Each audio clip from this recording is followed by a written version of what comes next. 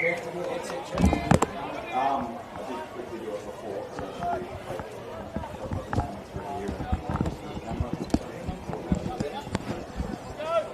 One, two. 1, 2, 1, 2. How's that? Is that better? I can't hear myself though. I can't hear myself.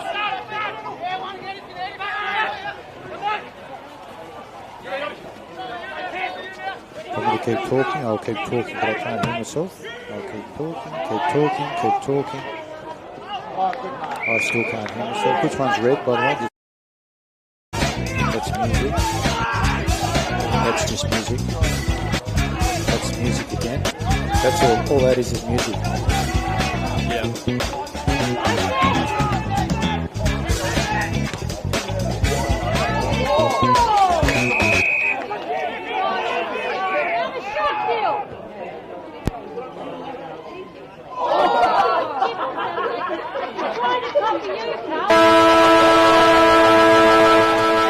Can you write that score down? Now I can hear myself. That's better. Now I can hear. Yep. Well, I can hear myself now. Yeah. Can you talk? Yep. Yeah. Okay. Cool. Yeah, that's right. 939. True. 93.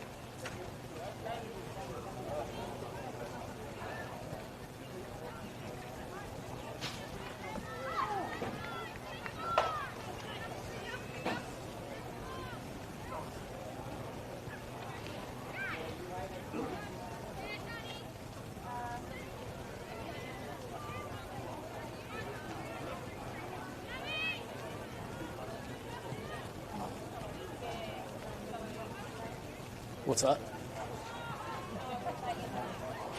Yeah, that's all right.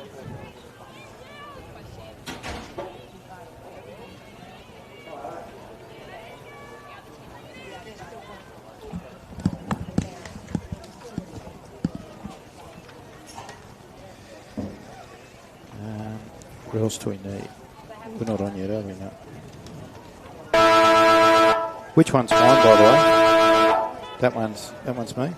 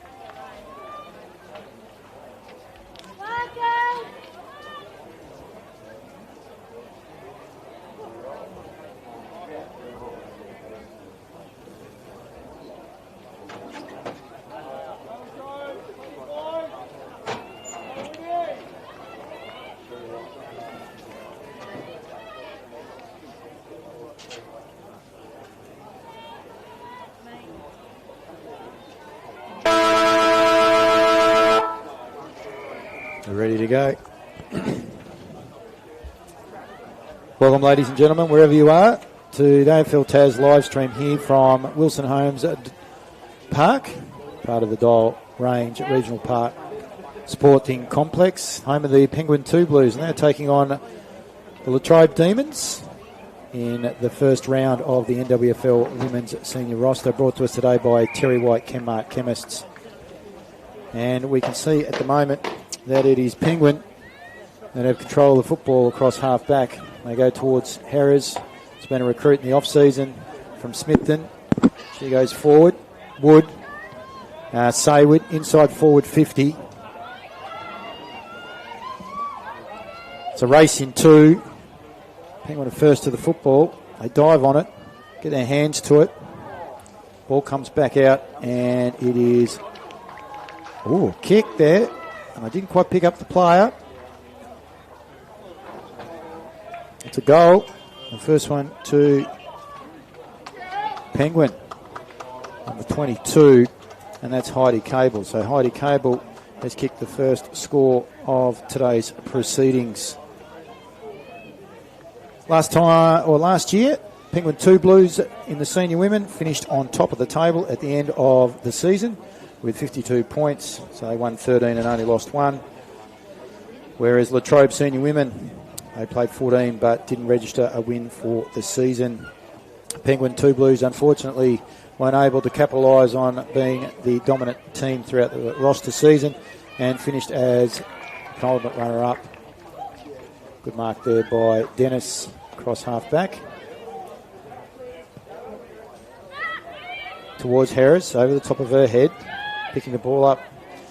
Using it by hand was Izard. Izard goes wide. They kick the football back inside forward 50 to the Latrobe Demons.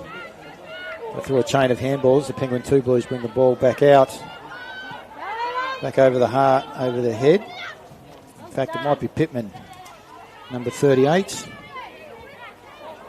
It is Emma Pittman for the Latrobe Demons. Ball comes out to 28, unable to keep her hands on the football was Moore, being pressured. And good reply there by Latrobe. Low to the hands of their captain, Ellie Polk. Recruit from Wynyard. Over to Holly Sutcliffe, inside forward 50. Trying to get her hands on the football was number 10, Tani Schultz.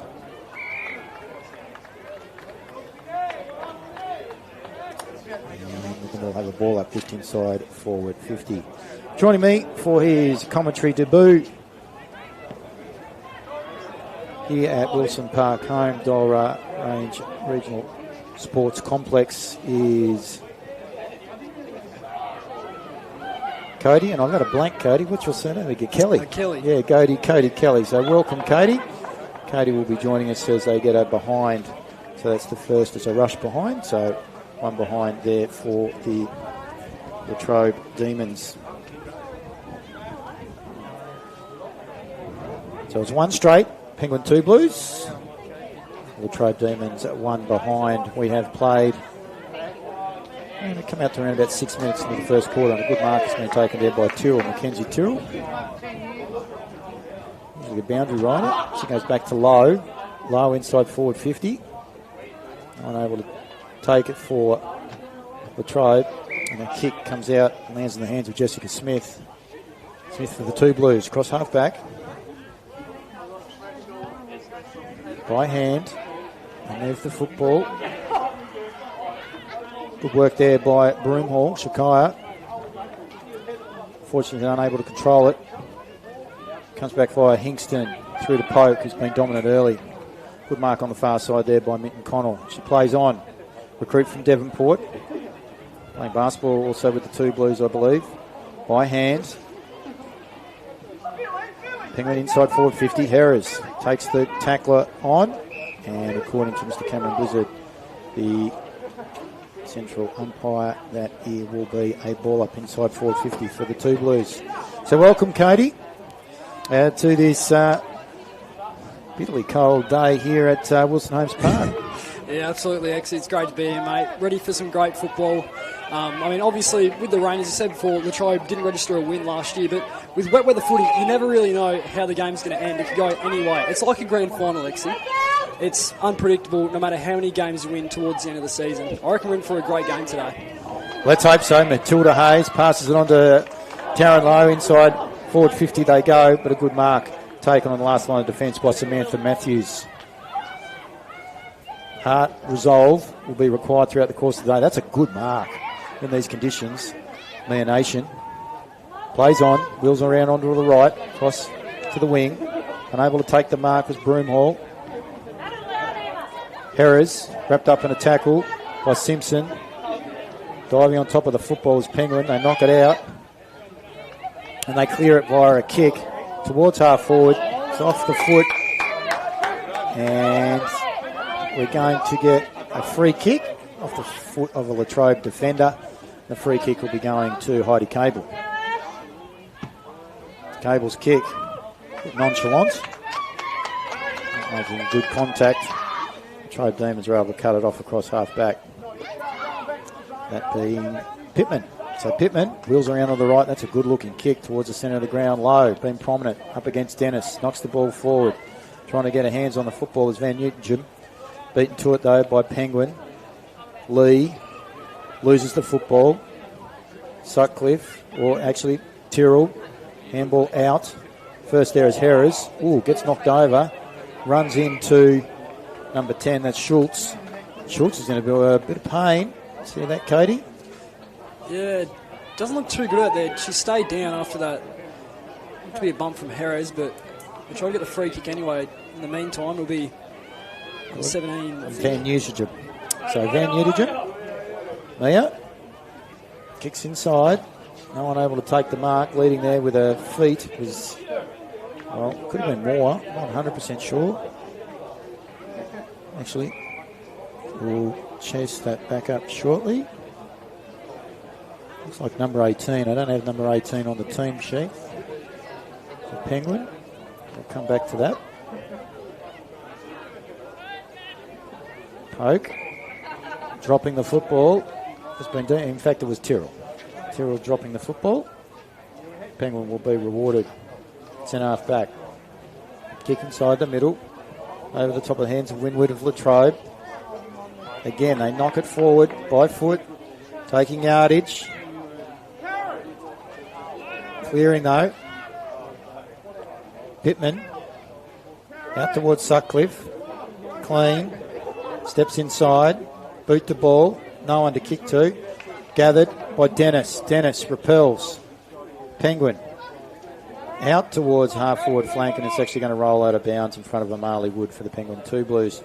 So, you're going to get a boundary throw-in? No, in fact, Sutcliffe, Pittman will take the free kick for Latrobe. First of the changes happening. And we can see Quarry McDonald and also number 13, Abby Enright, coming on for the Latrobe Demons. A kick by Pittman has been taken there by Hannah Lee. Brother Alex will be playing a little bit later on today for the Latrobe Demons. One of the big recruits over the off-season. Saywood, I think that might be taking the mark. Shania, cross half forward, wheels around onto a right. That's a big kick. Holds up in the breeze though. No one able to take the mark. Ball comes to ground. They try to release through poke. Comes out to Pittman by hand.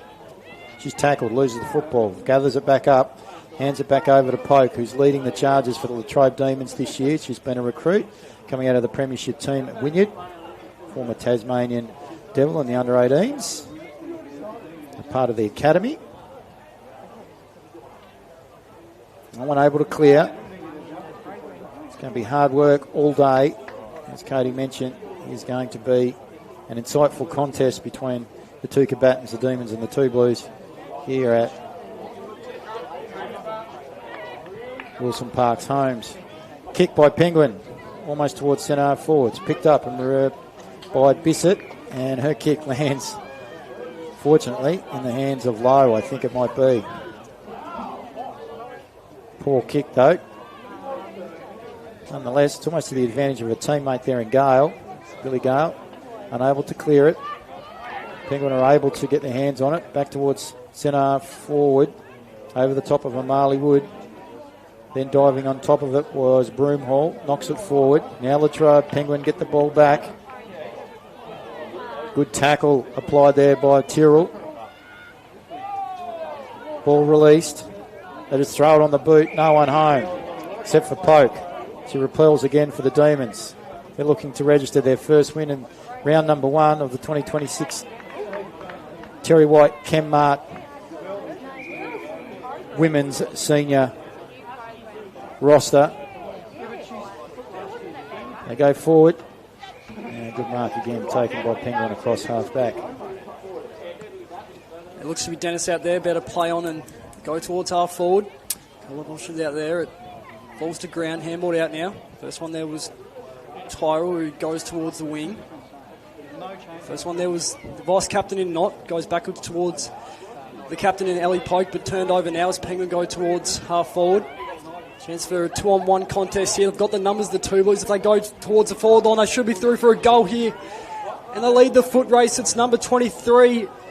Broomhall goes through, and I think she's kicked the goal. She has. So Penguin get their second of the game, and they now take an 11-point advantage. They certainly do. It's 2 goals straight. Shakaya Broomhall, recipient of some good play in the middle of the ground for the Penguin 2 Blues. Quick movement of the football. And her and Cable are the 2 goal scorers for the Penguin 2 Blues. One behind for the Latrobe women. Unfortunately, they've had their fair share of the football, Katie, but unable to make a count on the scoreboard. Yeah, absolutely. They've been unlucky out there at the moment, the Demons, but still fighting in hard. There's still 6 minutes to go in this first quarter, so you never know. Still a chance there for their first goal. So on the Terry White Chemmart scoreboard, we see 2 straight Penguin 2 Blues, Latrobe Demons 1 behind. We have played almost 15 minutes into the first quarter. No one able to pick the ball up cleanly. Getting her hands on it was Lee. It goes over the top, and she has to wrap up one of the Demons in a tackle. That might be low. In fact, it was Enright. Ball cleared from the congestion. Penguin trying to get it out to Saywood. That they do. She wheels onto her left boot, inside forward 50. No one able to take the mark. First there towards the football's not the vice-captain for Latrobe Demons. Unable to take it cleanly because she's under pressure from Lynch. And a free kick will go back to Not because it was illegally cleared there by the Penguin 2 Blues. So Not now to clear down the line. She goes just 45 out for the lead of Low. Quite pick it up. Ball still bouncing around there. I think it's through the boundary line. Get a boundary throw in. I think it's the Lasso's come out, so it'll be a Penguin ball. We're rolling to the AFL and NWFL senior is nearly taken in a great tackle there. Two Blues nearly kept possession of it, not quite near going the way of the Demons. Out the back now. Handballed off towards the boundary line, but only as far as Ezard, who goes towards the midfield. Hayes now quite pick it up. Behind there, it's and what there is the Two Blues trying to go through the middle now, but going into a little bit of trouble now. Just out towards halfback for Latrobe, but taking in a really good tackle here. Might be called home the ball, not quite. Going to get a stoppage at 60 out from the Two Blues goal. 12 plays 1. Penguin 2 Blues in the lead, so they lead by 11 points. We have played 16 minutes into the first quarter. Taryn Lowe wrapping up Penguin. Cross half back for the Latrobe Demons. We'll get another ball up. About 8 degrees as Penguin take the ball from the congestion. They kick inside forward 50. No one able to take the mark. Ball lands to the advantage of Winwood. And she was deemed to have thrown the football when she's tackled there by Shania Saywood, who's now going to get the resultant free kick. Katie, she's on a slight angle, but she's around about 35 metres out. What do you think? Yeah, look, I mean, she's been a great kick for what we've seen from all of her career, so it wouldn't surprise me if this one sails right through the middle. So Shania Saywood into a little bit of the west-southwesterly breeze. Wheels around on her right. She's hooked that badly, and it only goes through for one behind. So Shania Saywood gets her first score of the day. It's about her fourth possession. And as the rain starts to tumble down, it's 8 degrees. Winds coming from the west-southwest. Kicking to the right of screen are the Penguin 2 Blues. Good mark on the kick in. Taken there by Rand. She hands it back off. I think that goes to Pittman. Pittman's kick has been taken there by a leading Lowe. Lowe plays on, looks inboard, kicks towards the centre of the ground. Dennis is unable to take the mark. Good pick up there by Latrobe. They look to feed it by hand. Harris is there first for the Penguin 2 Blues. Another good pick up, a knock on. It then comes back towards number 11 for the 2 Blues. That's Shania Brown. She's unable to take it cleanly. So she wraps up the Latrobe player in the tack and will get a ball up. Yeah, both clubs, real great pressure at the moment out there, and especially with the rain. About to fall down. It's going to be a big factor coming into the last couple of minutes here on Terry White, Kmart scoreboard as Latrobe go inside 50 again. Foot race on. Leading the way there is number 27 in Talia Van Essen. Taking in the tackle there. 2 Blues under enormous pressure. The Demons are swarming now. Picking it up couldn't quite see who that one was, but out towards half forward. Demons couldn't quite keep it inside as the 2 Blues kick it out now. There are a couple of bodies. It's now Saywood who picks it up now, nearly taken without it. The Demons get another chance to go inside 50, just going off the side of the boot. And cleanly taking it away. I think that's Dennis out there on the wing. Once again, the foot race goes and Not leads the way. Ball might just stay in play. It does indeed. And a really great tackle there, but couldn't quite get anything out of it as the Demons get another chance. Onto the wing through a couple of players. Up while the contest goes on, but taking a great mark there was Broomall. She handballs off now. 50 out from goal. The 2 Blues with another chance. It goes towards goal. Over the top. Ball goes just towards the boundary line and looks to go out of play, and it does. 1 minute to go in this first quarter. It's the 2 Blues by 12 points. Exie, on to you. 2-1-13 versus a 1 behind. As Katie just said, we're going to get a boundary throw in. 2 Blues favour. Deep inside, the Penguin 2 Blues forward 50. All by herself, taking it out of the ruck. having a shot on goal was Van Essen. Her kick has been marked just outside the goal square, so she'll be on an angle, and that is Chloe Lynch for the Penguin 2 Blues. Wind is coming a little bit across the ground there, a bit of right to left, so she aims just inside the right-hand goal post, in which we can see wobbling there in the breeze. Pretty fresh. Looking for the footballers, Minton Connell, but I would think that Lynch would have a shot. That she does, and she's hit the woodwork, and that is one behind. And the goal goes begging as the clock counts down, and that will be the end of the first quarter. 2-2-14. 2-2-14. The Penguin 2 Blues, Latrobe Demons one behind in the first quarter. Before I hand it over to Katie to give a quick synopsis of the first quarter and some better players for the Latrobe and Penguin teams. The goal scorers are as follows. Heidi Cable for the Penguin 2 Blues, number 22, was the first of our goal scorers early in the first quarter, and the second went to Shakira Broomhall. She's wearing, by chance, number 23. So player numbers 22 and 23, the goal scorers. Two behinds, they go to Sayward and Lynch, and one knocked through for the Latrobe Demons, so no one able to penetrate the scoreboard for the Latrobe Demons. However, in saying that, considering they finished with no wins from last year and a percentage of 1.83, our Penguin Latrobe Senior Women Demons have shown some great resolve, Cody, in the first quarter here at Wilson Homes Park. Quick synopsis, mate. Some of the better players for the Penguin 2 Blues and also Latrobe Demons. Yeah, look, as we've mentioned before, both teams out there really cracking in hard to try and get that first win on the board of the season. At the moment, there's been a couple of names I can say so far. Sayward, as usual, she's an absolute star for the 2 Blues, and definitely doing the hard yards through the midfield and nearly snagging a goal there on the forward line as well. Just unlucky there.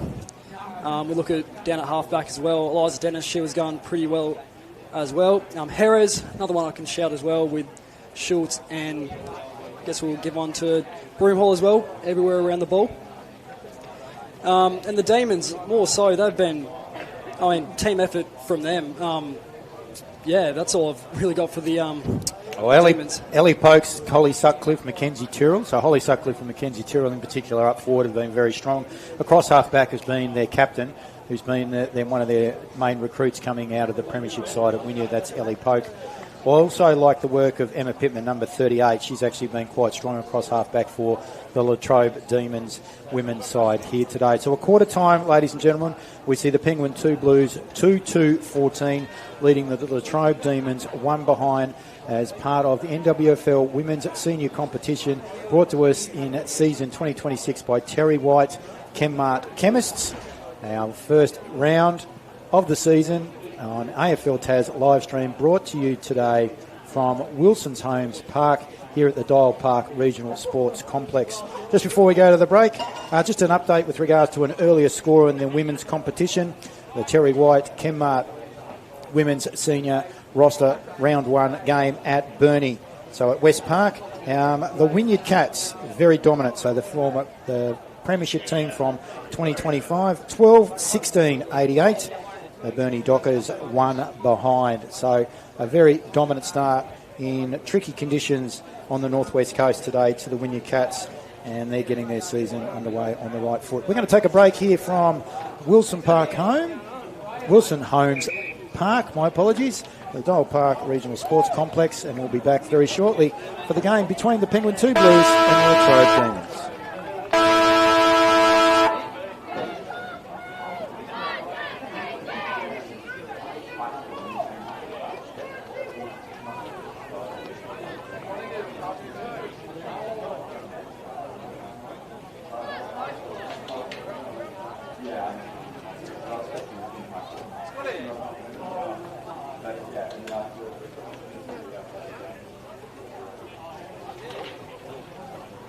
So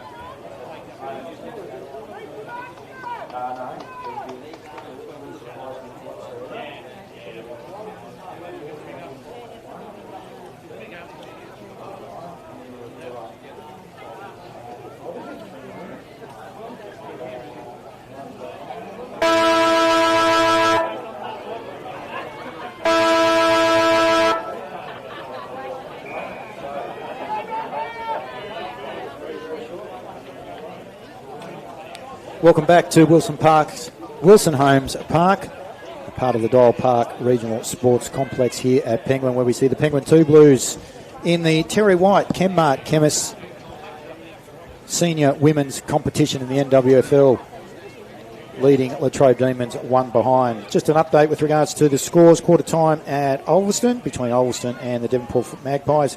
1 behind the Ulverston Robins, hosting the Devonport Magpies, who are 1-2-8. Ball across half forward, kicking to the left of screen in the start of the second quarter is the Penguin 2 Blues. Kicking inside forward 50, that's going through the services of Moore. No one able to take it cleanly. Rain is starting to come back down again after the quarter time huddles. Ball's being dished out. Unable to take it cleanly was not the vice captain. So Penguin are going to be the recipients here. It comes to the hands of Wood, whose kick goes off the side of the boot, out towards the pocket. Penguin are first there. They get it back. They're trying to get it through Matthews. Matthews' handball has been smothered, and it's deemed to have been holding the football, according to the umpire. So that score's not going to count, and the free kick will be taken by Ashley Knott, the vice-captain for the Latrobe Demons, deep inside their defensive 50. 2-2-14.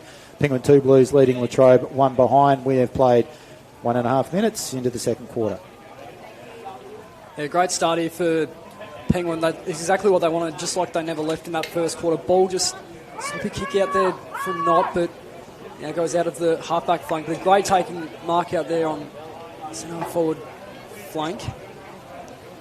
We kick back inside, as mentioned before. The rain really starting to come down now, but picking up well was Pittman. She kicks down the line. And taken there by looked to be Schultz. The body's going down, taking a good tackle there. Ball comes out from Perez, but Two Blues still remain with the ball. And now will be a stoppage out there on the far wing of Dial Park. So 2-2-14, as Cody just mentioned. Penguin 2 Blues leading Latrobe Demons 1 behind. Ball has gone out of bounds, coming off one of the teams. It was Penguin, so Latrobe are going to get the free kick. Look to move the ball back towards the centre of the ground. So they're being rather attacking. Getting their hand and knocking it forward was Corey McDonald, to the advantage of a teammate. Unable to pick it up, though, was Van Unigen, and they were able to repel was Penguin. Lands into the hands of Amali Wood across half forward. Chance here for the 2 Blues again. Over the top, it should be taken there, and was by Chloe Lynch. She's been around in this first half of the game around the forward line. She looks to pass off. She does now to a lead. I think out there it is Broomhold. Now she's the recipient to take the duty. She's wasting no time as well as the rain continues to fall in, and that is just going off the side of the boot there, and it'll be out of bounds. We'll get a boundary throw in. A boundary throw in will be the result. 2-2-14 Penguin 2 Blues, 1 behind Latrobe Demons. We've played 5.5 minutes into the second quarter. Deep inside the forward 50 for the 2 Blues as Shania Sayward comes back onto the ground for the 2 Blues. Tyrrell takes it out of the ruck, throws it straight onto a boot. In front was Lowe, was unable to take the mark. It's a slippery ball, comes to the ground. She's able to pick the ball back up again, a bit of a pickpocketer. Kicks the ball inside for the centre of the ground. No one able to take the mark. Ball to ground. Kicking it off the ground was Penguin. Back towards centre half forward. Lowe again, first to meet it. Ball gets ricocheted out towards the half forward flank for the Penguin 2 Blues. Again, gets knocked forward. Tyrrell, I thought, might have picked up Lee there without the football. But no, says the umpire. Comes back out towards some of the Penguin players. They feed it via hands. They're still using their hands. Back towards Sayward. Drops the cake of soap. Ball goes to ground. We're going to get a ball up. No, says the umpire. They feed it again by hand. Comes out to Penguin. They go wide, and the recipient there, I think, might be Chloe Lynch, and she's on a similar angle to what she was before. Cody, take us through the kick for goal. Yeah, about 20 out on the slide angle here for... I forgot which one you said. Chloe Lynch. Chloe Lynch. She takes a shot, and I think that might have gone through for a goal. Fans are celebrating, and it is through. So the 2 Blues now to a 19-point lead. On the Terry White Chemmart scoreboard, it's the Penguin 2 Blues 3-2-20, Latrobe 1 behind. And we've just played over 5 minutes into the second quarter, so they're extending that margin now for the Latrobe Demons. 19 points in arrears.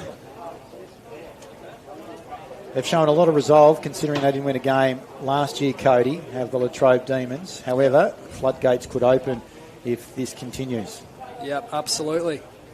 Ball up. Tyrrell versus Lee. Tyrrell gets the ball back, throws it onto a boot. In front, then Unigem. Picks it up the second attempt. Comes towards Tyrrell. Stands at ground, feeds it back, low. Across the shoulder, half forward. They knock it forward. Through Hayes. First there was Penguin. Was that a throw? No, says the umpire. It comes back to Macquarie McDonald. Back to Hayes. She has a shot on goal. It's to the near side, unfortunately. But that was better football by the Latrobe Demons, Cody. Yeah, absolutely it was. Their possession movement's become a lot better now. They're linking up by hands and through the middle of the ground. I mean, if it's working, if it goes over the top, even if they're not getting it right in front, as long as it works for the Demons, nothing will bother them in this second quarter. So ball out to Van Unigem. She gets the handball back in towards Tyrrell. Tyrrell's mongrel of a kick goes in towards the pocket. Will it find the boundary line? It does. It finds that sanctuary, and they're going to get an opportunity to have a ball in inside their forward 50. 3-2-20, the Penguin 2 Blues leading Latrobe Demons 2 behinds. We have played almost 9 minutes into the second quarter. So ball goes back in. Getting a tap there was Lee. Now hitting towards the boundary line. Tim's trying to clear out of defence. Picked up now. Ball goes up high. Here is the first one to it. Slaps it forward. Looks to be Tyrrell that kicks towards goal, but ball gets out again. As the cavalry arrives for the 2 Blues, but so too the Demons. Ball towards the middle of the half forward now. Picked up by Tyrrell again, but taken in a really good tackle by the 2 Blues defenders. And it's another ball up. 45 out from goal.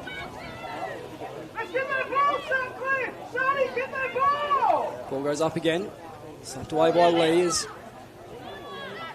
fend off there from, looks to be Saywood. She goes through the middle, kicks it towards the wing, a one-on-one. Knight goes over her head now and kicked towards Tulla's forward line by Cable, but dropped the mark just outside their half forward line and picked up again. So there's another chance here through Jessica Smith. Broomhall now. Got 2 Latrobe defenders to get through. She does really well though. Trying to get it to a boot. Umpire does not call holding the ball as it all hits the ground again. And another stoppage. Looks to be 30 out from the 2 Blues goal. So, getting her hands to the football was Minton Connell. She's been wrapped up in a tackle again by the Latrobe Demons. And we will replay the ball up. So, getting it down this time was Broomhall. Latrobe able to repel. Comes out towards Hannah Lee. Handball back, misses the target. That's Caitlin Lee. And free kick will be going to Latrobe across half-back. Centre half-back it is indeed. Going out towards the scoreboard side of the ground. Good bump there applied by, I think it might have been Nation.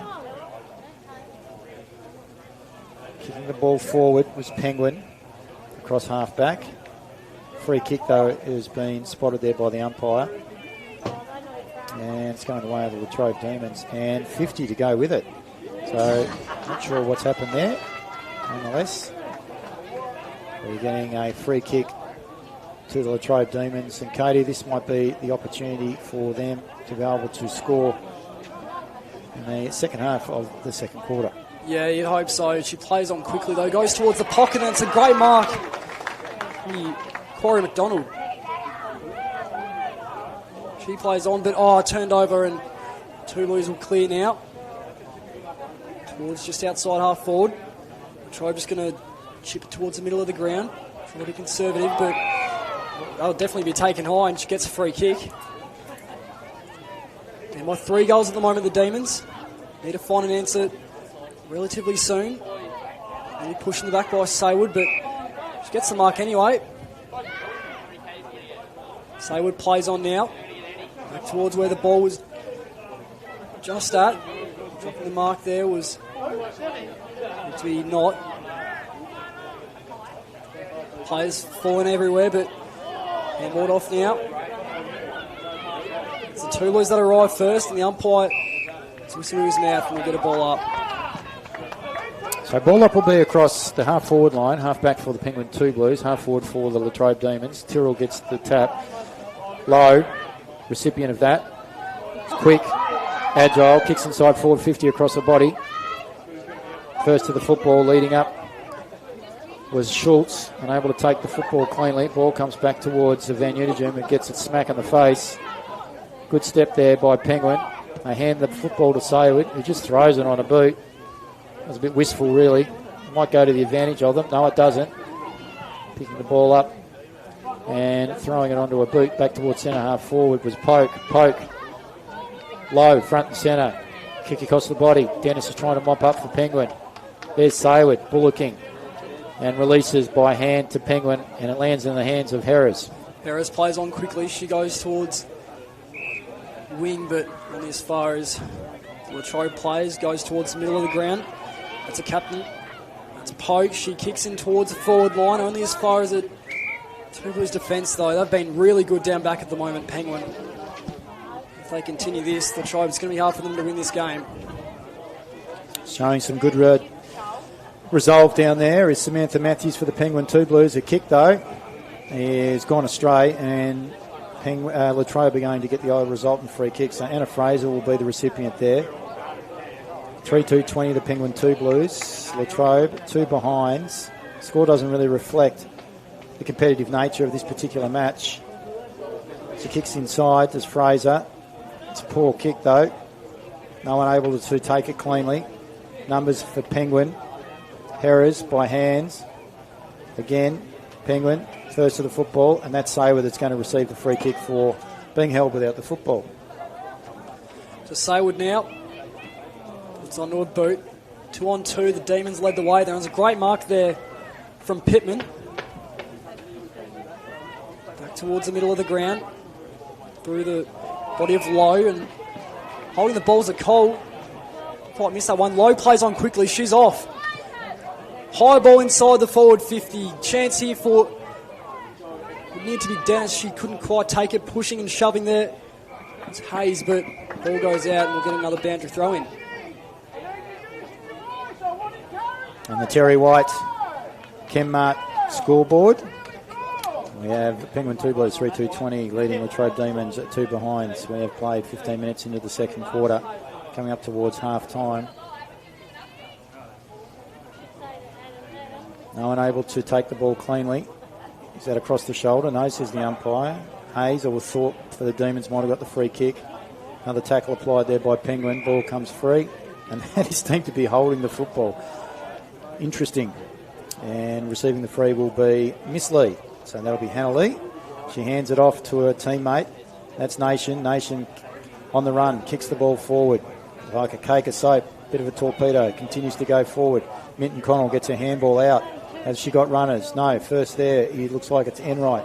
Enright picks the ball up. Able to dish it to Poke. Poke under pressure. Loses the football. Goes to ground and gets knocked out of bounds. And we're going to get a boundary throw in. Centre wing position on the far side of the ground where we see the Terry White Chemmart scoreboard. Penguin 2 Blues 3-2-20. Latrobe Demons 2 behinds.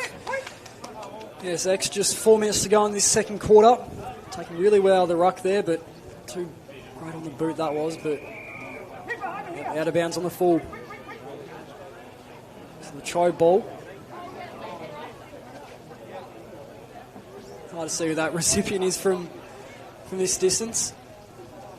Telling players to get down the forward line. Plays on quickly. 55 out now. Players fly. Ball hits the deck. Sayward's the first one to it. Trying to fend off. Doing really well on low. First player there is Nation. She puts it onto a boot. Doing really great there on the wing is Jessica Smith. She'll get the chance to send the 2 Blues back towards their forward line. It's more just been around that wing area. Really great mark taken and intercepted by Latrobe. We need the handball off. Didn't quite hit the hands right. Here is the first one to it. Does really well off the ground, and suddenly the 2 Blues are out again, and the foot race will start just about now, and it does indeed. It's Penguin that lead the race. Players falling everywhere. Off the ground towards goal, it rolls and through for a minor score, right through the right behind post. The scoreboard, Terry White came up, scoreboard reads, Penguin 2 Blues, 3 goals, 3 behinds, 21. Tribe 0 goals, 2 behinds, 2 on the scoreboard. Demons now to kick the ball back in. We've got about 2.5 minutes left in the second term. Target looked like it was Hingston. Goes over the top of her head. Penguin are able to bring the footy back in through Saywood, and Saywood's kick though goes out of bounds on the full, so resultant free kick will be taken by Ashley Knight, the vice captain. That was Cable, so they kicked the behind there. It was interesting that she decided to bounce the ball considering the conditions that we've got here today. Very wet underfoot. That kick there by Knott goes straight to Saywood. She wastes no time. She plays on, kicks back towards the top of the goal square, out in front of her teammate, number 23. I think that might be, and that might be Broomhall. Rolls over the boundary line. We'll have a boundary throw in. Yeah, absolutely. Probably should have tapped it along the ground, instead of going for the full bounce. But either way, it stays in the 2 Blues forward line. Ball gets out now. Fending off there was Jessica Smith, who puts it onto a boot. Going back towards the boundary line, but staying in play. Couldn't quite hold it there. Is the 2 Blues out at forward pocket. Just kicking it along the ground. This might be called... No, not deliberate. Looked fairly so. There was no one out there and it was just kicked towards the boundary line, but it'll be a boundary throw in. Just above a minute to go in this second quarter. It's the 2 Blues by 19 points. 3-3 plays 2 behinds. That's an interesting boundary throw in. We're going to get it done again. So opportunity for the boundary umpire to possibly wipe the ball down on a slippery and come inside the boundary quite a bit. And that's a better boundary throw in. Goes over the top, no one able to take it. Pokes there first for the Demons. She gets wrapped up in a tackle and umpire says, I will have it. I'm going to have the ball up. Good tackle applied there by Jessica Smith for the Penguin 2 Blues. Tyrrell, which she interfered with when she went up into the ruck, notices the umpire. Ball comes towards Sutcliffe, unable to take it cleanly. She's one of the better players in the first quarter, been quiet second. Pack of players develops. More ball now comes out. Poke gets a handball. No one in particular. She dives back on top of the football.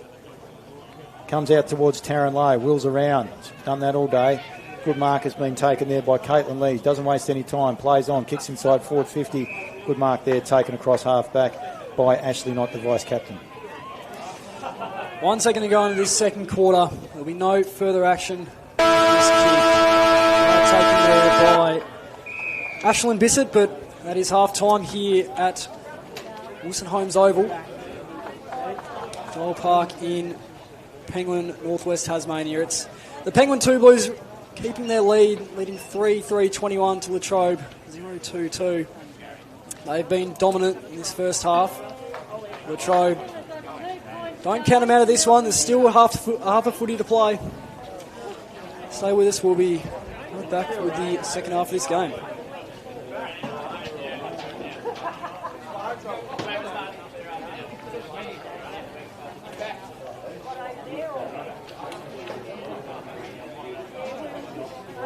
I think that might have gone through for a goal. Fans are celebrating, and it is through. Rory McDonald back to Hayes. She has a shot on goal.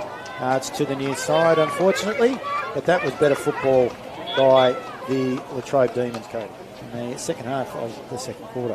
Yeah, you'd hope so. She plays on quickly, though. Goes towards the pocket, and it's a great mark.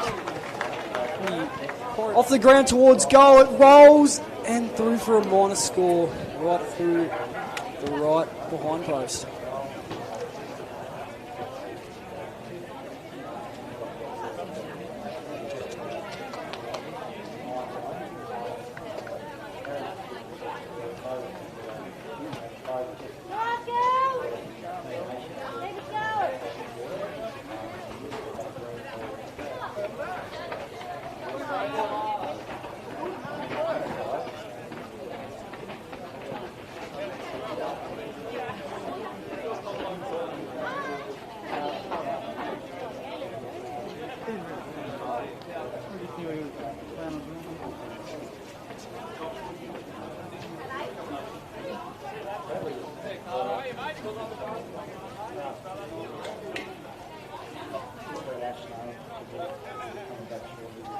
Yeah.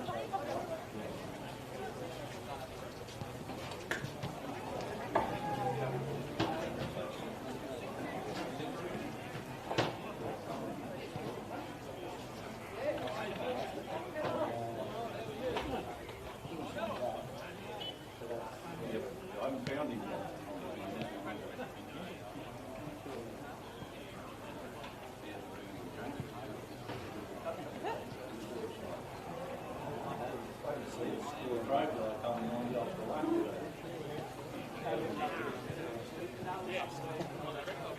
Well, actually, what I will do,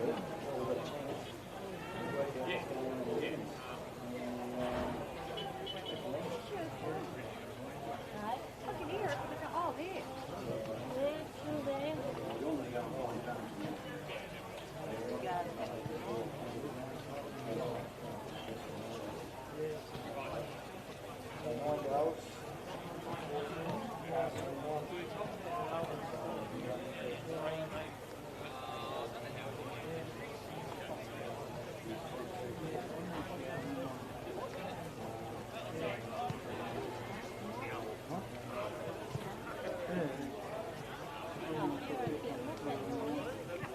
Oh, I could hear it, but I couldn't see it.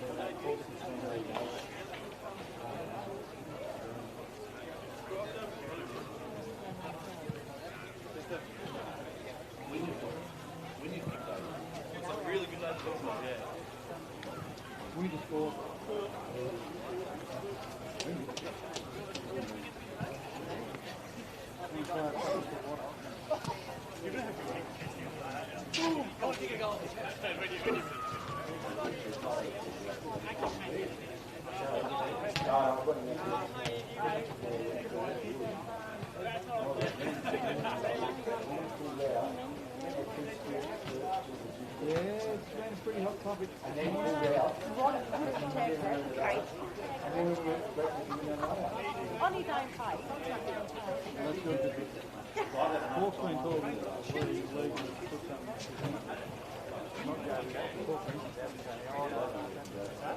know it's going to go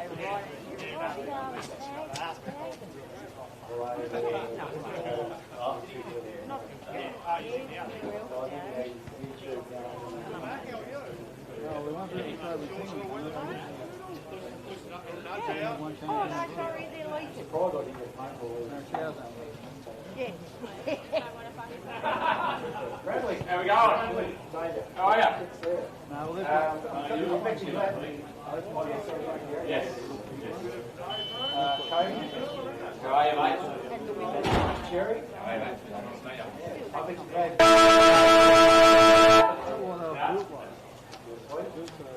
Well, I'll just quickly ask you a few questions. Yeah. Well, AFL will be having Every NWFL club is part of the women's card. Changery.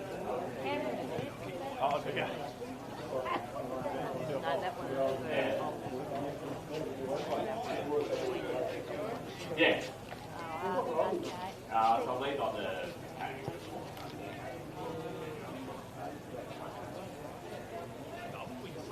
So, yeah. All right, well, you throw that lunch, and I'll go, then I'll have a chat with Yeah.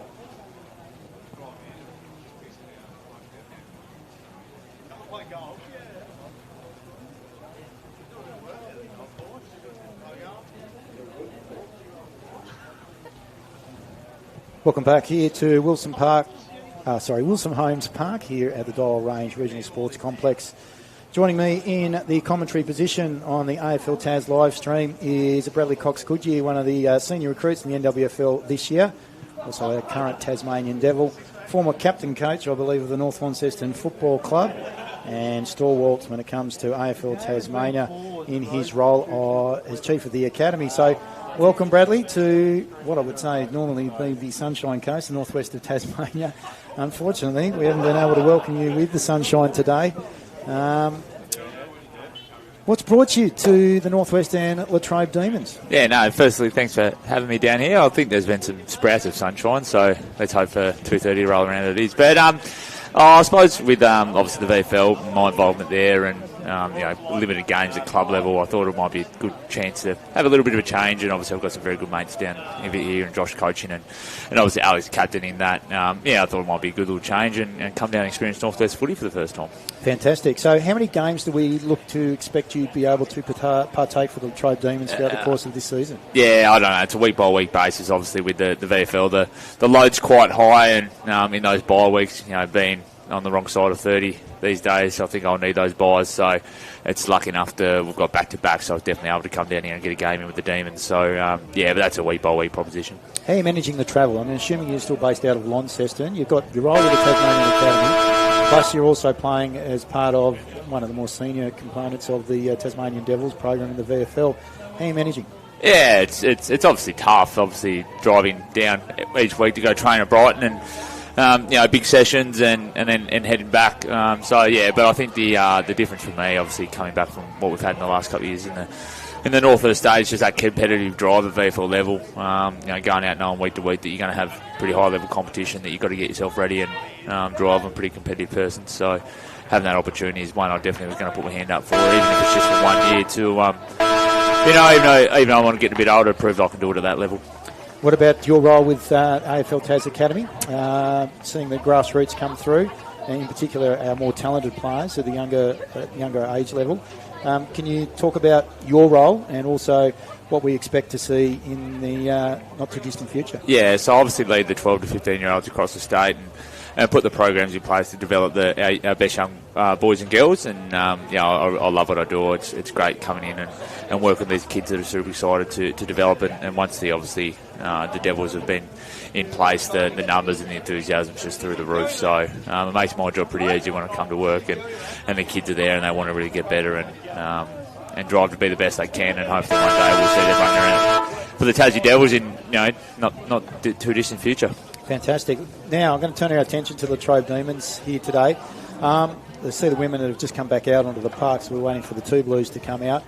What do we expect to see under the tutelage of Josh Ponting, a former compatriot of yours down at North Launceston? Yeah, no, I obviously spent a lot of time with Josh. I was his best man in his wedding, so played a lot of footy with him as well. So he'll drive the boys' standards. He's competitive, one of the most competitive people you ever meet. So he'll be driving the lads to buy into what he's trying to do and bring a modern, fast brand of footy. And obviously with the additions of Alex Lee and Jack Rush and a couple of other guys, they're pretty stacked around the midfield. So you'd expect a bit of stoppage dominance from them and being able to get the ball forward and put the defence under pressure with the oppo. So they obviously had a good win last week, but I think this will be another test for them today. And I'm pretty excited to get out there and play with them actually for the first time. So yeah, fantastic. So they had the Good Friday game against East Devonport just prior to round 0 for them. And so they will have the bye in round number 4. Where will we see you placed throughout the course of today's proceedings? I'm guessing somewhere down towards the goal square? Yeah, no, it's going to be interesting. I don't know what Josh has planned at the moment. I haven't really spoken to him too much about it, but I think it's going to be weather dependent. I think the breeze is sort of favouring the right-hand side of the screen. So, look, I'll do whatever the coach wants you to. I'm not coming down here to bigwig myself. I'll buy into what they're trying to do and do whatever the team needs me to do. All right, Magic, thanks for joining us. We wish you all the best and look forward to seeing what you can do out here at Wilson Holmes Park at Dial Park. No worries, thank you very much. All right, Bradley Cox-Goodyear here from the Tasmanian Devils and AFL Tas Academy as we get underway in the third quarter. Just going to call in Gary Carpenter to have a quick chat. So whilst we get underway. So Gary Carpenter is the NWFL president. So welcome, Gaz, to round number 1. So I know you got kicked off last week at Latrobe, where Latrobe played East Devonport in the Good Friday match that they have on an annual basis, and Latrobe got away to a very comprehensive win with 100-plus points in, I suppose, round 0. Yeah, they did, X, and thanks for the invite up here again today, and the sun's shining a little bit at the moment. Thank everybody for letting that happen, but yeah, Latrobe had a good start last week on Good Friday, and I was just talking to the president and Josh down yonder. East have improved out of sight. If you put 3 or 4 players into that East lineup and kick a few goals, that'd be a totally different outcome, I think, with East the way they're going. They look better, they're fitter, and they're playing a really pretty handy brand of footy, but just struggled to score goals last week. But a good crowd with Heppel there also. Oh, yeah, with Dyson Heppel playing for the Latrobe Demons as the ball goes inside forward 50 there for the Penguin 2 Blues through Broomhall. They knock it wide to the Demons now, trying to get their hands on the footy. They've been pursued there by Shania Sayward, who tackles the opposition's captain, Ellie Pope. Stepping and turning was Pittman. Gets a boot to ball back towards centre wing position. No one able to take it cleanly. Nation overruns it. Penguin are able to pick it up, throw it onto the boot. Might have been touch footy. Pope gets her hands to the football.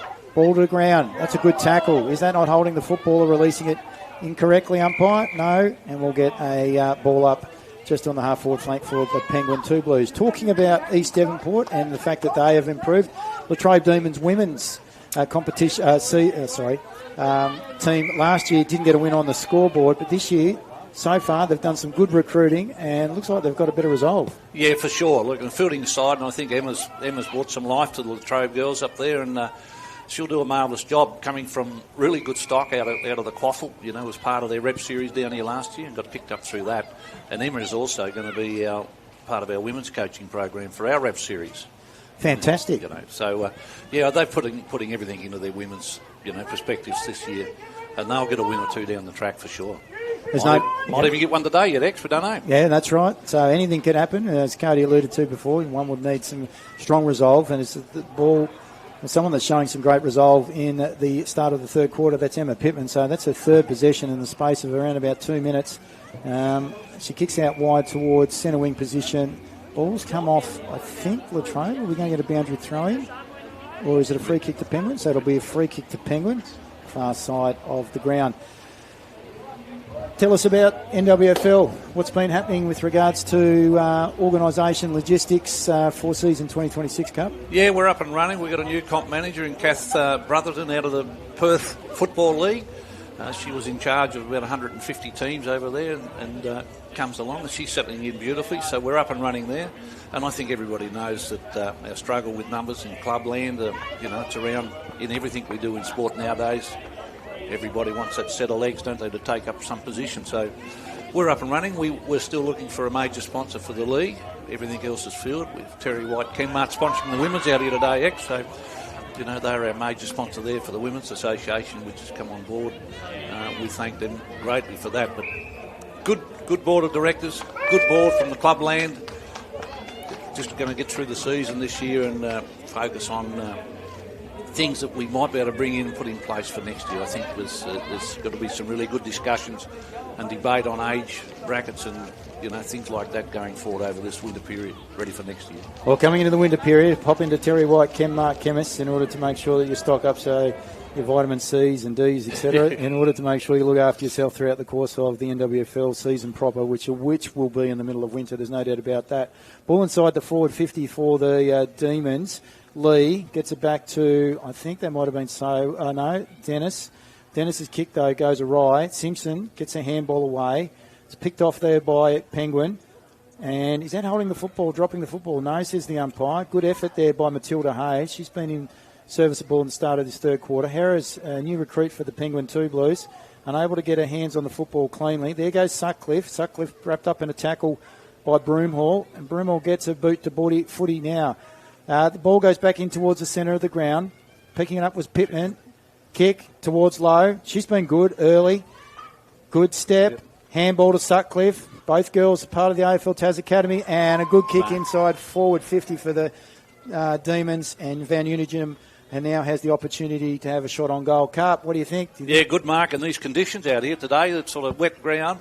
And this the way Latrobe are moving the ball down through the midfield here, I think from Pittman starting there, they're looking and they're linking. They're not just getting and kicking anymore. So, linking up with handball. Absolutely. Unfortunately, she handballed to Sharon Lowe instead of taking the shot on goal, and Lowe was put it out of bounds on the full.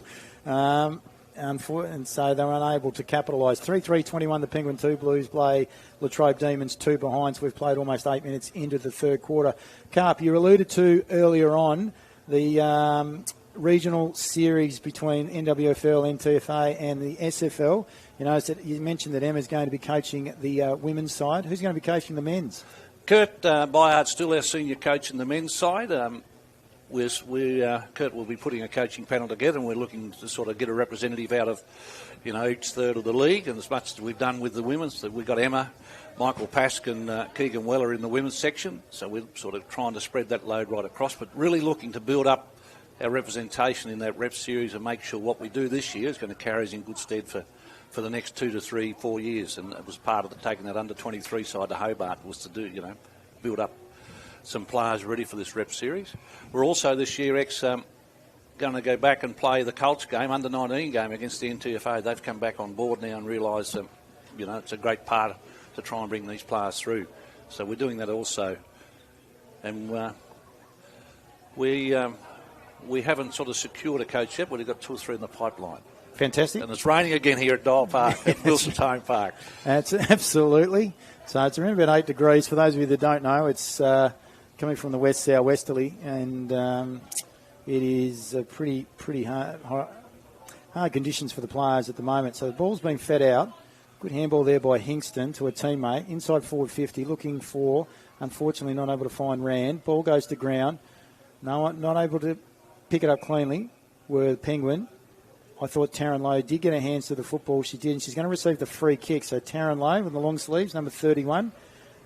Good up-and-coming junior out of Latrobe Football Club. Kicks towards the top of the goal square. No one able to take the mark. Ball comes to ground. Schultz got her hands to it, but Penguin are able to repel. Back towards the wing. Again, Pittman across half-back. Kicks out to the advantage of Sutcliffe, but it rolls out of bounds, and it'll be a Penguin free kick across half-back. Might go to the hands of Mia Nation. Now, Carp, there's one other thing I want to have a quick chat to you about. It's what's happening here today at the Penguin Football Club. A great little initiative. The first 25 years from 2000, they've picked their best team. Yes. The Penguin Football Club. You were a part of the selection committee. Can you elaborate on it? Yes, we've been fortunate enough to be asked to be part of that selection committee. Actually, just look at these girls. Latrobe are dominating this game. If they can get a goal or two on the board, it opens it up. But, the best of the senior side in the men's for the last 25 years, and it was driven by James King, which is a life member of Penguin and a 200 club member. We met some months ago now out of the selectors, and there's half a dozen selectors, and put a list together of about 67 to start with, I think. It was sort of qualified through the criteria. What was the criteria? Yeah, basically 3 years. 3 years full commitment to seniors, that you just didn't come in and come out. All the awards was counted, best and fairest premierships and so forth, or grand finals. League awards if they was related to Penguin. And, just bits and pieces like that. And we basically picked players selected in their positions that they played in too over the quarter of a century, not just thrown 25 players up and said like they do nowadays and play anywhere. Right, so that's not like the All-Australian side? No. Right. So that was the criteria, how we selected the side on. And, of course, when you finish up selecting a side like this, there's always somebody that misses out and somebody believes it should have been it. But that adds to the delicacy of it. That's that right. makes it great. It's the fact that some people are missing out and some are going in. But when you look at the side, you'd love to be coaching that team. This is howling out here at the moment, Xavier. The wind's got up. Certainly has. I mean, it hasn't gone past half back or half forward for either Penguin nor Latrobe, and it's just been on the far side, the scoreboard side of the ground, the Terry White Chemmart scoreboard, where we see Penguin 3-3-21, Latrobe Demons 2 behinds. We've played almost 12 minutes into the third quarter, and that looks like that's Sutcliffe that gets the kick. Oh, look at that. It's holding up in the breeze. Ball comes to ground. Van Unigen first to the football, but she's knocked it out of bounds. And will we see a boundary thrown or a free kick? No, free kick will go to the advantage of Penguin. So the wind is going straight across the ground, so it's really to no advantage of either team.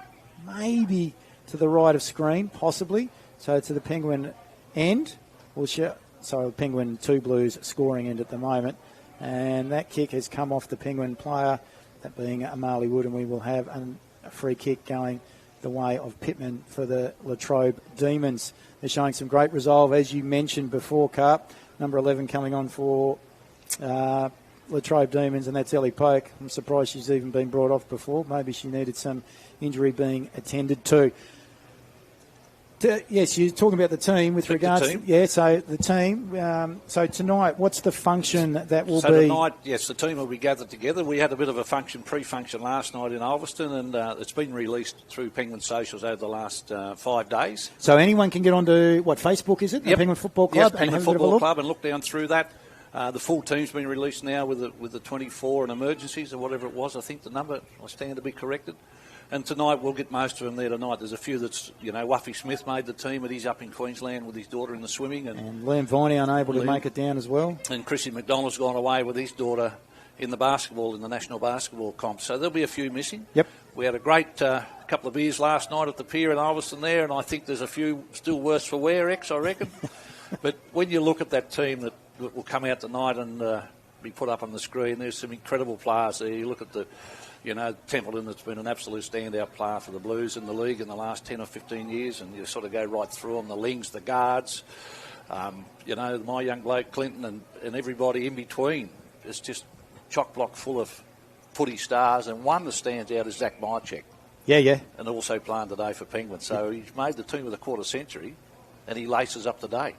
Is he still wearing the dreads? He's still got them. He's still got them? He's still got them. Probably a bit longer.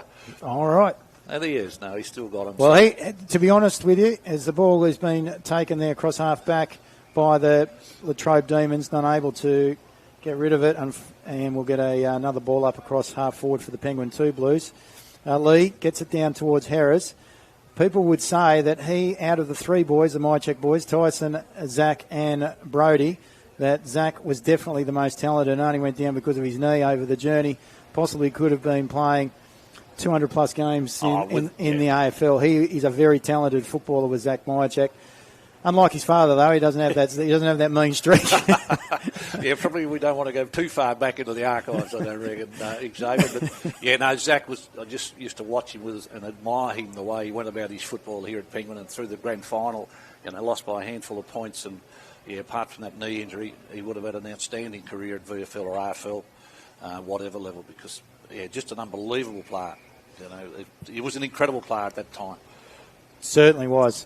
Ball here, opportunity for Penguin 2 Blues, about 20 metres out from the Penguin goal face. Saywood over the top, bullocks the way through, palms off one, palms off two, goes with a handball, out to Marley Wood, has a shot on goal. Good defence there by Ellie Polk. Ball tries to be kicked off the ground by Latrobe Demons defender, unable to do so. But Penguin 2 Blues are going to be first back to try and pick up the football. It is like a cake of soap. Saywood dives on top of it, Poke on top of her. We'll get another ball up 15 metres out from the Penguin 2 Blues end.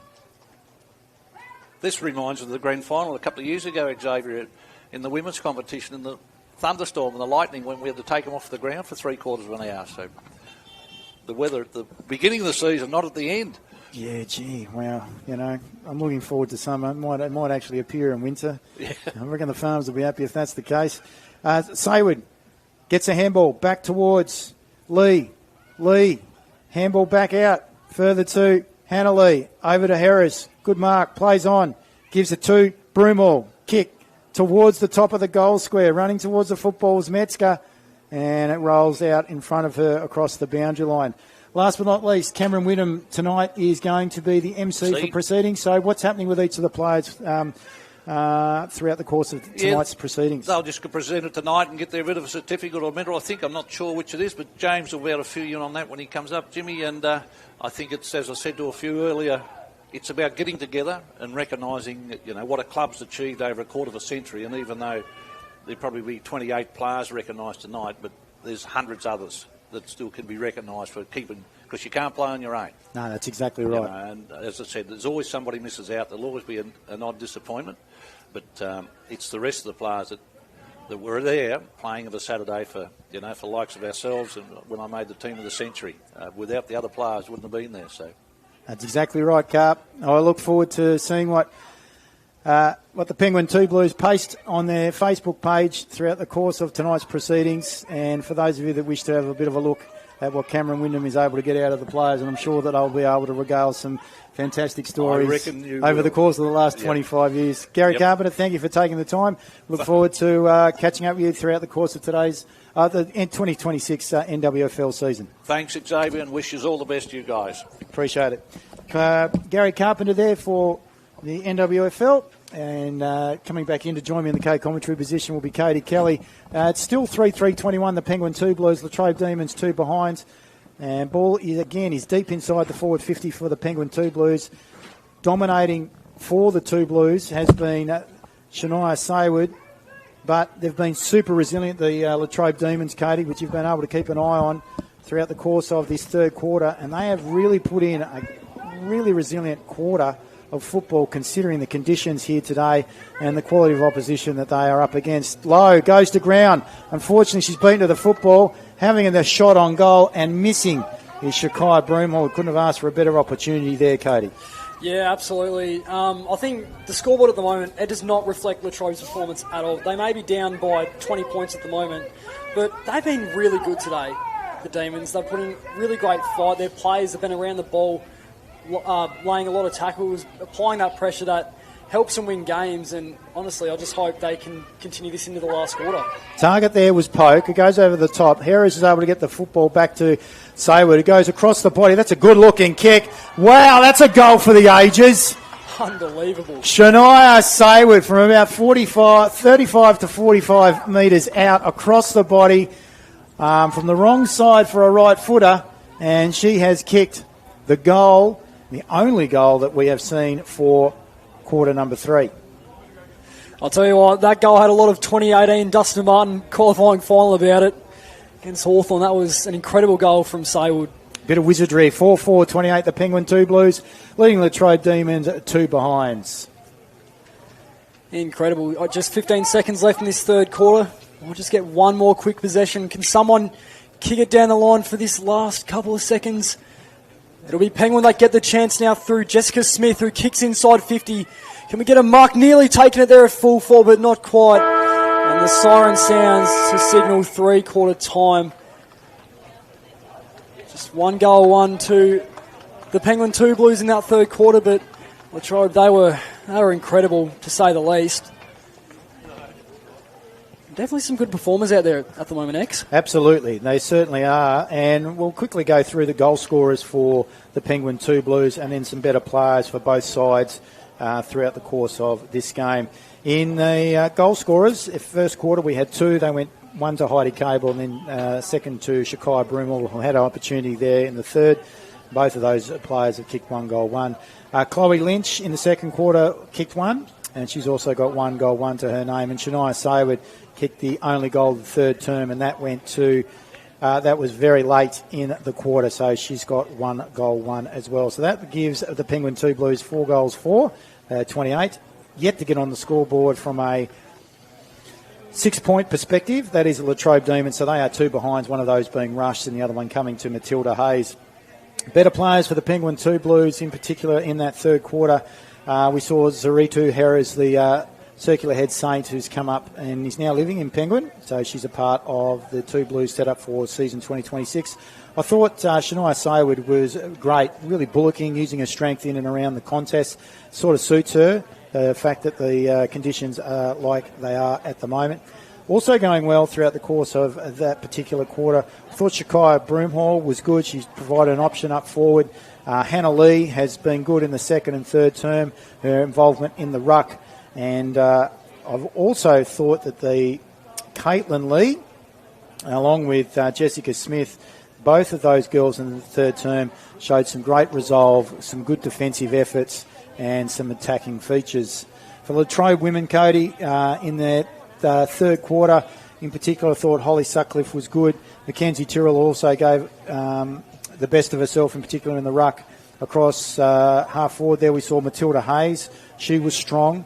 Poke has had some strong first 3 quarters as well, so that's the captain coming into the side. Van Unigem has also been good. She was good in the first and also in the third quarter. Mia Van Unigem, she had some time off in the second quarter. I think she had to get some injury attended to. Also doing well, who's had a strong game, across half-back is number 38, Emma Pittman, for the Latrobe women. Now, it's not out of reach for the Latrobe Demons. They are only 26 points in arrears. They will become somewhat kicking to the scoring end of the ground, which is the right of screen.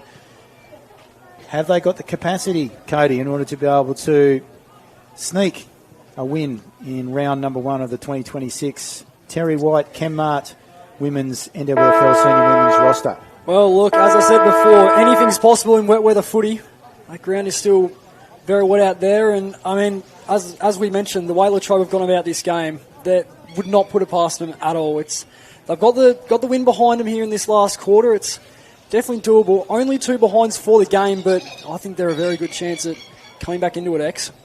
Well, we look forward to seeing what the Latrobe Demons can do here from Wilson Holmes Park, part of the Dial Park Regional Sports Complex. We're going to take a quick break. We'll come back to you very, very shortly here from Wilson Holmes Park in Penguin for the final quarter between the Penguin 2 Blues and Latrobe Demons' Terry White Chemmart 2026 NWFL Women's Senior Roster.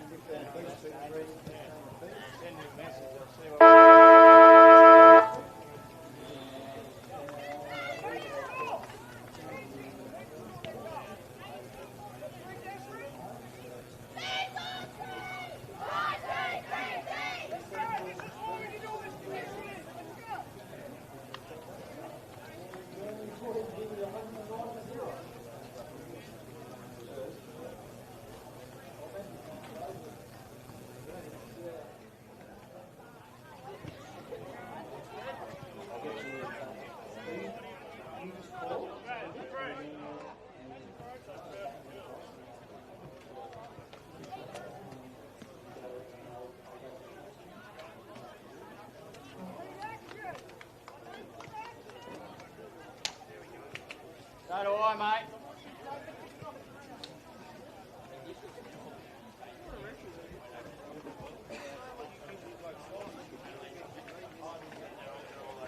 Welcome back to the AFL Taz live stream from Wilson Holmes Park here at the Dial Park Regional Sports Complex for the game between the Penguin 2 Blues and Latrobe Demons in round 1 of the 2026 NWFL Women's roster, brought to us by Terry White Chemmart Chemist. And it's coming into winter season, as you can see out there on the oval. So get into Terry White Chemmart Chemist in order to be able to stock up, get your vitamin C, vitamin D, etc. 3-quarter time in the game in the NWFL Women's Terry White Chemmart round 1 game between the Ulverston Robins and the Devonport Football Club. It's 2-3-15 apiece at 3-quarter time at Ulverston. Here at Wilson Holmes Park, you can see on the scoreboard it's 4-4-28 to the Latrobe Demons, 2 behinds. We've got some reserve scores for us too, Cody. Yeah, I'm a very happy man at the moment. Hex, Burnie up by 109 points. I think we're in the 3rd quarter in that game at the moment. Wynyard yet to score, but yeah, been a dominant display by the Dockers at the moment in the development comp. And also East Devonport. Yeah, East Devonport as well, getting their first win through both senior men's and development league. It's great to see them finally get a point on the board and move up the ladder for the first time in what's been a very long time coming for them. So Pittman now with the football across half-back for the Latrobe Demons. Good smother on Pope, so the ball came out to Pittman. Getting her hands on the football there was Van Essen for the Penguin 2 Blues. Got a kick away, but Pittman, though, is able to get her hands on the football, go across the body, and it comes back towards centre wing position, and it's come off Shekinah Broomall, I think, for the Penguin 2 Blues. But no, the umpire says we're going to have a boundary throw in. So boundary throw in it is. Goes over the top of Tyrrell. Running back is Hannah Lee. No one able to clearly pick up the football. The Latrobe tried to do so through the services of Fraser. She's beaten to it though by Lee. Lee gets her hands out. Back towards Hingston. Hingston off the ground. Now out towards Winwood. Picks it up. Tries to feed the footy back. That towards Tyrrell. And Tyrrell's kick is then taken there by Jessica Smith for the 2 Blues. Yeah, great mark out there. Great intercept by Jessica Smith. Looking for an option inside. She kicks towards the full forward. And it's a great mark taken there, just outside. I'm pretty sure it's Saywood, Yeah, if I'm it not is. mistaken. Shania Saywood. She's been everywhere today. Yeah, she has. She's been a prominent target up forward, as well as been bullocking through the midfield when required. And she does have the distance within her capabilities. My word, she does. So it'll be interesting to see. Take us through it, Cody. Saywood, she's probably 40 out, directly in front of goal. There's no time on the kick, goes right. Might just stay in play, and a great mark by the Demons to intercept that one and prevent a score on the board. Yeah, she sat back on that kick. She didn't kick follow through. That's right. Back her towards Sanaa forward. Demons under pressure now. Handball back. Quick toe poke there on the booted ball. Sitting just outside 50. The Demons first to it. Nearly held without it. And just trying to see what they're called here. I think it's a boundary throw-in. The lasso has come out. It's going to be a Penguin ball. Out there just outside forward 50. They go inside now. Couldn't quite take the mark as the ball hits the ground. It's Saywood who runs through and kicks around a body. It's drifting back but not quite, and we're through for another minor score at the Woolsholmes Park in Penguin. 2 right came up, scoreboard reads 2 Blues, 4-5-29 to the Demons, 2 behinds as we hit 14 and a half minutes to go in this last quarter. So ball's been kicked out towards half back for the Penguin for Latrobe Demons. Unfortunately, it's intercepted by Penguin and lands in the hands. I think it might be. I'm not 100% sure, to be honest. Penguin. They kicked him towards the goal square. Poke out towards Pittman. Pittman looking for, not finding her teammate. That was Bissett, and a good mark has been taken there by Shakira Broomall. So Broomall's been a handful up forward. Kick to the advantage of Saywood across the body, getting a hand on it and ricocheting the ball through for a rush behind was Pittman for the Latrobe Demons. So we move to 4-6-30. 4-6-30, the Penguin 2 Blues leading Latrobe Demons 2 behinds. Still not exactly out of this, the Demons. Still pushing hard as Pittman plays on quickly. She kicks down the line. For a target there was close enough for low. Ball goes towards the boundary line, just staying in play. Really great effort to keep it inside the line of play there, but umpire says otherwise, and we'll get a boundary throw in. Great to see, despite the rain, fans still getting out to this game here at the Woolsholmes Park. Ball thrown back into play. Good punch there. That was from Lee. Just looking around, gets out finally. Someone's in a bit of trouble. Is that Ellie Poke? I think she's got some cramp. But she does. She's all right now, though.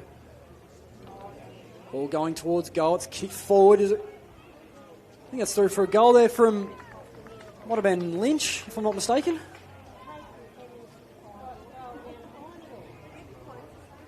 Nonetheless, the 2 Blues get another goal on the board. It's their 5th for the game. And I reckon it might just be out of the Demons' reach now, X. Yeah, it certainly looks like that may be the case. And kicking goal was number 9. So it can't be number 9. Yeah, that's what I was on you about it before, actually. Yeah, I'm pretty sure there's 2 out there. There is 2, and I'm not 100% sure who that number 9 is. So we will find that out, but it's definitely not Harris. So we will come back to you with regards to who kicked that goal. We'll try and chase that up. But that's the first of the 4th quarter. And now that takes that lead out to 34 points. So it's 6-6-36 versus 5-6-36 versus 2 behinds. Ball there towards Broomall. Gets the handball out. Diving on top of it was Smith. Over the top come Latrobe players. Kicking the ball off the ground was Lee. Caitlin, that is, this time. Comes to Tyrrell. Tyrrell by hand. Not. Hayes loses the football. Good tackle. Follow up on Penguin player. And we'll get a ball up. Cross half forward for the Penguin 2 Blues. Hannah Lee will go up against Tyrrell. Lee takes it out of the ruck, kicks inside forward 50 for the Penguin 2 Blues. Back inside 50 now as the ball just gets loose. Is now handballed off by Knott. Great option there as they go towards the pocket, but just dropped out there of the Latrobe defence. Players arrive. Really great tackle there as the ball then gets out of the hands of the Demons. Ball gets out of the 50 now. Hera's the first one to it. Handballed off, ball towards the boundary line, and another throw-in to come.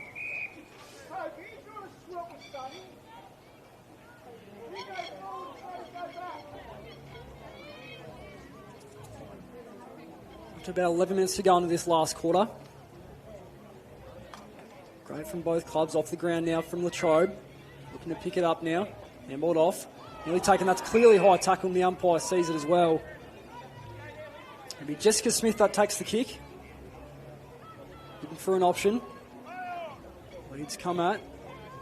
Kick back inside 50 for the Penguin 2 Blues. And as far as looks to be Pittman. Kicks towards the wing. First one there and rolls. And Dennis onto the boot. Intercepted almost immediately by Latrobe, but once again Penguin, as we've seen in this game, if they don't get the ball, they'll get it almost straight back. It's Saywood that leads the way. She picks it up, handles over. Back inside 50 now. The 2 Blues, more leads come as the ball hits the deck. Clearing it out now from just before half back and taking in a good tackle. Another stoppage just outside the 2 Blues forward 50. So 5-6 plays 2 behinds, 36 plays 2. Penguin 2 Blues in command in the fourth quarter. And we're going to get a free kick, and it's going to go Mackenzie Tyrrell in the ruck against Hannah Lee. Tyrrell. Kick towards wing. Poke. So it's some trouble with some cramp. She darts back, comes back towards the middle of the ground, finds Van Unigem. Second take. Holds the mark. You've got to stand the mark, so she could have played on. She chose not to. She kicks across, back out towards the wing, into the hands of Enright. Enright's kicked back towards Poke. That's 3 in a row. It was a good mark. Straight up, like a jag in the box. Ellie Poke. Leading from the front for the Latrobe Demons. The kick, though, was too cute. Wasn't to the advantage of Schultz, and will go out of bounds. And we will have, I think, a boundary throw in. It might have come off a Penguin defender's fist. So 36 plays 2. We are almost 12 minutes in to the final term. One of the closest places they've got towards goal in this last quarter, the Demons. Taking a great tackle there. Bullock to come. Despite the conditions, you'd say that both clubs have really given it their all today in this first round of the NWFL Senior Women's Competition. They've been itching.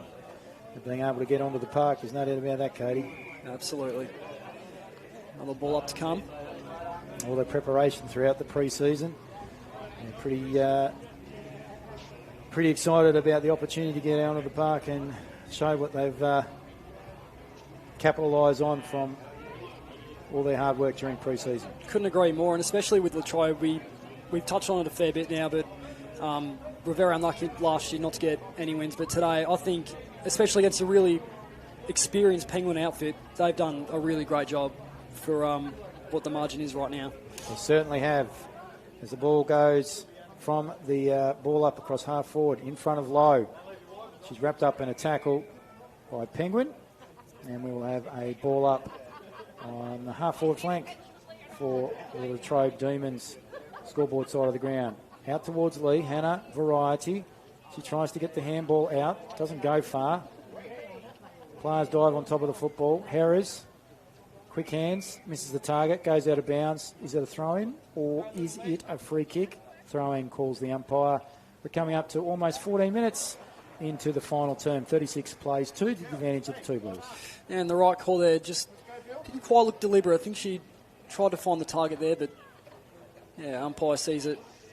Going the way of the 2 Blues as Latrobe looks to go inside 50 for what's been felt like a while now. Nearly taking the mark there was Schultz. She goes to the pocket.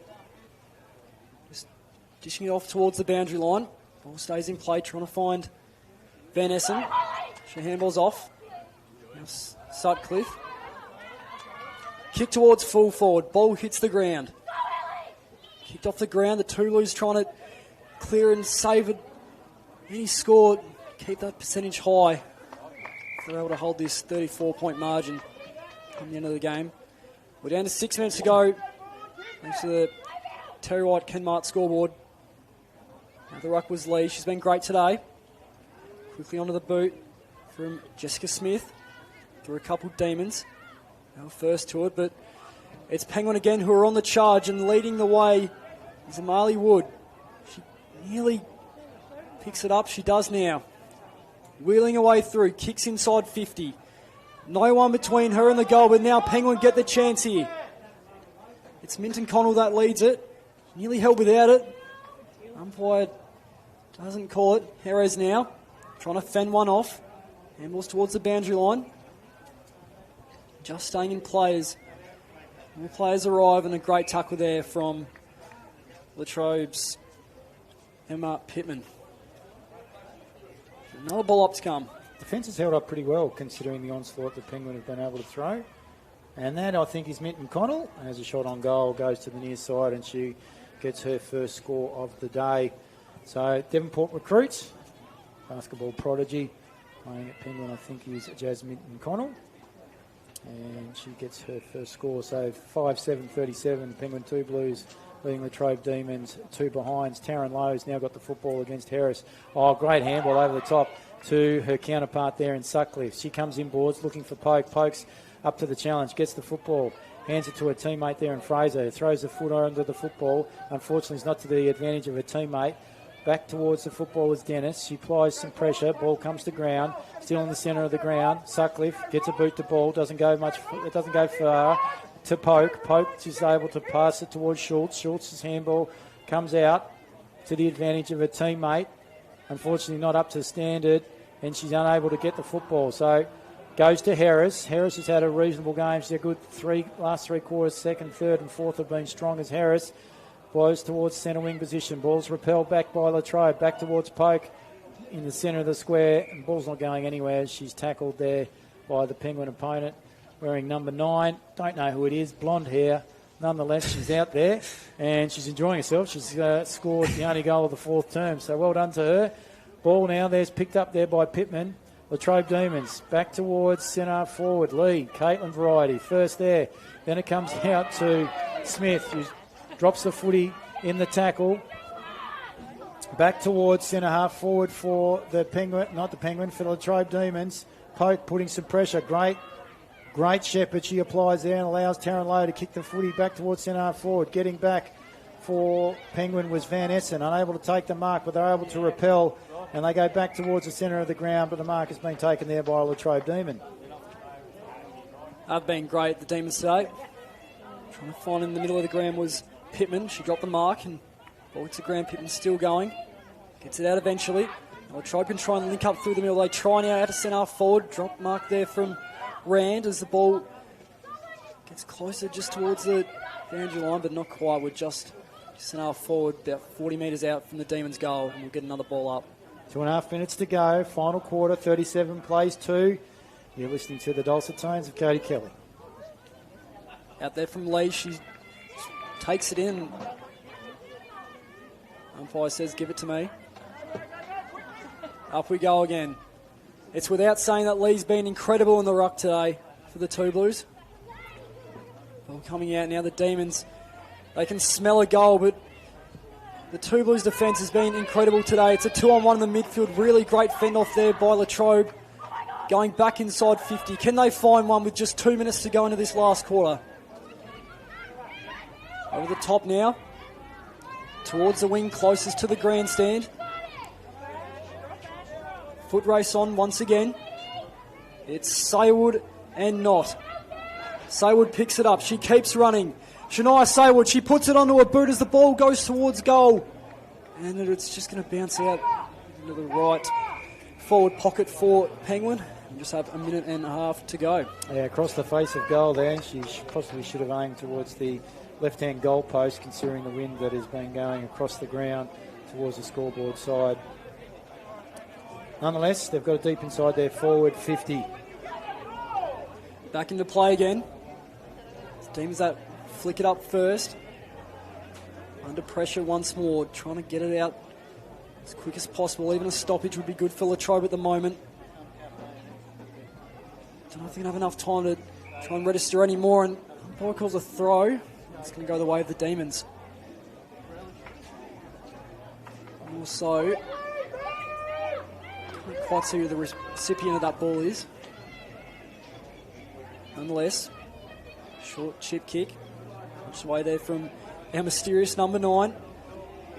Kicks down towards Sutcliffe. She picks it up. It's onto a boot.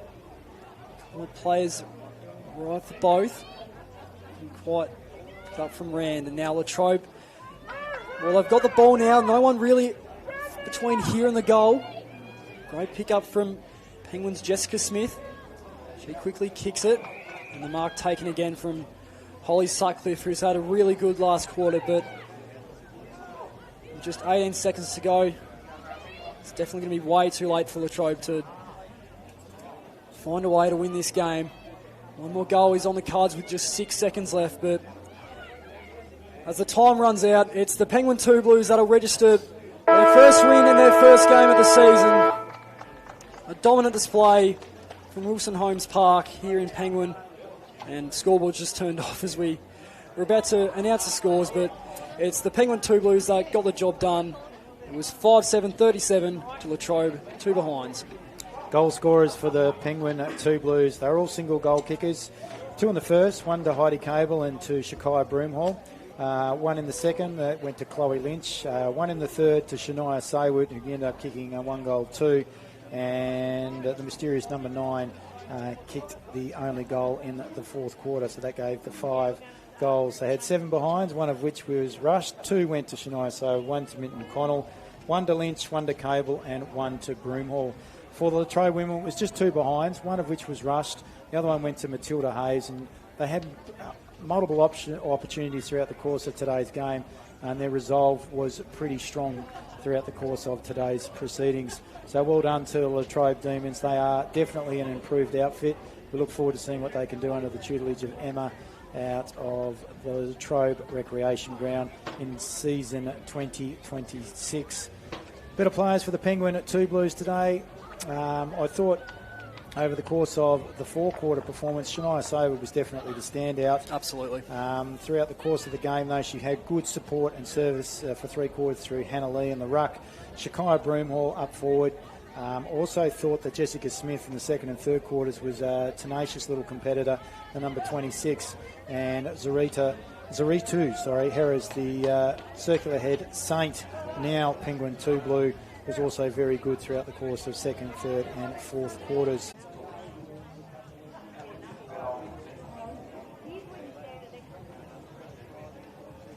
All right, who wants to go first? Well, I might.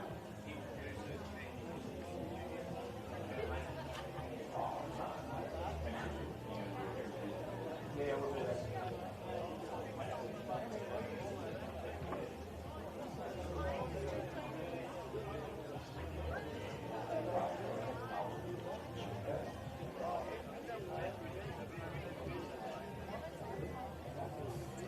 Welcome back to Wilson Homes Park here at the Dial Park Regional Sports Complex in Penguin, where we're going to see very shortly the round 1 game between the Penguin 2 Blues versus the Latrobe Demons. First game for the Penguin 2 Blues in season 2026. The Latrobe Demons have already played their round 4 match, which is done on Good Friday against East Devonport, and they came away with a 100-point win. Joining me the commentary position on AFL Tas live stream is Jimmy King. So Jimmy King is involved with the 25-year team, I don't know, of the quarter century. Yeah, that's what we're calling it. At the Penguin Football Club. And I love the initiative. So, James, can you just give us a bit of an insight? Carp gave us a bit of a synopsis a little bit earlier on today, but can you give us a bit of an insight as to what this is, why you've decided to gather them after 25 years and what's happening tonight. Yeah, so basically the concept started in the end of 2024. Actually, a lot of other clubs were starting to do theirs, but we decided to go to the year after, sort of 2001 to 2025. So we pushed it back a year. We got a group of people together. The committee chose the current committee chose a selection committee of players that have been involved very heavily over the last 25 years, and then we got them together basically to pick a squad, whittle that down into a team which was announced this week. And I suppose the real crux of it is basically just getting those past players back to the club, which we're really keen to get all our former players. Today's a really good day for the club with our Sponsors and Life Members Day, as well as the Team of the Quarter Century Day. So out in the function room, there's a lot of people from footy over not just the last 25 years, but the generations before, all rubbing shoulders together. So that's where it really started, just by just one of those things that people like to do. One of those sort of we actually looked at the team of the century from last year, from last century, and thought, if we do 4 team of the quarter centuries, that might be a little bit easy to pick after we're long gone in 75 years' time, basically. So. Yeah, I love the concept. Part of the selection committee, Gary Carpenter, over 200 senior games, Terry Duff, 166, Timmy King, 127, Kimmy Miles, a former president, life member, an NTFL Hall of Fame and life member, Toby Ray, long-term committee member, as well as Dory Turnbull. So each of those gentlemen, you can go and say your 2 bits too, if you think that a certain player didn't quite make the actual side. Where can we see the actual side itself, Tony? Yeah, so it's on our socials at the moment. We announced basically every line on our Facebook and Instagram, as well as our X or Twitter, the old Twitter, this week. So if you want to see that, it's announced basically through our page throughout the week. So we had the back line, I think, last Sunday, right through to the interchange and emergencies, which were announced yesterday. And then tonight at the function, we'll announce the captain, vice captain, as well as the coach of the side. They haven't been announced on the socials, and then we'll put the whole side up probably over the next couple of days, just so it's all in one post that people can see. Okay, so the criteria was minimum 3 active seasons on the senior list. Only Penguin performances and awards were considered between that time frame that you mentioned, 2001 and 25. League awards are included only for achieved if they were playing for Penguin, so not for another club. Yep. They were selected in positions, Carp mentioned this before, that they played mostly at Penguin. Yep. Coaches eligible within minimum 2 senior seasons that they coached the Penguin Footy Club. And all selections were guided by their on-field performance, the impact of team success, finals and grand finals, leadership and longevity. Now, tonight you're going to be interviewing each of the players, I believe, so Cameron Wyndham will be doing that. I'm assuming some of that will be able to be put up on the socials if people can't get to the Penguin Footy Club? Yeah, so we'll probably put up a few of those answers. Hopefully, there'll be lots of photos taken tonight, maybe a few videos as well that hopefully we can put up. But it'll be very interesting to see the responses from some of the players. Some of them are, obviously very generic questions, toughest opponent, all that type of thing. But if I know Cameron Wyndham, there's going to be a few personal questions involved too of some of the, the greatest players of Penguin over the last 25 years. Well, talking about that, that's a great segue, James. I might ask if we can put the headset on one of those that might be able to regale a bit of that. One of their superstars, Clinton Carpenter, over the course of his time at the Penguin 2 Blues. So, Carp, when did you start and when did you finish at the Penguin 2 Blues from a playing capacity? Yeah, right. 1997, I think I started.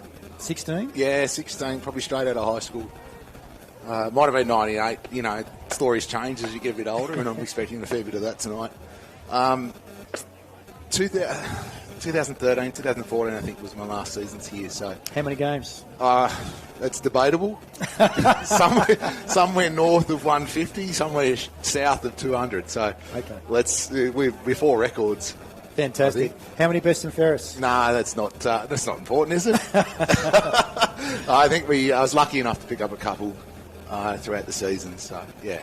Fantastic. I guess you feel rather humbled by the fact that you've been selected in this side? I am. It's been great. The whole day so far has been really good. I think Jimmy's probably a little bit self-deprecating there because he's made the side as back pocket. And yes. I don't know if he said that, so congratulations to him. But the whole day's been good. I was lucky enough this morning or this afternoon to go down to the change rooms before and present a jumper to young Tommy Parsons, number 68 will play today for Penguin. He's their new ruckman, or you probably... And, that sort of stuff is what we're here for, and that's what it's about.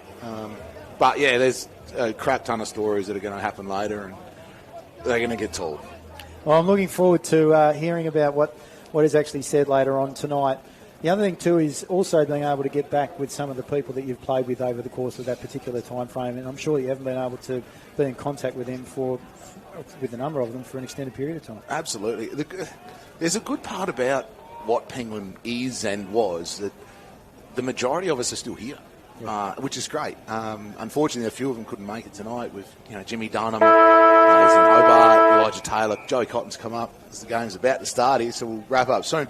But, Liam Viney's in Melbourne, but the majority of us are still here, we still catch up, but the ones that we haven't seen for a while will be really, really good. Now, what do you expect from the two Blues here today in round one of the 2026 season? You keep tabs on the local league, considering that you're in charge of Jackson Motor Company and former sponsors of the NWFL. So, keeping tabs on the two Blues, where do you see them this year? And also, what do you think of what Latrobe have done with regards to their recruitment? Yeah. Latrobe's really recruited well. And it's actually, I don't know, is Coxwood you're out there today? Yes, he is. It's nice to see the Devils boys come back for a week. Look, Penguin's done well. Throughout the season, the last few seasons, they've been extremely competitive. There's some really good names out there and some really good juniors coming through still. So I still think, they are a top-tier side. They are a finals contender, absolutely. Just how deep in September they can go. Well, there's that elusive premiership that Penguin haven't won, even though they've had multiple opportunities. Maverick Weller, Jason Ling being two of the coaches that have got them to that particular point. But unfortunately, they've been pipped at the post. So we look forward to seeing what Ethan Jackson can do in season 2026 in the NWFL. Congratulations on making the side. Enjoy tonight's festivities. James King, congratulations also. And what a fantastic initiative. Look forward to hearing what can be shared in a public format later on this evening and through the Penguin socials on Facebook. So congratulations, boys. Thanks, X. So we're going to turn our attention to the AFL live stream here from Dial Park Regional Sports Complex, where we see the Penguin 2 Blues taking on the Latrobe Demons. No one's yet to score. We have played just under 120 seconds, so we're coming up to 2 minutes, and the ball hasn't gone past half forward or half back for either side at the moment. I think that might have been Ponching that got his foot to the football then from the stoppage. Penguin are able to release, goes to Jackson. Jackson back towards the centre wing position. Standing up in the contest was Plunkett, and then he got pushed into the ground. Has been holding the football according to the umpire, and Latrobe will now take the free kick. Yeah, it didn't feel like he had a lot of time there when that was called holding the ball X, but either way, it's still been a great game out there at the moment. Penguin trying to go back down in the forward line, but off the boot of De Groot, and De Groot went far wide, and you'll notice that the wind is going across the ground there on the scoreboard side. So in order to be able to keep it in, you're going to have to put a fair bit of a hook on the football here at Wilson Homes Park.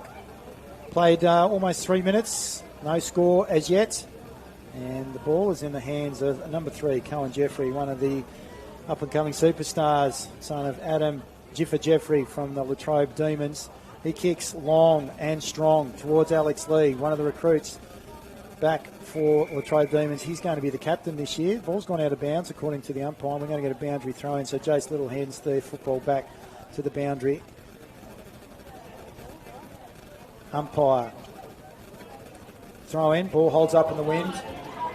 Lee wins it down against De Groot. Ponting, back to Goodyear, steps one, inside on that raking left boot of his, towards the top of the pocket. No one able to take the mark. Coming back with the fly to the football might have been Peters Chapman, and ball goes out of bounds inside the forward 50 for the the Latrobe Demons. De Groot versus Lee. No, it's not Lee. In fact, that was Smith, Jade Smith, former captain of the Latrobe Demons. So he'll go up against De Groot. Lee just sitting across the wing position there. Cox Goodyear, Ponting, looking for, not finding Freshney. Good pick up there by Farrelly. And they're able to release. It's now in the hands of Cody Bonner. Bonner back towards the wing position. Unable to take the mark, but getting his hands back on the footy was Glover. Glover's kick to no one in particular. It's picked up by Cohen Jeffrey. Up and under towards half forward for the Latrobe Demons. Good mark taken there by Farrelly. Looks to switch the play. Goes wide. Is that Blakemore? It certainly is. Lockie Blakemore. Wastes no time. Goes further afield. Looking for, not finding good. Goes over the top of his head and receiving the free kick will be Latrobe. And they do that through the services of Triffett. Triffett inboard. Didn't pick up that player. Player kicks inside forward 50 and hits a leading forward for the Latrobe Demons. And that might be Sean McCrossan. So Cody is going to be kicking from around about 25 metres out. Good play by the Latrobe Demons. Yeah, absolutely. The link-up was great throughout the midfield there. Straight from that free kick when the lasso came out. But yeah, McCrossan a good chance here for first goal of the day. And he has missed to the right-hand side. So, unfortunately, not able to make the two Blues pay for their indiscretion across forward for the Latrobe Demons. Bring the ball back in is Farrelly. Kicks it long. Oh, no, in fact, it was Blakemore. Back towards Farrelly. Got high. There's Glover by hands. Good tackle being applied there by Warren, the vice-captain. He's going to receive the free kick. And that was on Keenan Slater. Transfers out to Alex Lee. Lee by hand. Looking to run the football to Triffett. Back to Lee. Big effort there to try and mark the football by Flack. He's unable to do so. Keeping the footy in was Latrobe Demons. Free kick on the other way, I think. No, it's going by the Demons. Yeah, it is. So Cox Goodyear will get the opportunity to have a shot on goal if that's what he chooses to do. Kicks to the top of the goal square. Not a bad option. Smith should have taken the mark, didn't. McCrossan goes to ground. Smith's wrapped up in a tackle. Ball to ground. Cox Goodyear follows up. Comes off him. Ricochets. Little steps his Demons to opponent. Feeds it by hand. Out to Purton. Purton back to Blakemore. Blakemore back to Little. Little's wrapped up in a tackle. Goes to ground. Gets his hands. They're back to Purton. Purton's kick goes along the ground. First there with Penguin. Get the handball back towards Purton. And then across the boundary line it goes. But he's being deemed to be pushed in the back. And that is going to Mr. Purton. So Purton for the two Blues. Goes back across the face of goal. Shares the footy. I think that might be, was it? That wasn't good. In fact, that was number 48. Don't have him on my team sheet. So we'll have to chase that one up. Ball's now, of course, half forward for the Penguin 2 Blues. Now they're giving away the free kick. According to the umpire, doesn't have the football. So Latrobe will pick that one up. And that free kick will go to number 14. I think that might be Jack Triffett. So Triffett, in fact, it might have been 16. Flack or Shearer. Actually, Will Shearer. Will Shearer it is. We'll get it the third time round. Chain of handballs here. Over to McCrossan. Spent it before he had it, Cody. Yeah, unlucky with that one. I think it's going to be turned over as well. It's fast-paced, isn't it? Absolutely. I mean, obviously, we're commentating the game before. I'm not too familiar with the senior side of things. It is a lot more fast-paced than what we had before, I guess. Yeah, the women's game, absolutely. And the players putting their best foot forward. Sun is out somewhat. The wind is going straight across the grounds towards the scoreboard here at Wilson Holmes Park. Up here at Dole Park Regional Sports Complex. Latrobe. Go one way, go the other. And unfortunately, Flack's been wrapped up in a tackle. And Penguin will be receiving the football. Can't pick up that player. Not sure. That kick goes towards Jackson, but that's out of bounds on the field. So free kick will be going back to Latrobe, wasting no time. They can bring the ball back inside. Goes to Jack Triffett. Triffett has the footy, centre of the ground, on the wing. Darts the footy in. Lands in the hands of Ethan Jackson. So the coach of the Penguin 2 Blues goes wide. Is that good? Might be good on the far side. It is. His kick is smothered. Taken back there by Weeks. Weeks' kick, fortunately, lands in the hands of a teammate going forward, and they're able to get it out towards Ponting. So Ponting now has the football, kicks the ball further afield, running back with the fly to the football and taking the mark with Jordan Glover. That was good courage here by the young man. One behind. Latrobe Demons. That's a poor kick though. He's turned that straight over. Lockie Warren, the vice captain, wastes no time. They play on. They kick inside forward 50. Unable to take the mark. It was a good effort there though by Cox Goodyear. Driving after the football was Latrobe. Penguin have seemed to have given away a free kick. The recipient will be number 39. And that's Ryder Bellchambers for the Latrobe Demons. Bit of an angle here. Looks about 30 out from goal, I'd say, on a slide angle. Or more than a slide angle, actually. Yeah, so we'll be kicking into the wind a bit. So I'd suggest aim for the right goal post. Lays back on it. And goes across the face and through for one rush behind. So unfortunately, he doesn't make the 2 Blues pay. They've had 2 opportunities, haven't been able to do so. Might come back to bite them. Blakemore brings the footy back in. Latrobe lead 2 behinds to nothing. We have played almost 10 minutes into the first quarter. Overrunning the football there is Slater. Good smother. Jackson, Little. Back to 59, I think. That's guard. Out to Glover. Inside forward 50. Not to the advantage of his teammates though. And Latrobe were able to repel. There goes to Shearer. Back towards Ponting. 2-on-1. Ball comes to Lee. He's trying to take on the tacklers. Is that holding the football, umpire? No. And we're going to get a ball up centre wing position. Good contest, Cody Kelly. Absolutely, it has been. I mean, you can tell it's a good game. Look at the scoreboard. It's 11 minutes, nearly 12 minutes gone now. And only... 2 points. Yeah, 2 points. Should be 2 points, yeah. Green. Scoreboard registers only 1, but in the meantime, can you play? Yeah, Watling back out towards the centre wing position over the far side of the ground. Chasing there was number 9. That'll be Joel McDonald. He's playing for, named as an emergency, but he's playing for the Penguin 2 Blues. So someone has come out to Little. Little now kicks the ball wide. Again, poor disposal by the Penguin 2 Blues. They're able to clean up the Latrobe Demons. It's in the hands of Nathaniel Triffett. Number of left footers in this side. It's a poor kick though by Triffett. That's well out of bounds. So disposal, whilst the game is fast, hasn't been great by either side, Cody.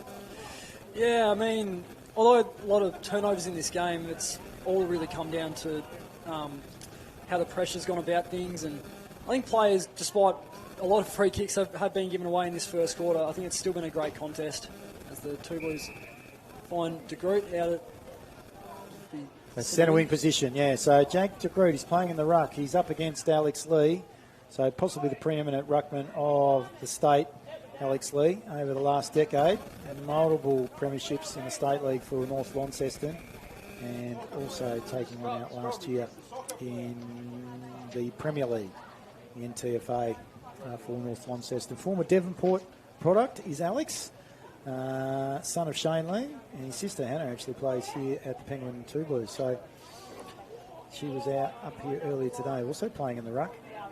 So there's a bit of height in the family. That's a good tackle that's been applied by Penguin. I think that might be Farrelly. So Farrelly will get the free kick, centre wing position. Scoreboard side of the ground, the Terry White, Ken Mart scoreboard. So Farrelly goes long. Jeffrey's got the sit, gets the fist in. Comes down to De Groot. He kicks inside forward 50.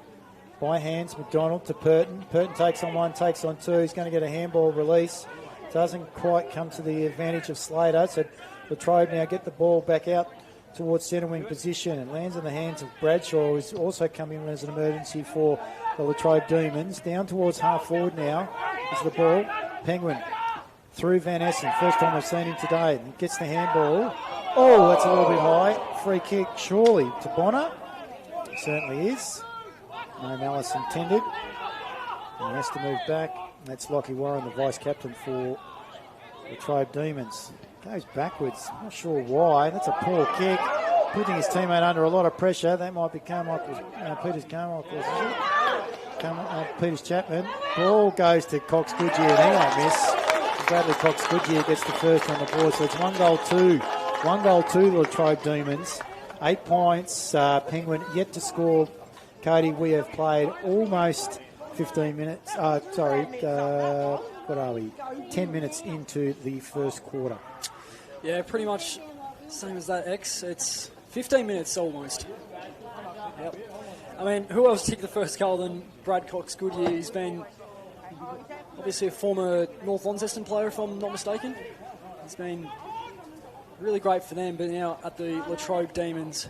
He kicks the first of the afternoon. It's Latrobe, 1-7 to Penguin yet to score. 1-8 actually. It's 1-8 because they had a rush. Yes, that's right. 1-8. Final scores 2 in the other women's game between the Ulverston Robins and the Devonport Football Club in the Terry White Chemist NWFL women's roster at Ulverston. It was a draw. 3-3-21 the Ulverston Robins, 3-3-21 the Devonport Magpies. So they start round 1 of the Terry White Chemist women's roster season with a draw, so 2 points apiece. The ball comes out to Lockie Blakemore there. Over towards number 60, that's Noah Stevenson, inside forward 50, looking for Cox Goodyear. They're on top here, the Demons at the moment. Their cleaner, Smith, gets the footy out to the runner in number 17, Will Bradshaw. And Bradshaw, who was an emergency coming into the side today, has kicked the second goal of the game. So it's 2-2, 2-2-14. The Latrobe Demons, they're on fire. Penguin yet to score. Well, we look back in the day when we heard the old saying, the super sub. That's definitely one there for what we'd call William Bradshaw. Great goal there and great link up. All started from Goodyear in the pocket there. Great handball out and great commitment as well to keep the ball out. And would give him the assist there, I'd say, X. Certainly, indeed. So Jade Smith and then out to Willie Bradshaw gets the goal. Cox Goodyear to Smith and then Smith on to young Will Bradshaw. So up goes Lee against De Groot. Lee wins out down to Ponting. Ponting's kick towards half forward. Under a bit of pressure from Ethan Jackson was the goal scorer in Will Bradshaw. And he's been prominent early, has Ethan Jackson. Yep, absolutely. So leading from the front, the coach of the Penguin 2 Blues, Ethan Jackson. Good kick. Finds his teammate there in Keenan Slater. Slater, further down the wing, over the head of O'Donnell. Should have put his hands up. Van Essen's able to get his boot to ball early. There's number 41. Not sure who that is. Is that Jackson? Will Dutton. Will Dutton gets it across to De Groot, and De Groot missed what he should have kicked, and that goes through for a behind. But they're on the scoreboard. One behind the Penguin 2 Blues, trailing Latrobe Demons 2-1-13. Wasting no time, they bring the footy back out to the Demons, looking for Lee. But in front of him, there's a ball dropped short. Taking the mark is number 46. That is Carmichael Peters Chapman. Inboard to 38, Jordan Glover, unable to take the mark. Back out towards Lee, the ball comes. Here comes Ponting now. Leaves it for his teammate in Shearer. Shearer gets the ball back out to Ponting. Lee, geez, good for a big man below his knees. Gets the handball to his teammate. He unfortunately is unable to clear the ball cleanly by foot. Goes out of bounds on the full. So Slater gets the free kick. Kicks inboard. Looking for number 42, Tommy Searle. Unable to take the mark. Ball's then redistributed to Weeks. Weeks goes wide to Jeffrey. Jeffrey further afield towards Shearer. Good use of his speed and agility. Gets his boot to ball. Back towards the centre of the ground. Running onto the football there was Penguins number 48. Not quite sure who that is. We'll come back to you about that a bit later. It might be Jax McDonald. So we'll chase that one up. Ball goes to centre half back.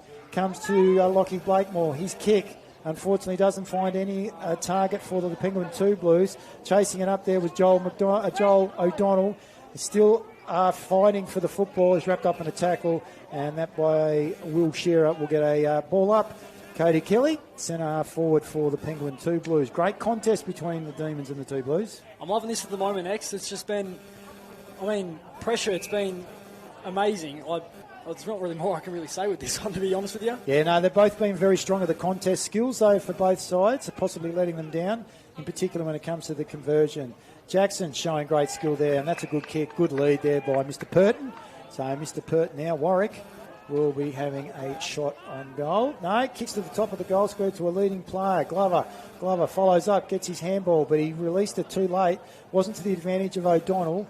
So Latrobe are able to repel here. That kick there by Ponting, though, has been chopped off by Blakemore across half forward for the Penguin 2 Blues. One behind, plays 2-1. They are 2 goals down, the Penguin 2 Blues. That kick by Blakemore, chopped off by Ponting across half back in front of Mr. Warwick Purton. So Josh Ponting, coach for the Latrobe Demons, doing the same is his counterpart, that being Mr. Ethan Jackson for the 2 Blues. So both been prominent very early out at Roachley in recent years. Former North Launceston prodigy was Josh Ponting. Played multiple grand finals and premierships for the Bombers with Bradley Cox Goodyear. Getting the tap down was Lee. Comes out towards Blakemore here. Diving on top of the football is Penguin. Wrapped up in a tackle. The umpire says, give it to me, we'll have the ball up. Centre wing position. One behind, plays 2-1. 2-goal lead to the Latrobe Demons. We are now 21 minutes into the first quarter. 25 minutes plus time on. Won't be too much time on, one would imagine, because we've only had 2 goals kicked this quarter. Free kick going the way of Penguin. Far side of the ground. There's a high tackle off the ball. Okay, that might be Van Essen. So Van Essen kicks the ball now towards half forward. There's a free kick, a push out. Been given away. That was by Perry. So Penguin will receive the free kick. Can't quite pick up who that is. Might be Glover. Kicks the ball to the top of the goal square. No one able to take the mark. Yes, they have. And they're claiming it. Is it a mark? Says the umpire. Jeffrey's not real happy with whatever's going on down there. And him and Purton are having a bit of a to-do. And a free kick might be going the way of Penguin. Indeed, it is. And that might be Tommy Searle. So Tommy Searle will be the recipient of the free kick. And he's kicked truly. There's Tommy Searle. And that is the first for the Penguin men. So 1-1 plays 2-2. And they needed to get that one back as Zach Mychak enters the field for the first time for the Penguin 2 Blues. Yeah, great to see him back out there, old Zachy Mychak. But great ball move from Penguin. I'm not going to lie, X. I'm pretty sure it was a Latrobe mark at first, but pretty sure it might have been turned over. We'll definitely get more on that, but they definitely need that one, the 2 Blues. Much needed. They're down by 6. They certainly are. Ball comes down from the ruck contest. There was one there by Penguin, but it goes to Latrobe. They might have come through the services of Triffett. Triffett inside forward 50. Unable to take the mark. He gets the ball back, goes on his right boot to the advantage of Cox Goodyear. Good effort there by, is that Jace Little? It is, up against Bradley Cox Goodyear. Good tenacity by the young man against the seasoned veteran who's not happy with himself and get a boundary throw in inside the forward 50. Good effort there by Jace Little. Yeah, absolutely. Our very own, more so. Yes. Cody referring to the fact that Jace works at Morris Regional College, in which Cody is a student. Boundary throw in. Lee gets a tap down to Cox Goodyear. Up against him at the moment is number 9, that's Joel McDonald, running with him, unable to clear, and we'll get a ball up directly in front of the Latrobe end. Goals. Lee back towards the goal square, and it comes out to McCrossan across his body, and that's a quick reply to the Latrobe Demons, and Sean McCrossan gets his first for the day. So it's 1-1 for Sean McCrossan, and they go to 3-2, leading the Penguin 2 Blues 1-1.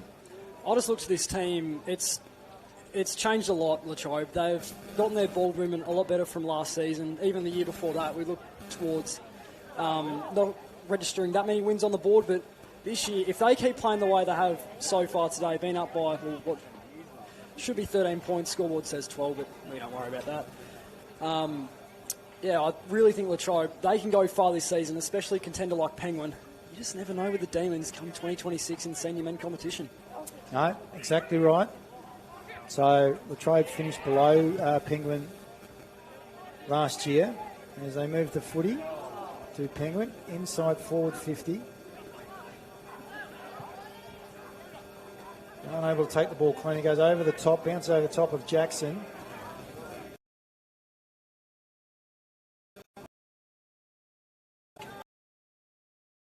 .68. Number 68 for Blue Blues, former Mars student, if I remember correctly. Zachy Mychek's kick go back inside full 50, not great, but at least didn't go out of bounds on the full. And they're going to get a boundary throwing deep inside their forward 50. So they're doing the attacking at the moment. We are 25 minutes in. 3-2-20. The Latrobe Demons lead the Penguin 2 Blues 1-1-7. Boundary throwing about to occur. Just waiting for the ball to come back. Seems to be some confusion. Yeah. I don't know if they brought the lasso out or not, but they're asking someone to go and get the footy. So Mitch Perry's, Cooper Bentley's going over to collect the football for their boundary umpire. Crossing coming off. Goal scorer for the Trade Demons. And throw in. Harry Parsons is that number 40, 48 I think he might be. Yeah, 48. Harry Parsons is the number. That's Tommy Parsons actually. Tommy Parsons is the name. So Tommy Parsons is playing for the 2 Blues. That goes through for a behind. Is that Jordan Glover, that one? Geordie Glover. That's his first score for season 2026. Just missed out on the Devils Academy. Did Geordie Glover. So we'll look forward to seeing what he can do in the senior men's competition season 2026 for Penguin 2 Blues. No one able to take the mark. Great smother. There by Penguin.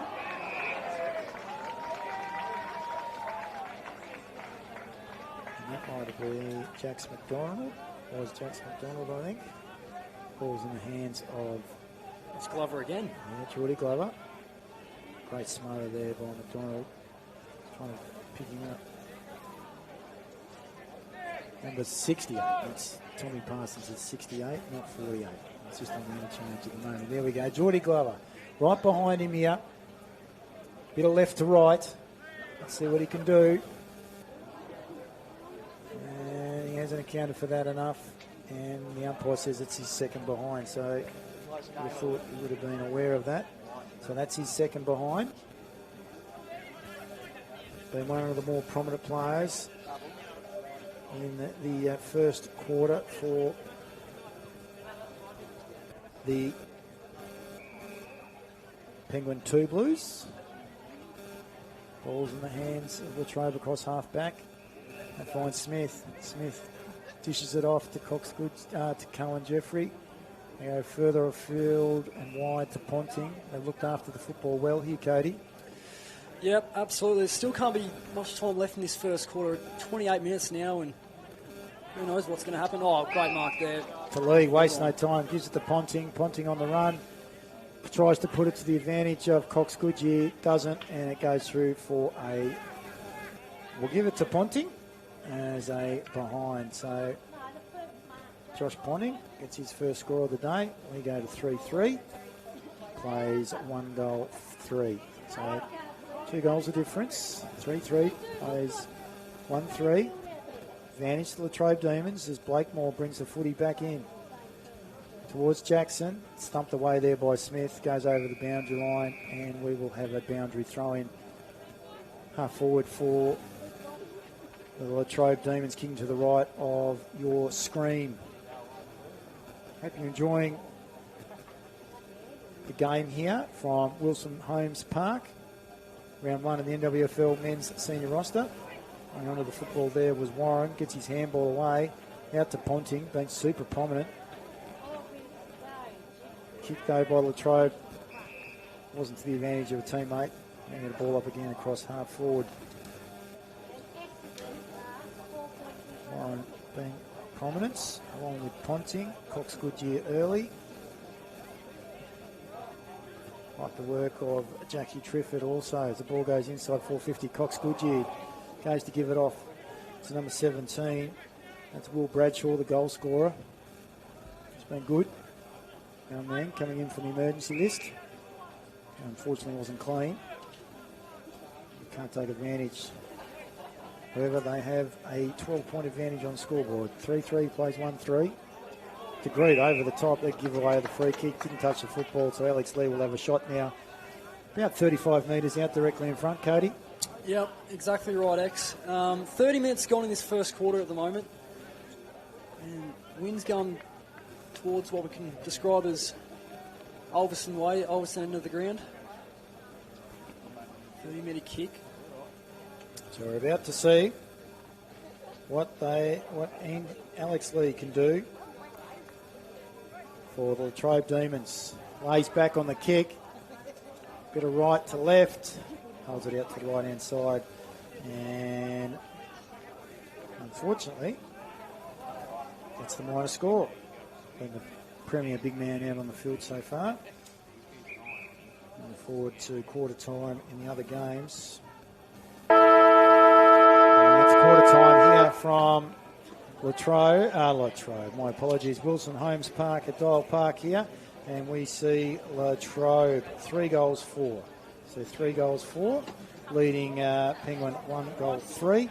Our goal scorers so far for the Latrobe Demons are as follows. 1 each to Bradley Cox Goodyear, Sean McCrossan and Will Bradshaw. So a good start for each of those gentlemen for Latrobe Demons. The only goal scorer has been Tommy Searle with a free kick in the goal square. And so currently they lead by 13 points, 1 goal 3, Penguin 2 Blues 9, Latrobe Demons 3-4-22. Some of the better players, Cody, for our Latrobe team in quarter number 1 have been? Honestly, I think Brad Cox Goodyear probably one of the better ones out there at the moment. His first quarter was immaculate, really, in that forward line. Players like him, Jack Trifford had a really good start to the game as well. William Bradshaw, I'm going to call him the super sub for this game. Named an emergency going into today's game. I think that goal for him going to boost his confidence, as well as Josh Ponting, Sean McCrossan, and of course the skip, Alex Lee. He's been great all round for the Demons today. And for Penguin, 3 names that have really hit my mind so far is Lachlan Blakemore, Jake DeGroot, and of course Jordan Glover as well has had a really great start to this contest. Some scores from around the grounds. At the moment we can see East Devonport against Circular Head at East Devonport at Girdleston Park. We've got the Circular Head Saints 8-10-58 at quarter time lead. The East Devonport Swans 4-2-26. So it's a high scoring affair over at East Devonport. As I mentioned here at Wilson Holmes Park, we have 1-3-9 the Penguin 2 Blues in arrears of Latrobe Demons 3-4-22. At West Park, it is the Wynyard Cats 5-1-31 yet to get on the scoreboard. The Bernie Dockers, I would imagine that where there's a howling breeze going towards the university end. So I imagine the Cats are kicking with the wind. And as yet, unable to get any scores from Ulverstone, where we will be seeing the Ulverstone Robins taking on the Devonport Magpies. So that is the grand final teams from last year, season 2025, where Devonport, big rout at the Latrobe Recreation Ground. So 3-4-22, the Latrobe Demons, Penguin 1-3-9. We're going to take a quick break from Wilson Holmes Park here at Dial Park in Penguin, and we'll be back with the AFL Tas live stream very shortly.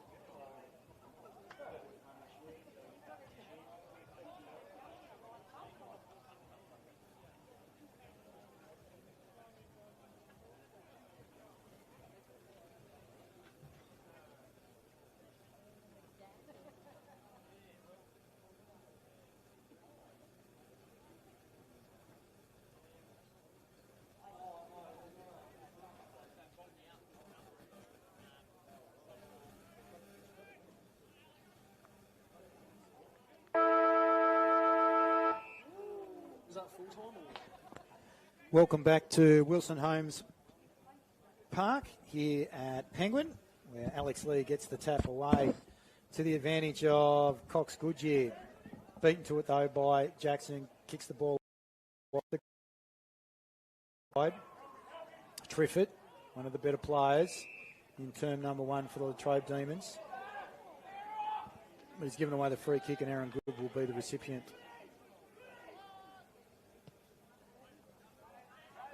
Centre wing position. Unable to take the mark was O'Donnell. Van Essen, good hands. Good hands again there by Penguin. By Tommy Searle. And it goes to the advantage of his teammate, Peters Chapman. So Carmichael. That's a poor kick. Right into the advantage of Lockie Warren. Out to Cox Goodyear. Steps one way, then gives it off. Then out to Woodcock. Free kick. Woodcock's giving that away. And Good receives the free kick. Gives it over to Farrelly. Farrelly's kick. That's a good effort, considering he's under a hell of a lot of pressure. Goes to Plunkett, half forward. Penguin 2 Blues kicking to the right of screen. Towards the goal square. Myercheck runs onto it. Drops the football. Good tackle applied there by Alex Lee, holding the football according to the umpire, but he was front and centre, wasn't he, Cody? Yeah, he was, but just a bit unlucky there was Zach Myercheck when he tried to run in there for goal, but unfortunately just caught holding the ball. Yeah, he could have possibly handballed it over the top. Cox Goodyear there to Ponting in the middle of the ground. Waste no time. Looking for Smith. Smith being bumped out of it there by number 48. That's Jax McDonald. Trying to get back first was Lockie Blakemore. Doesn't run it through. Oh, could rue that mistake. That he does. And Latrobe have capitalised. Can't quite pick up the player. I'm pretty sure it's a super sub. I'm pretty number sure it's 17, Will Bradshaw. So Will Bradshaw gets his second. And Lockie Blakemore. Bend at the knees, son. Not at the hips. They bend at the knees. So Latrobe move out to a 19 point. No, what's that? That's not quite. That's 9 now. It is 19 points. 19 points, yes. 4-4-28. Lee 4-4, 19 point lead. So 4-4-28. Latrobe Demons 1-3-9. I really thought the way that Latrobe went about that, getting the ball all the way from the back line, and they used really good link-ups through the middle of the ground, and then obviously just kicking over the top. It's a bit questionable from Penguin not to go through for the minus score, but in the end it's turned out to be a conceded goal. Lee Ponting across the body, out in front of Shearer. Shearer runs back onto the football, looks inboard, finding Donald. Donald gives it back to Shearer. Shearer on his left boot. Oh, yeah, you're not going to believe it. Bradshaw again across the body. 2 in a minute. He's kicked 3 for the game, and it was an emergency at the start. Can I give him the name the super sub? Will Bradshaw kicks their 5th. They go to 5-4. 5 goals, 4-34. The Latrobe Demons leading Penguin 1-3-9, and we have played all of 3 minutes into the second term. Cody Kelly. They have been incredible to start this second quarter. If they can continue like this, who knows what this margin is going to end like. Penguin, we know Penguin in the past. They've been down before and found a way to come back into the game. Would not be surprised at all if they do find a way today, but at the moment it's not looking too great for them. 24 points down. They've been convincingly beaten in the centre of the square, and Lee gets it back to Ponting again. This time he's wrapped up by, I was going to say Van Essen, but I'm not sure. It might have been Joel McDonald. No, it was Van Essen. De Groot down to Cox Goodyear. Good position. Handballs it off to Warren. Warren inside forward 50. Good fist there by Smith. Ball comes out towards Farrelly now. Is he able to pick it up cleanly? No, goes across the boundary line, and a boundary throw will be the result deep inside the Latrobe Demons forward 50. 5-4-34. Latrobe Demons leading Penguin 1-3-9. The team of a quarter of a century. Might be a little bit frustrated with the start the Penguin 2 Blues have shown today against Josh Ponting's Latrobe Demons. That recruiting phase by Darren Hawkins and company at Latrobe coming to fruition. Taken high was Jace Little by Will Shearer. He's able to get his kick away. Purton is kicking to advantage to his teammate. Comes back towards Plunkett. Plunkett back to Purton. Purton kicks a bit up and under. Standing underneath the footy and taking the mark is Cohen Jeffrey. Taking his time. Stands and delivers. Goes wide. Ponting. On the ground. Shearer. Falls over. Loses the football. Is that holding it? No, says the umpire. Ball comes out to Stevenson. Has a shot on goal, just to the near side, and it's another score. It's been all the Latrobe Demons, Cody Kelly. They're just adding points and scores on the board, and it's just really affecting Penguin at this stage. I had a couple of chances there for a switch, but wasn't really noticed there when they had possession of the ball. But I'll bring it back in now and see how they go from here. Searle looks like he's going to be the target for Blakemore, so he's leading. He's got to get up, doesn't take the mark. He's under pressure by Woodcock. Woodcock racks him back up, and we are going to get a ball up forward flank for the Latrobe Demons. Some real spite in the way in which the Latrobe Demons are playing. Real vigour. Lee knocks the ball forward. Getting his boot the ball was McCrossan. Lucks a fortune. Lands in the hands of his teammate. And he's taken the mark. He's going to get the opportunity to have a shot on goal. Is that Triffett? No. It's his vice-captain, Lockie Warren, number 13. I reckon he was lucky to get away with that one. Didn't quite look 15 in my opinion, but either way, it's whatever they take, the Demons. Be in front. I'd suggest that might be the moral of that story. Doesn't cater for the win. Goes across the face. Good mark, though, has been taken right at the back. Is that Will Shearer, number 18? I think it might be. Difficult angle. Goes with the boo-na-na. And kicks it to the near side. So Will Shearer gets his first score of the day. It's one behind. They move to 5-5-35. In fact, I'll go 5-6, 36, 139, the Penguin 2 Blues. What do they got to do? What have the 2 Blues got to do, Cody Kelly? Oh, at the moment, they've really got nothing. It's not going well for them at the moment. They're trying to get out half back, but their flyers, they're not flying. So Alex Lee dominating. So he's been the biggest presence on the field first quarter and almost halfway through the second quarter. They obviously need to quell what he has been doing. So he's the prominent player so far. Also doing very well, Cox Goodyear, when he's got the opportunity, bringing players into the game. Josh Ponting's also been good. Second quarter, Will Shearer with his defensive pressure and opportunistic efforts down in the forward half early in the second quarter. And then you've got young Will Bradshaw, who's kicked 3 goals. So, as you mentioned, the super sub. Absolutely. So De Groot goes across the ground. Farrelly goes short again. Under pressure is Jackson. By Donald. Goes further afield, finds Little. Holding their space well.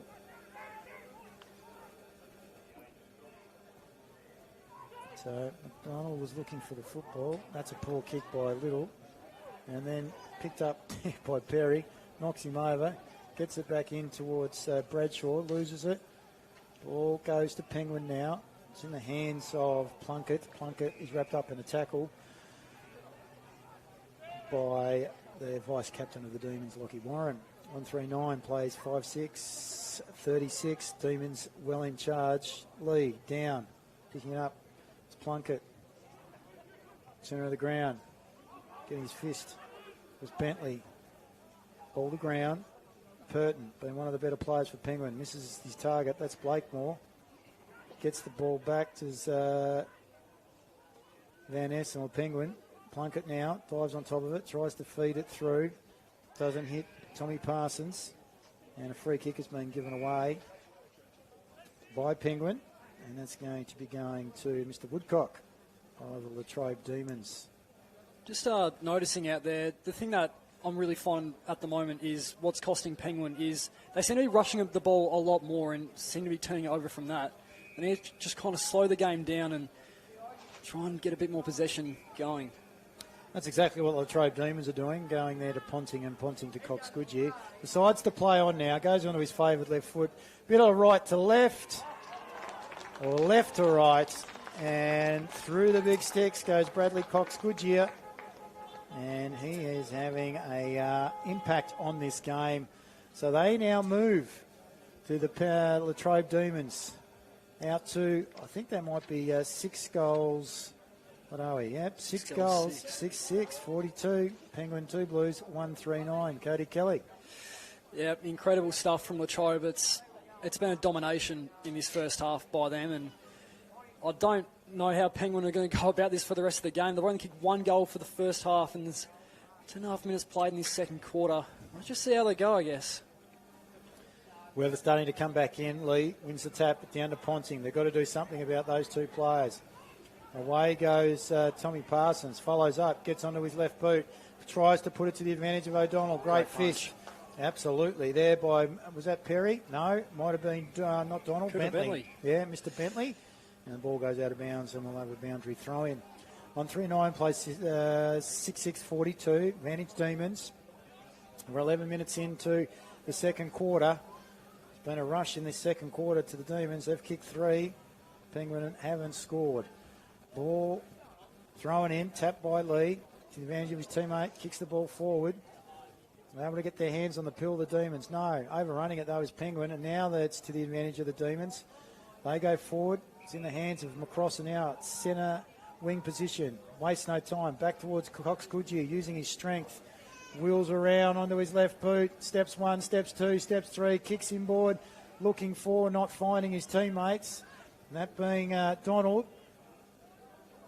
Rush kick forward. Goes through for 1 behind. I've just missed who that player was. Sean McCrossan. And McCrossan again. So that's his second behind. 1 goal, 2 to Sean McCrossan.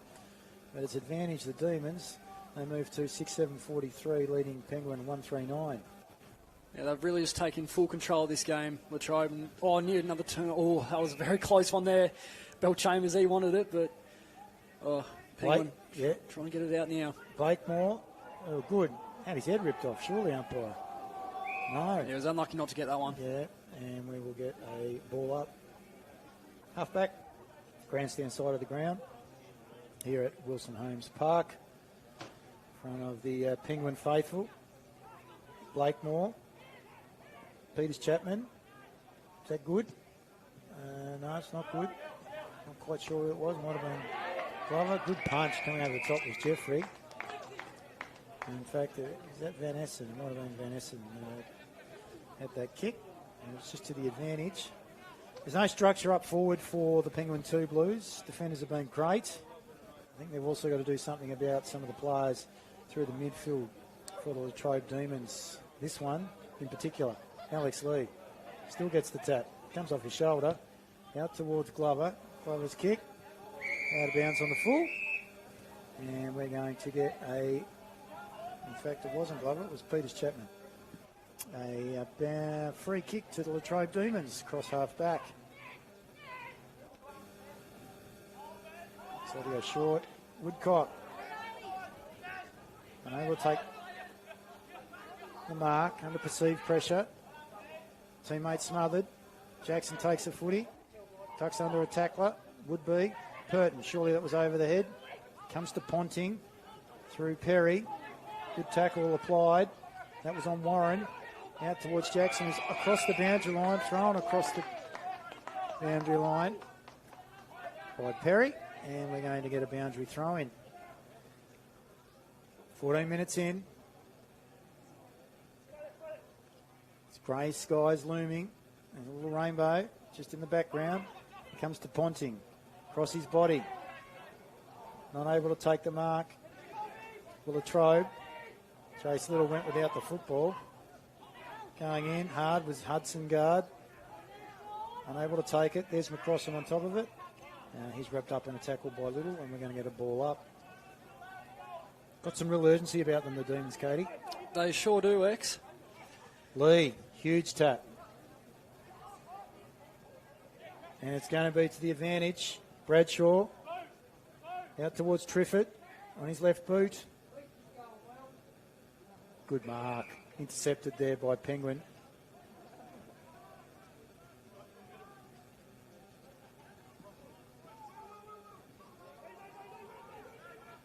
Kick towards half-back. That's straight to Alex Lee, though. So I'm not really sure why they did that. Tommy Parsons in the ruck against Alex Lee. Going to be bodied out of it. There's no doubt about that. His kick towards Cox Goodyear. Feigns a handball. Then wheels around on his left across his body. But it's only for a minor score. It's that same spot there, X. It's always Alex Lee's in the right spot at the right time. 3 times I've counted now that he's taken a mark out on that forward flank. And it's definitely been really beneficial for the Latrobe Demons. 44 plays 9. Advantage to the Demons. They're at centre wing position, far side of the ground. Penguin. That kick's a poor one. And a mark has been taken there by Blake Weeks. Latrobe Demons. Unorthodox kicking style. They come across, goes to Woodcock by hand, he goes by foot. Inside forward 50, no one able to take the mark. Demons are able to push the ball forward. Lee, who's now gone forward, get a bit of a rest. Triffett. No one able to clear. We're going to get a ball up inside the forward 50, grandstand side of the ground. Cody Kelly for Latrobe Demons. I really just think Latrobe, they're taking full control of this game. As the scoreboard says, it's really shown for Penguin. I mean, the last game we saw with the senior women's, it was a lot closer, more so. Both teams were digging in hard, and it was quite balanced, in my opinion. But this game, it's just been all Latrobe so far in this first half. So 16 and a half minutes gone. They've had multiple players all contributing of the Latrobe Demons. Another chance here. Yeah, Cox Goodyear will go round to his right, across the body. It's not a bad effort. See, it's even better. And that's his third. He's had 1 in the first, 2 in the second. They go to 7-8-50. 7-8-50. leading Penguin 1-3-9, so it's 41 points the difference, and that's a match-winning lead. There's no doubt about that, Cody Kelly. I really think it's game over after that one. You're exactly right with that one. 41-point lead with 17.5 minutes gone in the second quarter, and if the last quarter's gone for 30 minutes, how long is this one going to go for, and how much more pain can Latrobe put on Penguin right now?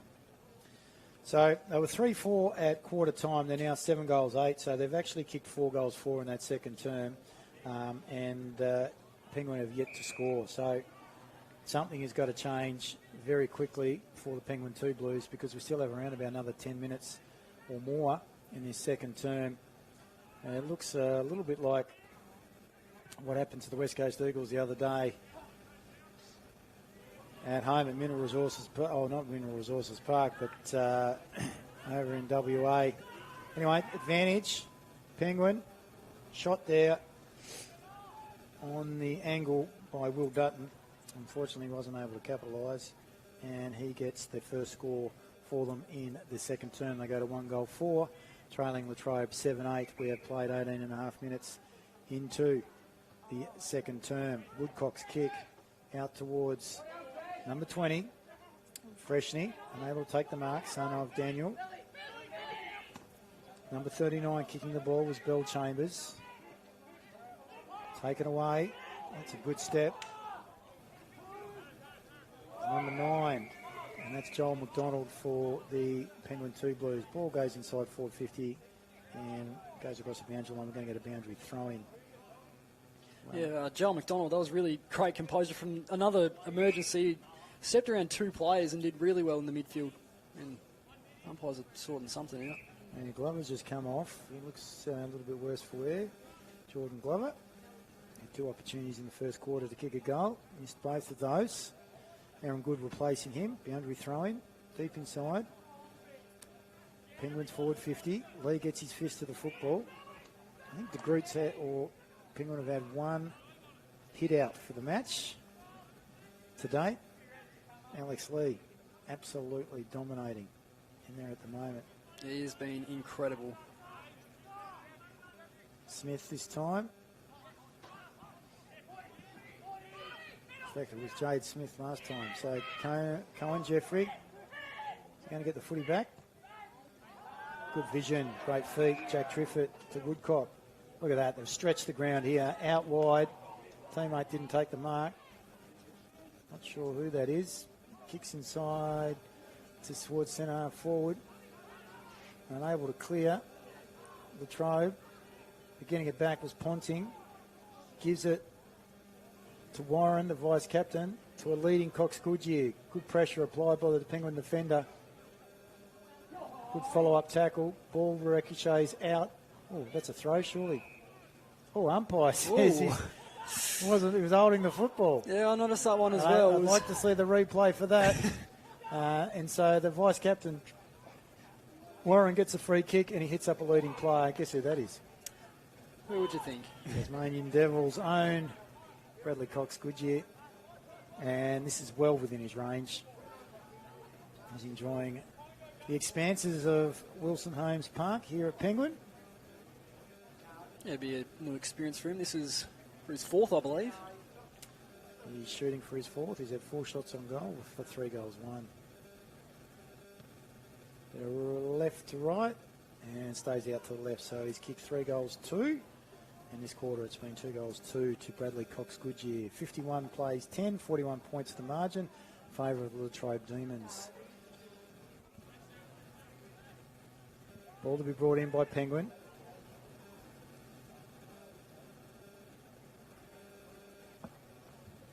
Good mark. Taken on the far side of the ground.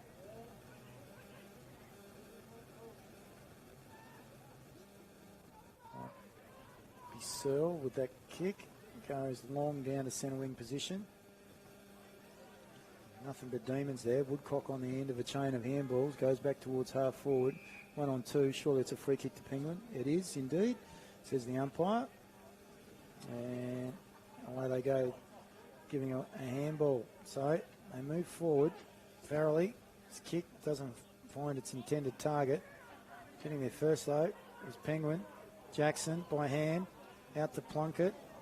Plunkett's kick to the advantage of Peters Chapman, and he kicks the first goal for the Penguin 2 Blues in the second quarter. Much needed Cody Kelly. So they go to 2-6-16, trailing Latrobe Demons 7-9-51. Yeah, that sure was crucial for Penguin. First goal of the second quarter, as you just mentioned. I still don't know how they're going to find a way to get back into this game, but you just never know with Penguin, I guess. They're a team of many abilities. And what are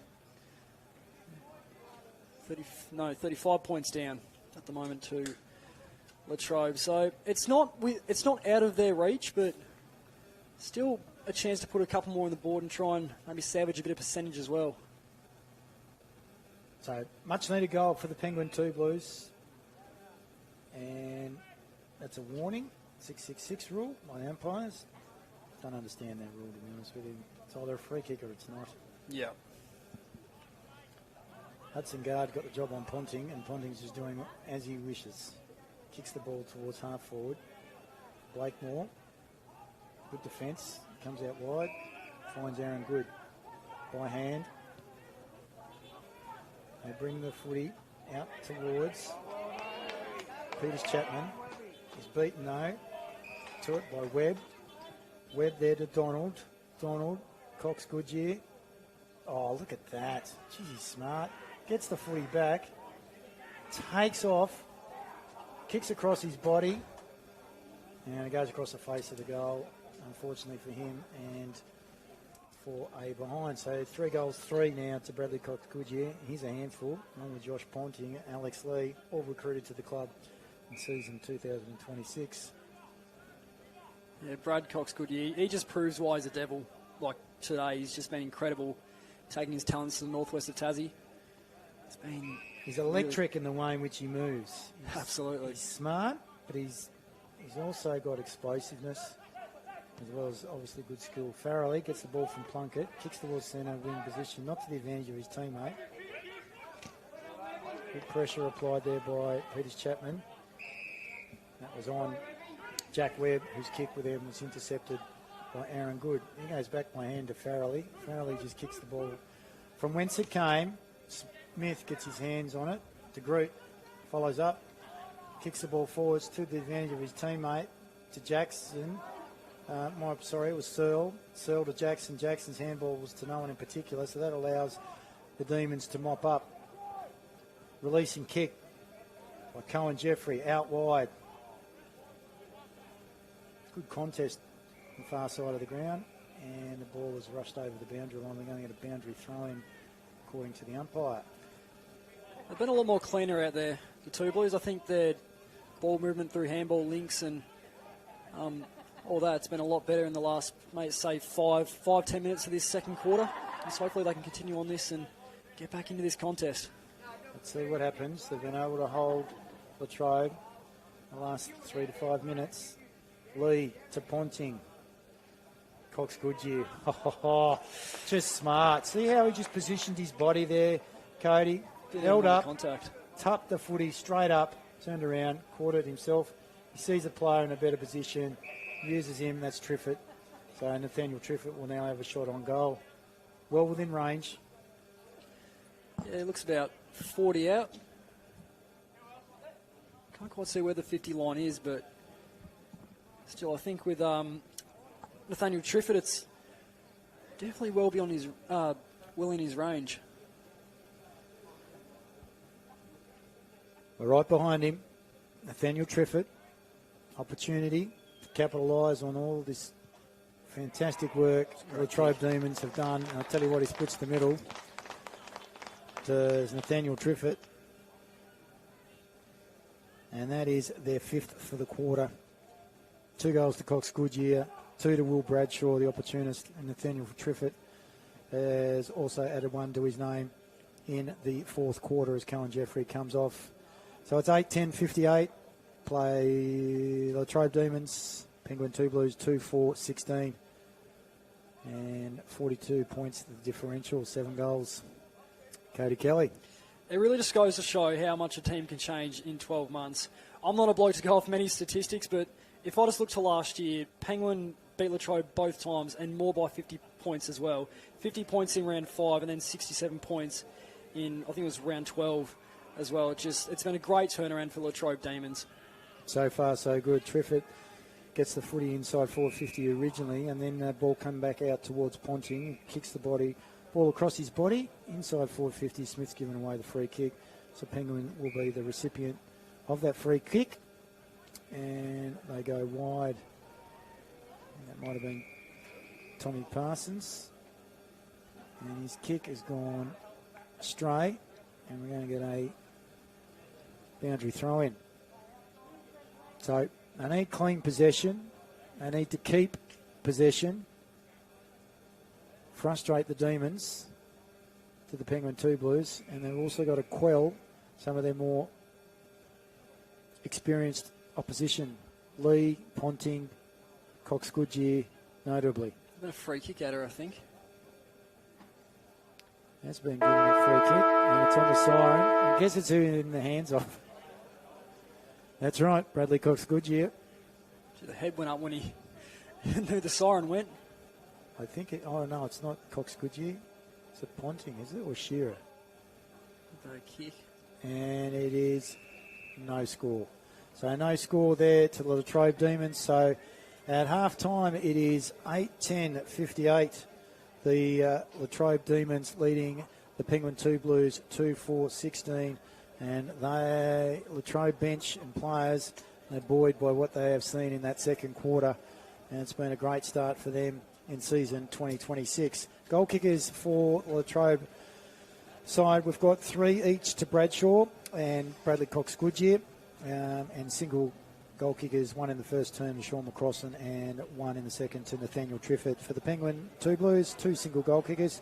First term was the 1 to Tommy Searle, and second quarter went to Carmichael Peters Chapman. Better players in for both sides. Cody Kelly, I'd be interested to hear what you've got to say with regards to the Latrobe and also Penguin. Yeah, absolutely. Well, it's without saying, it was another great quarter from Latrobe's very own Brad Cox Goodyear. He's just been electric. There's really not much more for him that I can say. He's showing why he's a devil. He's truly showing why he's in the VFL and showing he's a Tassie Devil. As well as I want to talk about William Bradshaw, the super sub. I love to say it as well. I think he's been electric as well with Will Shearer as well. He's all around the ball. Alex Lee really giving Penguin run for their money. And if we go towards the 2 Blues, I reckon Carmichael Peters Chapman, he was a standout for them, along with players such as Jay Van Essen, the captain, of course. Jake de Groot, another pretty good quarter.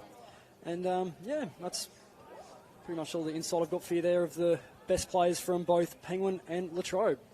Some scores from around the grounds. We have at East Devonport, we've got Circular Head 10-10-70, leading at half or coming well into the third quarter. The East Devonport Swans 5-2-32. In the game we have at Burnie, currently we have Burnie back onto the scoreboard. So at half time we can see that they are 1-7. So they're able to kick with the breeze. Unfortunately they're unable to capitalise. So they're 1-7-13. And Winnie Cats didn't score in that second term, but they hold a healthy lead, 5-1-31. So it's 8 scoring shots to 6. At Ulverston, we're still unable to get an update with regards to what's going on there between the Ulverston Robins and the Devonport Magpies. We'll see if we can find out for you during the halftime break here from Wilson Holmes Park at Dial Park Regional Sports Complex, the home of the Penguin 2 Blues. But at the moment, it's all one-way traffic, and that is to the advantage of the Latrobe Demons. They are 8-10-58, leading the Penguin 2 Blues 2-4-16. They've got some soul searching to do at the Penguin 2 Blues. Ethan Jackson and his coaching committee are going to have to try and throw some magnets around, as well as give some inspiration to the playing personnel out here at Wilson Holmes Park. We're going to take a break at the halftime of the round 1 of the NWFL Senior Men's season. where we see Latrobe Demons 8-10-58 leading the Penguin 2 Blues 2-4-16. Look forward to seeing you very shortly after half time for the start of the second half between Latrobe and Penguin.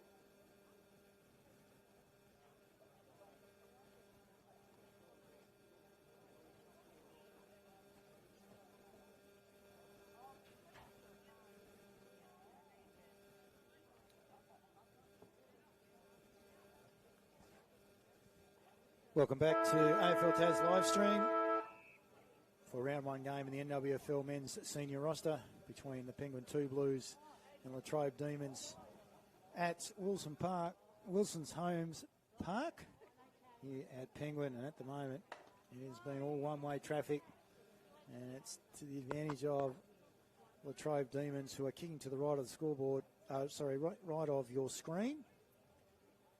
And it's inside the forward 50 if we start the second half. Ball goes to Little. He goes by hand out towards Good. Taken high was Jackson. Wheels around onto his right boot. Umpire said play on. Plunkett goes to take the mark. Ball's punched away from him from Latrobe defence. They go in after the football to Penguin.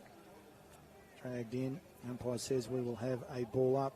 8-10-58. Plays 2-4-16. 42 points in favour of the Demons. By hand, out towards Cox Goodyear. He's unable to take it. That might have been Good by Boots. And it goes out of bounds. And we have not a boundary throw-in. And a kick in by Cohen Jeffrey. Latrobe Demons playing defensive back. Over the back was Penguin. Jake de Groot. Top of Alex Lee there. And we'll get a boundary throw in. Half forward for the Latrobe Demons.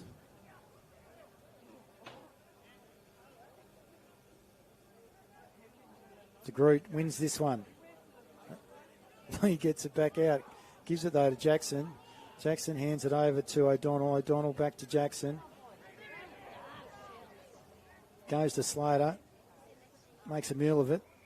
They get a quick kick inside forward 50 to the Latrobe Demons through the service as a Perry, but it goes across the face of the goals. And we will have a boundary throw-in.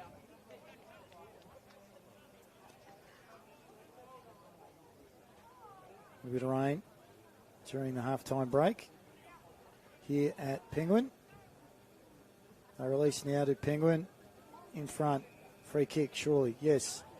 Searle gives it to Plunkett. Plunkett by foot out towards Mychek.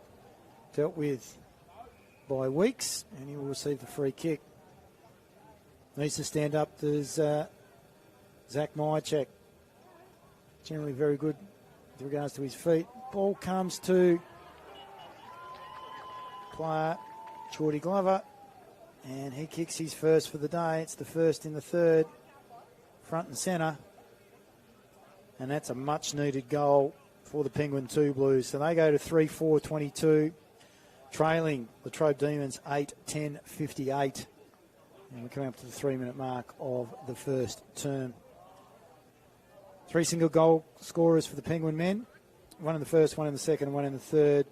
That third goes to Jordan Glover, one of the younger members of the 2 Blues Brigade, looking to assert himself as a senior component or a senior figure within the senior side of Penguin in season 2026. Lee knocks it to the favour of Cox Goodyear. Out towards Shearer. Ponting. That's great agility and evasiveness. Kicks the ball inside forward 50. Getting there first though.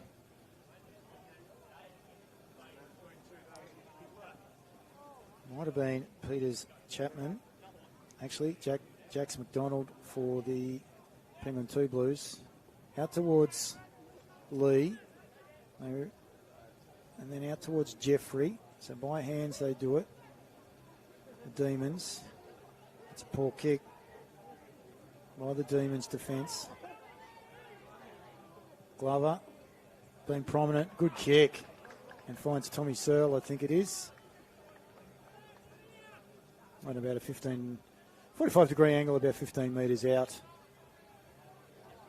So he's got the opportunity here to put a second quick goal on the scoreboard for the Penguin 2 Blues.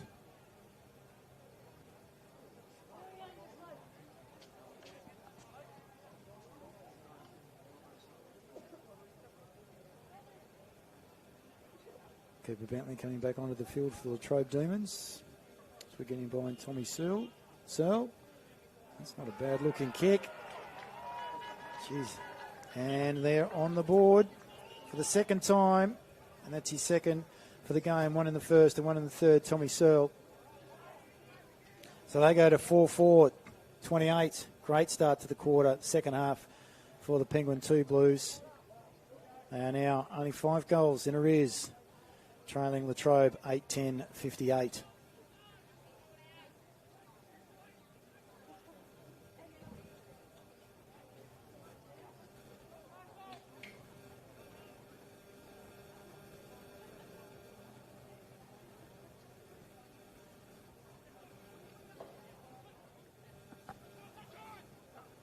Ponting clears for Latrobe out of the centre square. Inside forward 50. His hands on the football, dishing it off to the super sub with a great kick. It was initially the vice captain Perry over to Bradshaw. He's found his target on the far side. And I think that's one of the Trifford boys. I'm going to go with Jack.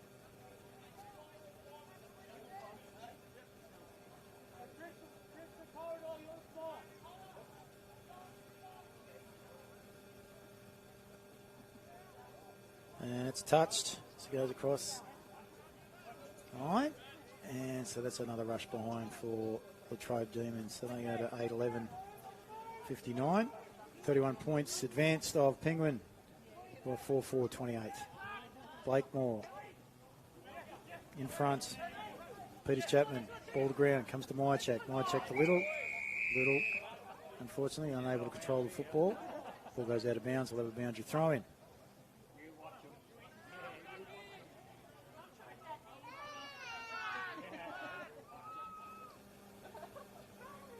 Boundary throw in. Lee. Tully O'Neill applies the tackle. Ball goes inside forward 50. Bradshaw, the super sub, tries to get his hands on it and unable to control it. And it falls out of bounds deep inside the attacking 50 for the Latrobe Demons. Woodcock coming off, Watling going on for the Latrobe Demons. Good boundary throw in. And that is going the way of Latrobe. And that's Alex Lee. Undersized as Tommy Parsons. Has to use his leap. And unfortunately, Alex Lee wouldn't allow him to do so. And he was manhandled. And he gets the free kick. Deserves a goal today, Alex Lee. I think all the effort he's put in, he's probably been one of the standouts for Latrobe. See how he goes with his kick, about 45 out. Oh, he's back on it. Never been the best of kicks, and that's out of bounds on the full. Safe for Alex Lee. So it's one of the things that has improved over time for Alex. His hand-eye coordination, hand to foot. He's getting better with age. As Farrell is wrapped up in a tackle, almost loses the football. Can they capitalise, the Demons? No, Bradshaw brought down in a tackle. Off the ground, Ponting. Has it hit the post? No, he says the umpire. Actually. It's hit the umpire, is it? They're saying it's off the post, yeah. So, I think it did hit the post. I thought it hit the umpire, to be honest. It must have hit the post, then you'd think. We're about to find out. It's given as a goal. Clear. So, Joshy Ponting gets his first in the third term. First for the day and first for Latrobe in the third term. So the coach, leading by example, takes it back out to a 37-point margin. So it's 9-11, Latrobe 65 leading Penguin 4-4, 28. And that might just settle the momentum that Penguin have had at the start of the second half. Parsons loses out to Lee. It's a good leap, though, there by the young fella. That's a poor handball by Peters Chapman. Nonetheless, Penguin are able to somewhat repel. Parsons loses the footy now. Triffett goes back inside, looking for Warren. He follows up, gets his hands wide. Again, They bring the footy back in and around, this time by foot. Oh, that's a free kick. So Cox Goodyear gives away the free kick. Yeah, couldn't quite get up on that occasion, but we like the attempt. And so Ethan Jackson will be the recipient of the free kick. Just want to touch on as well, if we're talking about players that have deserved a goal in this game, Josh Ponting, obviously, he had a great first half to this game, so definitely a player that deserved to get a goal there. Special comments coming here from Cody Kelly. Very insightful there about Josh Ponting and the work that he has created. There's Ponting now.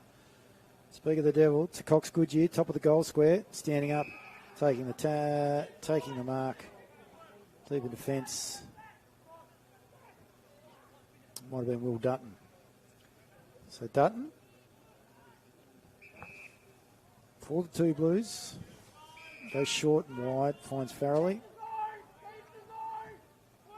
Missing Morrobie Morrison out of the back half. Penguin. So Farrelly, good kick. Had some real penetration on it. Goes to Jackson. And amongst the sea of demons. He goes further afield, wide, out towards the scoreboard. This time it looks like that might be Tommy Parsons. They will get his boot to ball. Recipient of the handball. In fact, it may not have been him. It might have been Peters Chapman. Parsons applies that tackle. Dever was there. Skill execution, not so. And Latrobe were able to repel. Looks like that's in front of Flack or Shearer.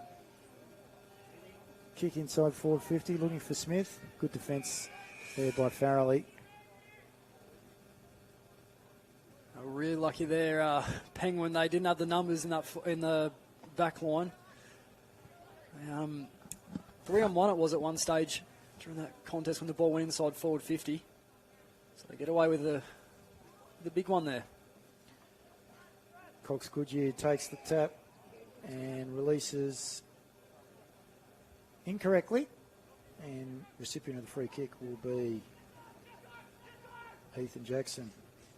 Feels like 2.9 actually. 12. It's actually 12 degrees here, believe it or not, but it feels like 2.9 degrees. That's a good mark over the top. And he has come down. Is he cramping? I think he has. Is that Glover? It might be. Jordan Glover. Been one of the better players in the third term. Good pack mark. Long, down the wing. Good contest. Carmichael Peters by foot. Good intercept. Well, the Latrobe defence that came through Harrison Watling. Now in the hands of Warren. Half foot back.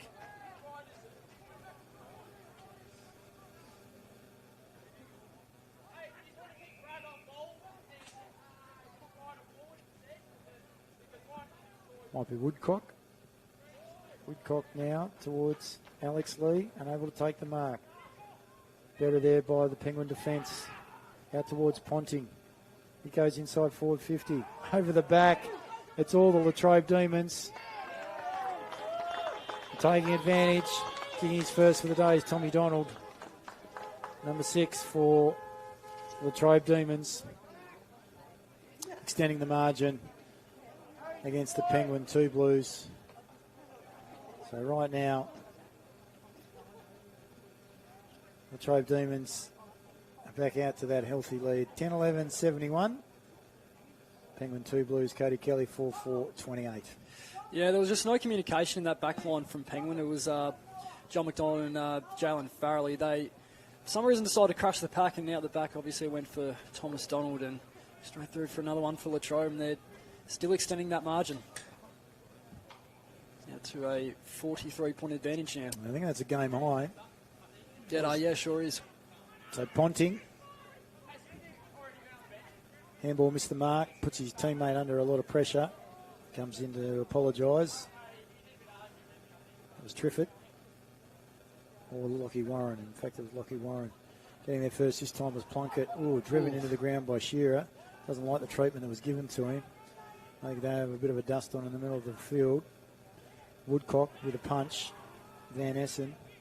Wide by hands to Jackson. Had the opportunity to kick the goal. Chose to go towards Tommy Searle. Searle will be the recipient of the free kick. Free kick given away there by Cooper Bentley. I thought that was the wrong decision there by the Penguin coach. Possibly could have taken the initiative and kicked the goal, considering he had an open goal face to run into.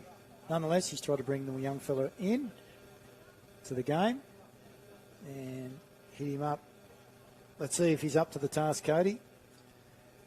I reckon he's a fair chance at this one. He's a fairly good kick so far in this game. He's already kicked one. He's kicked two. Kicked two already. Yep, Tommy Searle. And that's 3. Well done. 2 in the two in the third. And they get one back.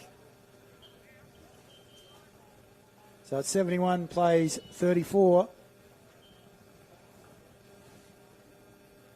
They'll be happy to have a player like Tommy Searle. He's snagging goals from the 5th for the game, the 2 Blues. Just slowly putting that margin back. It's going to be crucial come the last quarter. We're 16 minutes through the third. 5-4-34 plays 10-11-71. Penguin 2 Blues. Better start of this third quarter, second half. Tommy Searle's been the target up front. He's kicked 2. Great smother, young man. That was Hudson Guard. He's been better in this third quarter. Ponting, been prodigious.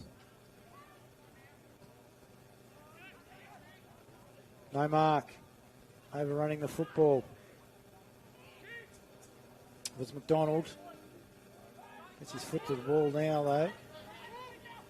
Latrobe unable to pick it up. Are able to clear. Do so. Through Watling. He kicked, though. Was to the advantage of Shearer. But out of bounds on the full. So the free kick will go to Jace Little. He's gone short. Looks forward, finds Harrison Guard. They look fitter, Latrobe Demons, than the Penguin 2 Blues. Across the board. That's a poor kick. Not really sure who he was aiming for there. Maybe Jax McDonald. Anyway, comes to Plunkett now. Peters Chapman, back towards Plunkett. Working hard. Warren's after him. He steps around him. Back to Peters Chapman. O'Donnell, back to Peters Chapman across the body. Gets it forward. Can't capitalise, though, the forwards for Penguin. Comes back to Slater. And kick is finally landed in the hands of Mychek. So it's within his distance. He's got the range. He's got the capability. Nonetheless, on a day like today, not so sure. Cody Kelly. He's had a fairly quiet day today, Zach Mychek, but you're exactly right. Definitely not beyond his range here. We've seen him do it many times before. Can he deliver on a much-needed occasion for the 2 Blues? He loads up from 50. It's drifting back. It might go through. It has. Certainly has. And they're having a dip. So 6-4-40.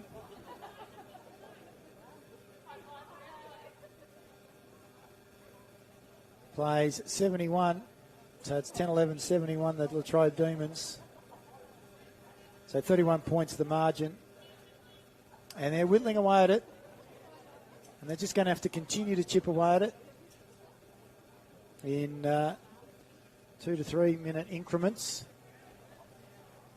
until they get the sway and rhythm of the match of the Penguin 2 Blues. Almost up to the 20-minute mark of the third term. Ponting again. Kicks up and under.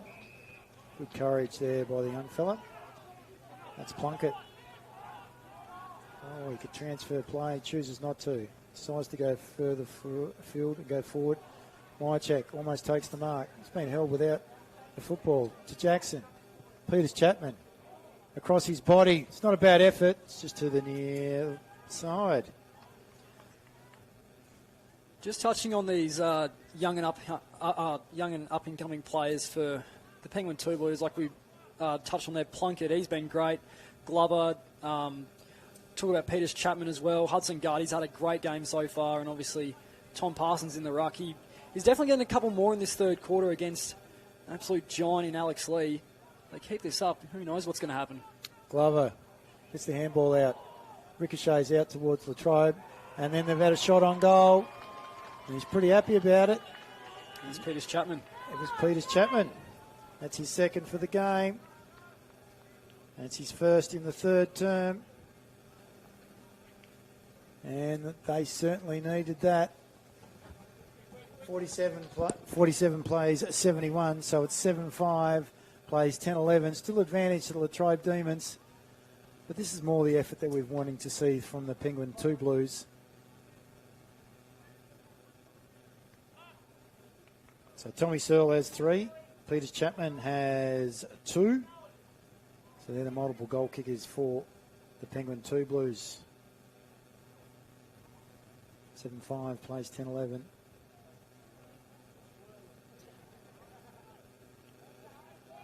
.24 points, 4 goals the margin. Within striking distance, Parsons wins the tap down. He's buoyed with confidence. Jackson leading from the front. They dive on top, umpire says, we'll have it. We'll repeat the dosage. Just passing the 21.5 minute mark now. Lee gives away the free kick. Tommy Parsons, young man, his endeavour has improved. Kicking has not. Nonetheless, good pick-up there by Glover. Kicks the ball inside forward 50. However, it wasn't to the advantage of his teammate. And it's now in the hands of Watling. Watling freshening. And just keep possession. That's smart football. Bell Chambers.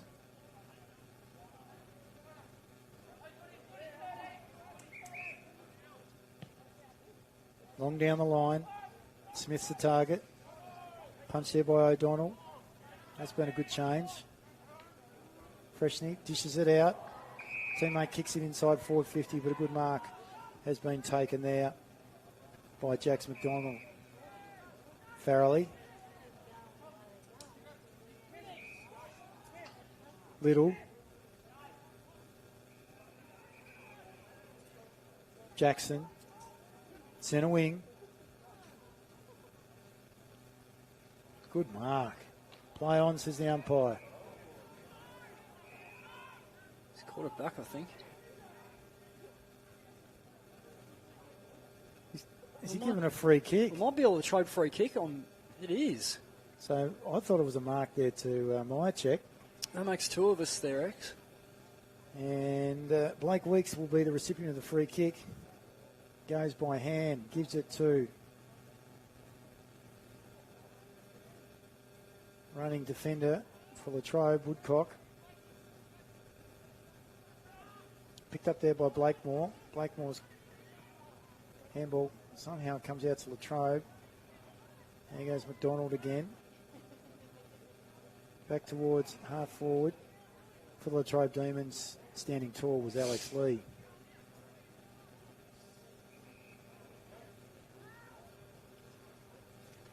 Just boots the ball back from where it came, and he's looking for, not quite finding, good effort. Bradley Cox Goodyear, ball goes out of bounds, level boundary throwing. 24 points to margin, 47 plays, 71. Advantage to the Latrobe Demons, kicking to the right of your screen. William Shearer itching to get back onto the ground. Noah Stevenson waiting for the interchange. Smith taps the ball down. Goodyear, Cox Goodyear, target. O'Donnell stands tall. Glover wheels around onto his boot. Ball back towards centre half back for the 2 Blues. Warren. Cox Goodyear, who's non-preferred.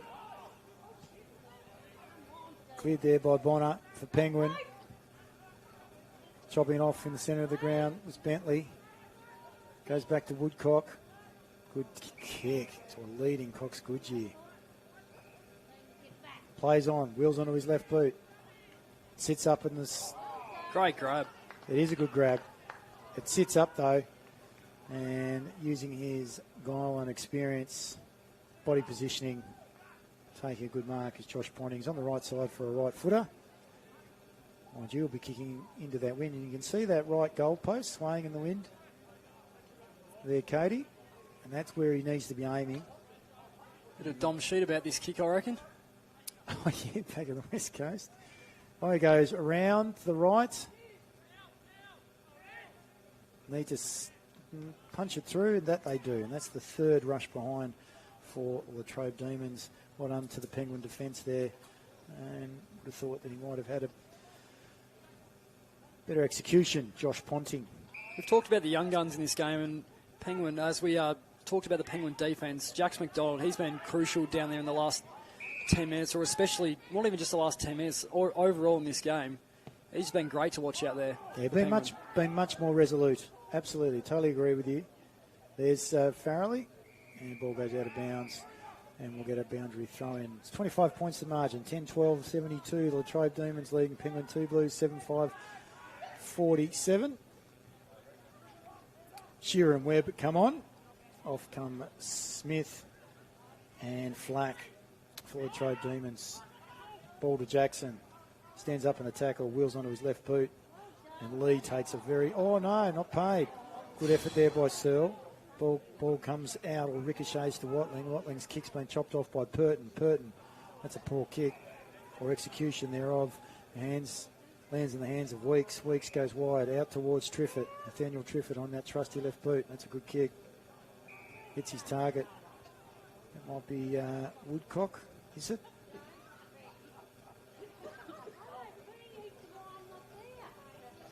I think you're right there. Forward 50, chopped off by De Groot. Ponting asking a few questions. Chased down by Cox Goodyear on Purton. Infields with a kick, so they're going to get the footy back. Lands in the hands of Cox Goodyear. He looks further afield, and guess what? Finds his teammate, Jack Freshney. He's a bit of a sharpshooter, the young man. His father might have even been a centurion for the Latrobe Demons over the journey. Father a Latrobe man as well? Sorry? Was his father a Latrobe man as well? Yes, as well as East Devonport. And Wesley Vale certainly was. In fact, Daniel coached them at the back end of last year. So they parted ways with Peter Fulton. So young Freshney coming in. Makes reasonable contact. Whoever goes across the face in for a behind. That's his first score of the game. He was a focal point in the back end of the season. In fact, they got the upset at Latrobe against Burnie. Burnie needed to win that game in order to qualify and hold the elimination final, if not be a part of the second semi or qualifying, and they didn't get that opportunity. So, kick out has been punched over there by Jack Freshney again, and we're going to get a boundary throw-in. So Freshney, in fact, it might have been Alex Lee. Oh yeah, it was Alex Lee with that one. Seen a lot of big punches in this contest here at Dole Park. Yeah, third quarter has been. So I can give it away. High tackle, free kick Penguin. Plunkett. Farrelly running past, chose not to use him. Goes short. Tully O'Neill. Back from East Devonport.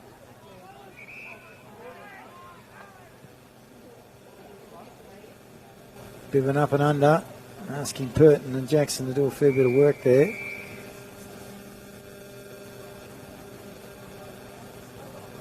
Ball gets punched over the boundary line. We're going to get a boundary throw in. 73 plays 47.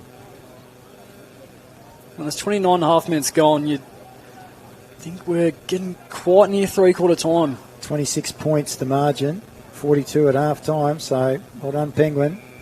They've won the third quarter. However,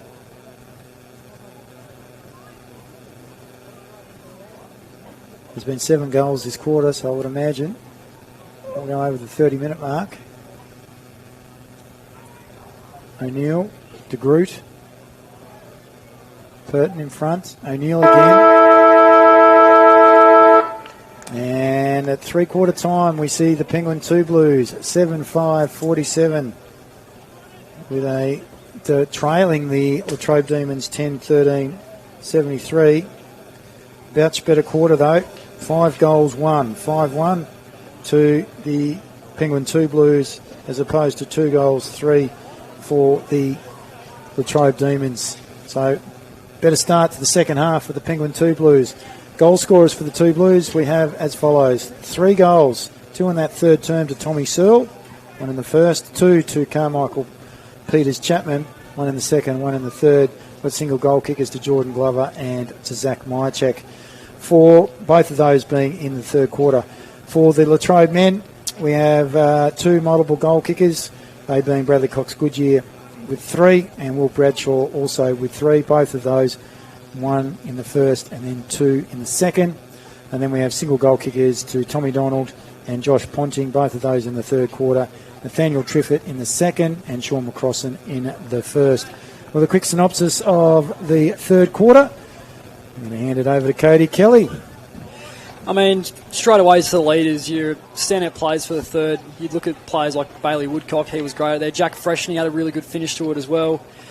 Josh Ponting, as usual, he's been really great in this game, as to the captain, Alex Lee, and Harrison Watling as well. I thought was pretty underrated in that third quarter for the Latrobe Demons. But Penguin definitely responded in a very big way, narrowing that margin down to 26 points. And that was definitely from the back of players like the likes of Jake De Groot. Connor Plunkett, I thought, was really good in that quarter as well. Same with Jordan Glover. Thomas Searle as well, with Carmichael Peters Chapman, Hudson Guard, Jax McDonald, and, of course, Tom Parsons in the ruck, who really came into his own in the third quarter. Some three-quarter time. In fact, it's a final siren score at East Devonport, Girdleston Park. We have the Smithton Saints running out strong winners, 17-15, 117 to the East Devonport Swans, 6-2-38 at West Park. Currently, three-quarter time, it is 6-5-41. The Wynyard Cats leading the Burnie Dockers 1 goal, 7-13. So they're going to be coming home with the wind and a wet sail, one would imagine. They haven't scored after half-time. Have the Burnie Dockers. So they've got a bit of a challenge in front of them. At half-time, what have we got there? Half-time we have at Ulverston. At the break, it's a 3-point game. 5-6-36, the Ulverston Robins. They are down by 3 points to a 6-3-39 at Devonport Magpies. So a strong game going on very close game going on at Ulverston Football Recreation Ground. We're going to take a quick break here from Wilson Holmes Park, here where we see the 2 Blues, 26 points in arrears of the Latrobe Demons, 7-5-47 to Latrobe 10-13-73, and we'll be back with the fourth quarter on AFL Tas live stream shortly.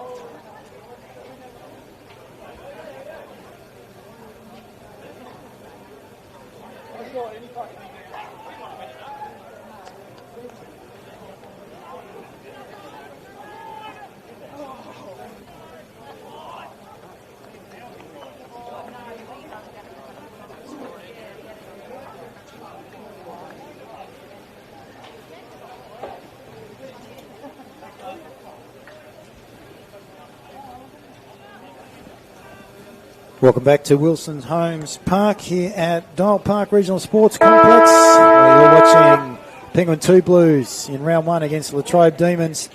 And at the moment it's Latrobe Demons, the start of the fourth quarter, that hold the advantage. 26 points, 10-13, 73 to 75-47. And the Demons again as the rain starts to tumble down. Start of the quarter through Lee and then Ponting get the ball inside forward 50. Is that 15 metres, umpire? I'm not so sure. What did you think, Cody? Yeah, I'm with you with that one. It was a bit controversial to call that one a mark, but as far as the Demons are concerned, it's not a worry at all. I think it's in the hands of Smith. The big fella, actually may not be. It might be Freshney. I think it's Freshney. Yeah, Freshney it is. So Freshney will be having a shot on goal within the first minute of the fourth quarter.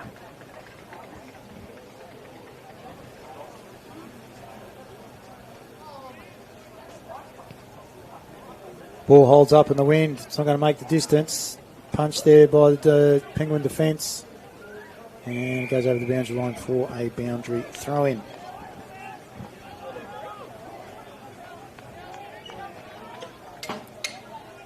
It was Shearer with a chance to get that one, but just beyond him is punched away by the Penguin defence. They really need to find a response. It's not impossible, 26 points, but we'll have to wait and see. This weather, they're up against it. However, you can see the rain that is coming down on your screen and is actually heading to the right of picture. So it is to the advantage of the Penguin Football Club because they're heading to the right of screen. Jackson gets his boot to ball. Shearer, up and down. Mark taken there on the last line of defence by Penguin. I think that might be Farrelly. Jackson. Been one of the better players for the Penguin 2 Blues. The coach. Need him again to stand up this quarter. Latrobe had a game last week, so this is the first outing for the Penguin 2 Blues, so they might be a bit more conditioned. Latrobe Demons. Meyer checked the target, unable to take the mark. No free kick given away. Following up was Jackson. Good effort. Out towards Little. By hands, gives it back. Running into trouble. In fact, it might have been guard to Little. Or was it Glover? Guard to Glover, maybe. Glover, I reckon. Pushing him out of the way in the ruck. It's number 48. There's that Sam Mitchell. So we've been told. Yeah, that's right. So if we've been calling Jax McDonald, we apologise. If that is the case. Free statistics for him. Overrunning the football was Woodcock. Myercheck by hand. Out towards Little. Didn't pick the football up. Was watching what the opposition was doing. There's Woodcock taking it off Myercheck.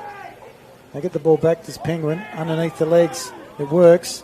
Good smother there by Lee. Off Little's boot. De Groot.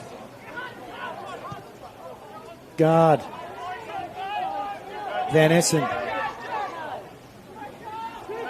Little. Jeffrey got his hands on it. Then goes Glover again. Is it Glover? I think it might be.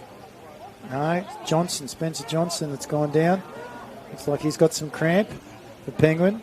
It's into the hands of Bentley. He's wrapped up in a tackle, drops the football.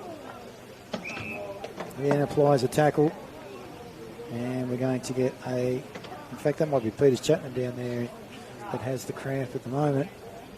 Yep, sure is. In the meantime, lights coming on here at Wilson Homes Oval.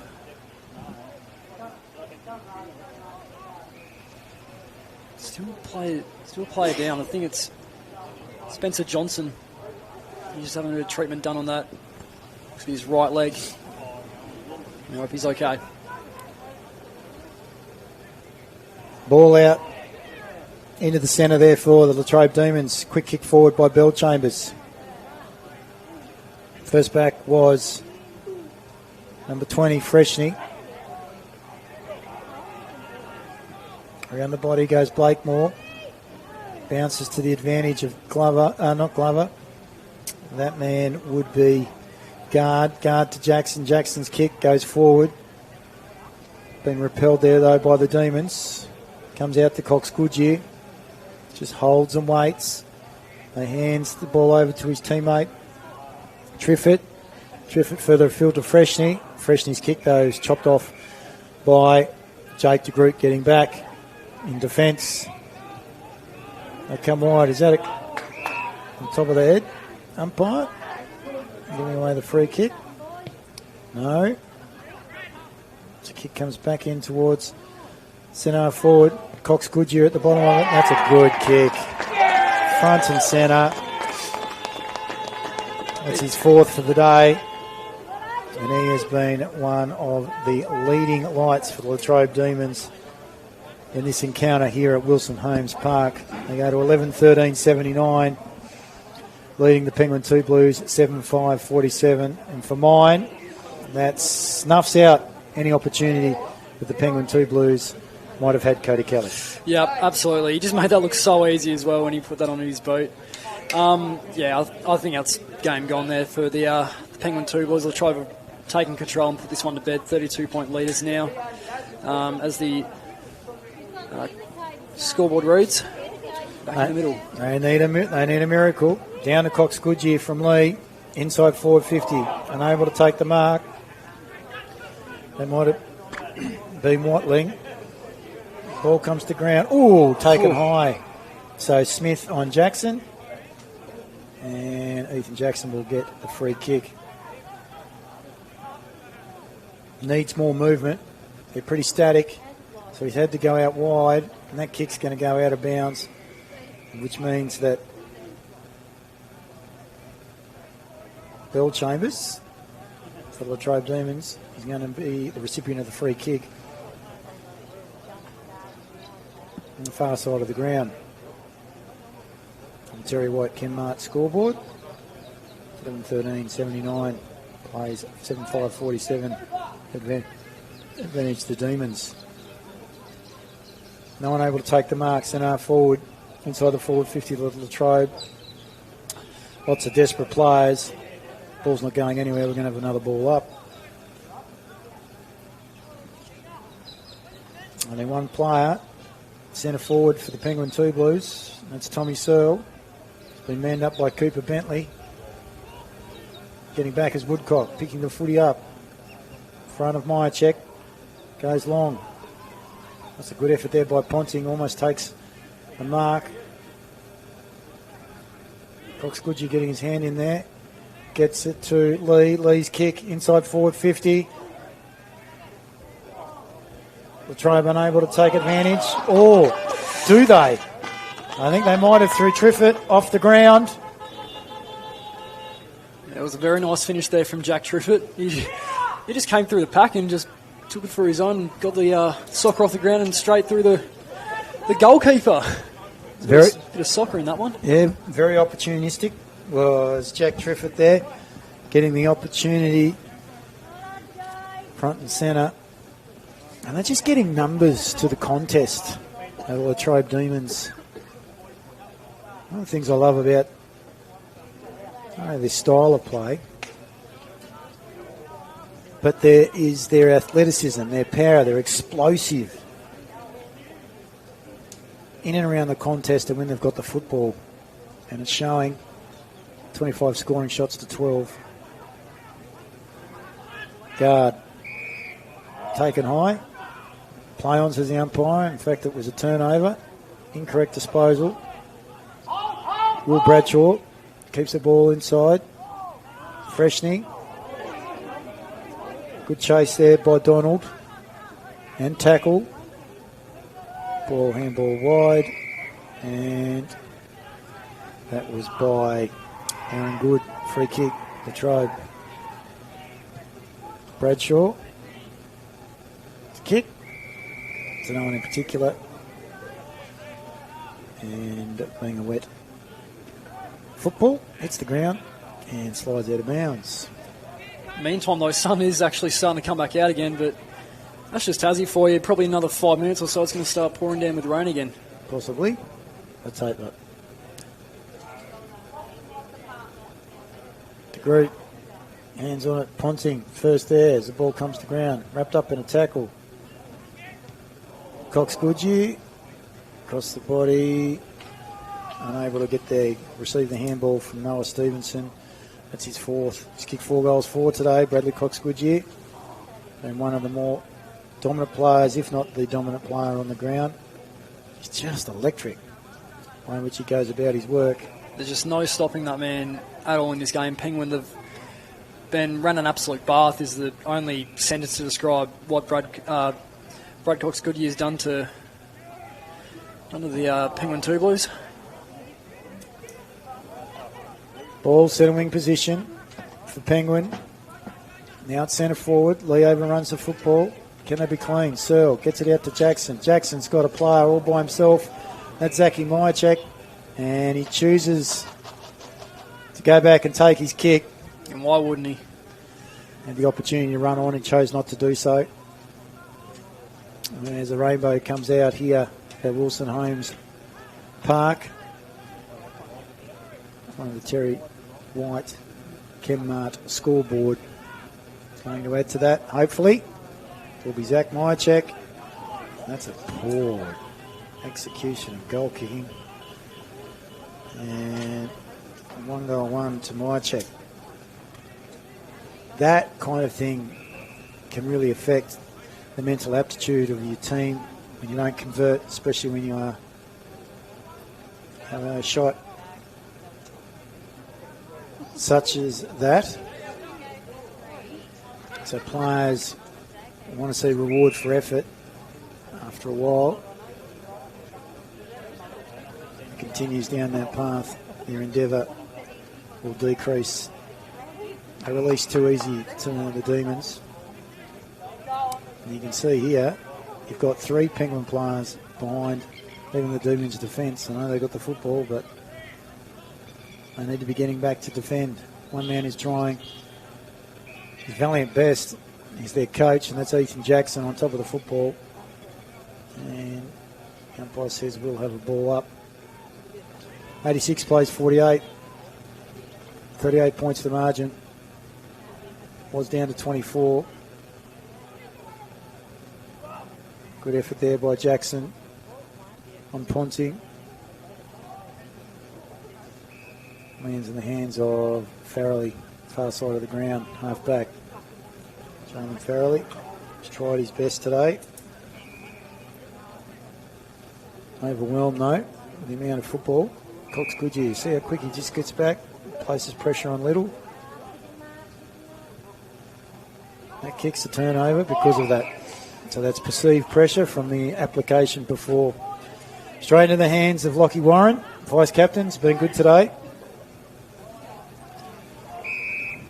Just hits up, leading forward. Bradley Cox Goodyear. Yeah, I think the 2 Blues ball movement through the more the further parts of their backline's been good. It's more just how they go about taking it outside the forward 50. It's really costing them this game. And if Cox Goodyear nails this one, it's overall not looking too good for the 2 Blues. And it just goes across the face, and that's his 5th behind. So 4 goals 5 to Bradley Cox Goodyear.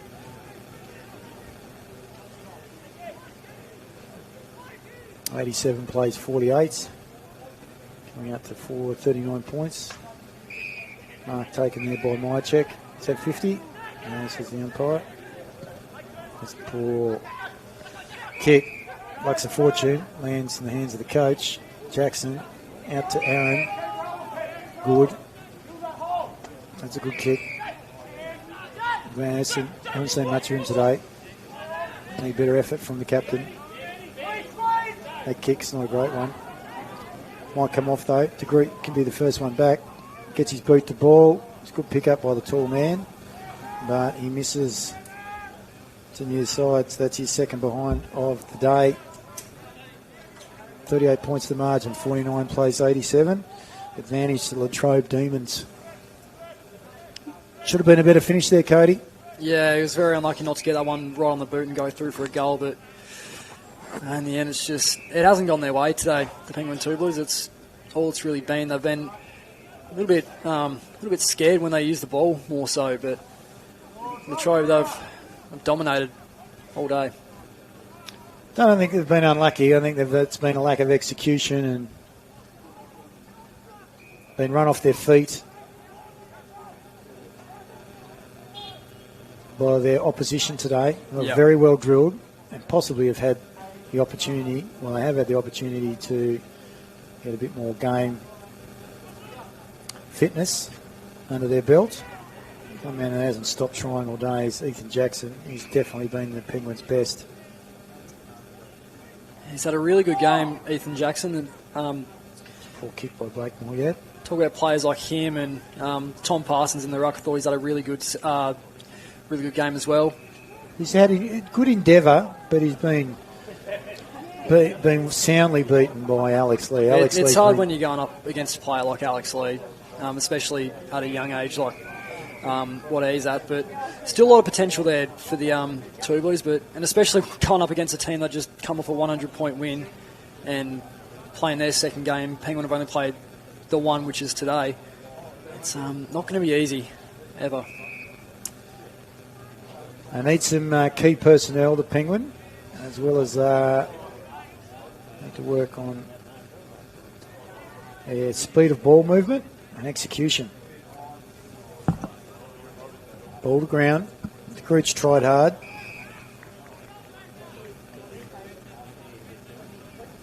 Again, been overpowered, oversized.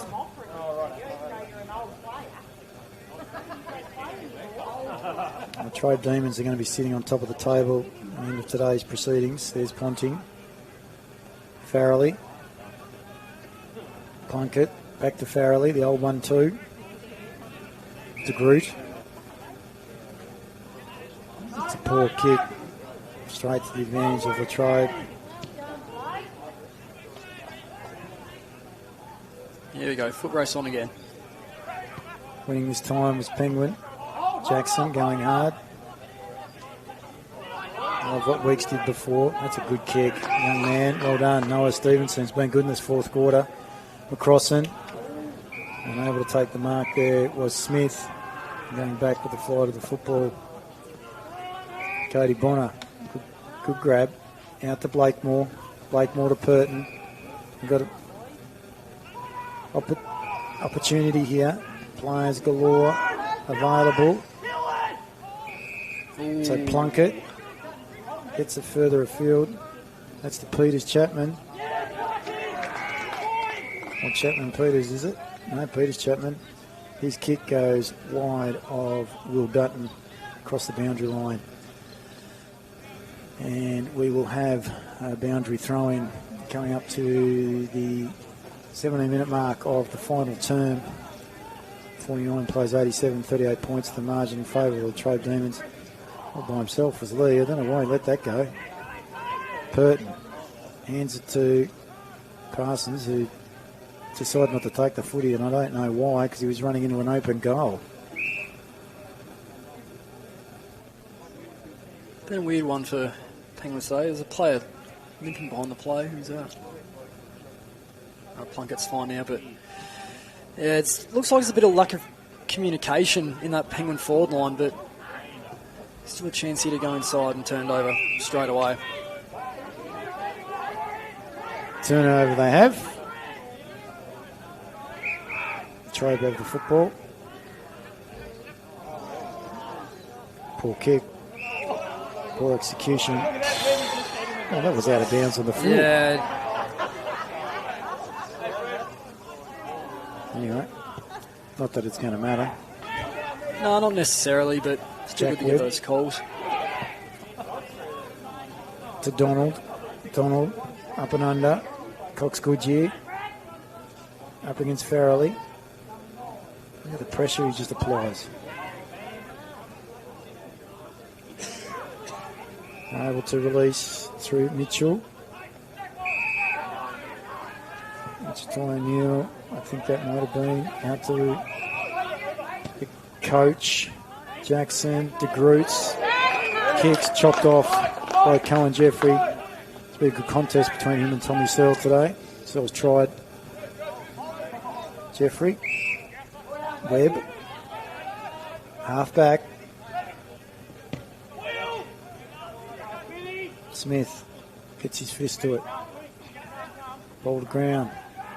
Parsons running past the football. Beeline the ball, son. Ponting, look at the endeavour there. That's beelining the ball. And then Mitchell Perry, hard as a cat's head. It's Mitchell Perry. And he's just bowling over Penguin players left, right and centre. One of those being Joel O'Donnell. Whatever works, I guess. Jade Smith. Ooh. Out to Jackson. And puts the footy in front of Plunkett. And Plunkett has tried today.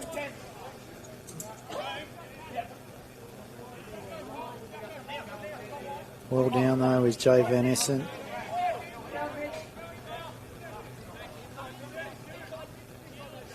In the meantime, it's Jace Little and Noah Stevenson back on the ground for both Penguin and Latrobe.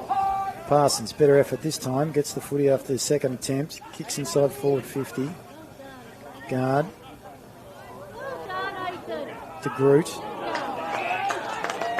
O'Neill, I think. Yep, wrapped up on the tackle. Lee against Little. Or Parsons. Parsons, much better. Ball not going anywhere. Good tackle. Ooh, applied by Zachy March. Ooh, there's a bit going on there. A bit unnecessary, that. Nice tackle there, but... That's Shearer, is it? Yeah. And he's got a bit of... Mr. Shearer. Push and shove out there. It's getting late into the game. Yep. Mychek, inside forward 50. Overrunning the football. Dutton goes back to get it. Free kick. Or pushing the back. It's going the way of Penguin. And who's it going to? Warwick Burton. So he'll have a shot. It's on a difficult angle. We're right behind him. And this is very much a bit of right to left. The wind going across the ground, but to the favour of Warwick. It looks to be a left or right, I reckon. Going with the drop punt. You can see the ball coming back from right to left, but he keeps it to the right-hand side. Does Warwick. That's his first score of the game. Just had a little bit of endeavour.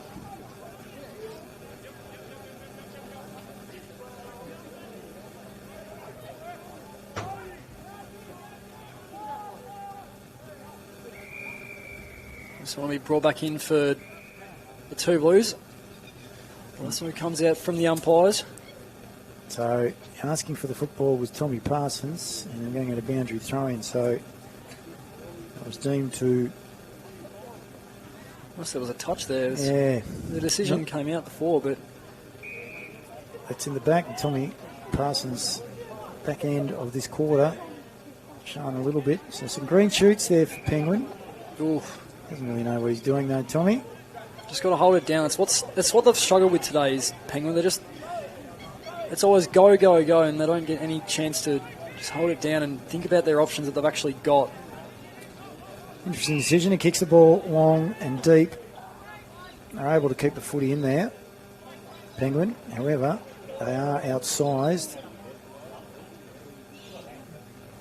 Getting up a little bit ginger is Harry Watling.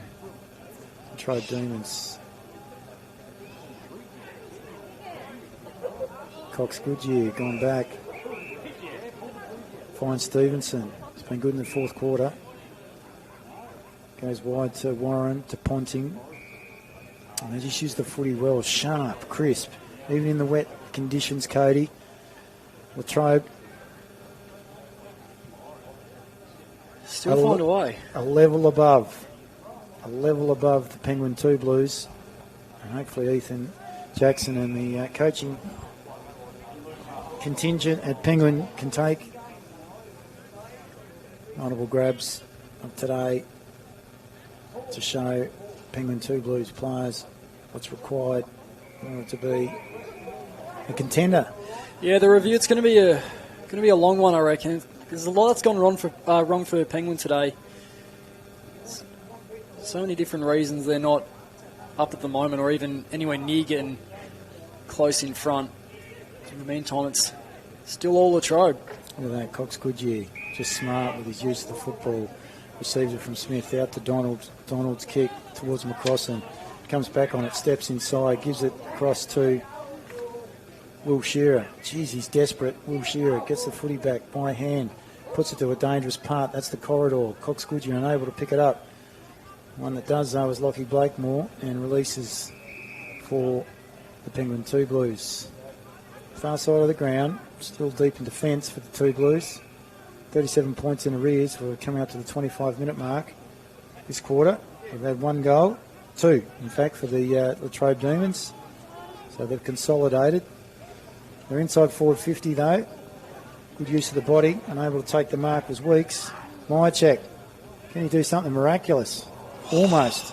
And he goes to the wrong side of the goal post. So 1 goal, 2 to Zach Myercheck. That's a real shame. I'm trying to see who that is just coming out full forward there. It's Peters Chapman. He was open with no one on him, probably 20 metres from the Latrobe defender, but he's elected to go for home. Zach Myercheck. Possibly sums up the day, really, Cody. Absolutely, X. With regards to execution, the way in which their ball use, decision-making, teamwork, style of play, etc. Yeah, it just has not been their day. It's just been sloppy out there, really. Yeah, not connected. Jeffrey gives it to Lee. I'm not sure what that kick's all about, Alex. Nonetheless, gain some distance, and they're good enough to move the footy forward. The Latrobe Demons. Yeah, well done. Penguin defender meeting the football. Front on. They get it inside for the centre square. Relieving for the Demons, though, because it goes out in front of Purton with Cohen Jeffrey. Luck's a fortune again. Lands on the hands. I think they might be punting a bit further afield. Now up to Cox Goodyear. He goes short. They just used the footy. Back to Donald. Donald all the way over to Cox Goodyear. Puts it out to the advantage of his teammate. It's a poor handball. Unfortunately there by Triffett. Nathaniel Variety follows up with the tackle. Umpire says we'll have it. Have a ball up inside the forward 50. Grandstand side of the ground. 37 points the advantage to Latrobe. 12-15. Playing Penguin 7-8-50. Lee comes to Cox Goodyear, has a shot at hook on the footy, goes a bit further than the goal face, and across 4-1 behind. 4 goals, 6, Cox Goodyear.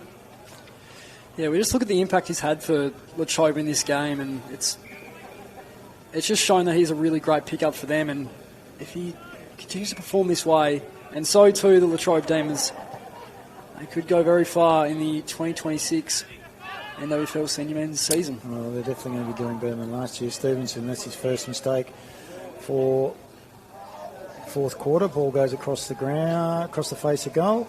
Now goes out of bounds. We'll have a boundary throw in deep inside the forward 50 for Latrobe Demon.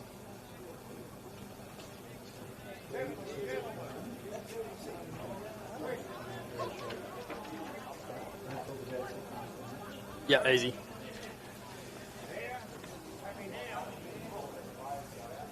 Boundary throw in, ball comes in. It's ricocheting here, there and everywhere. No one able to cleanly take possession. Finally by a chain of handballs. Well done.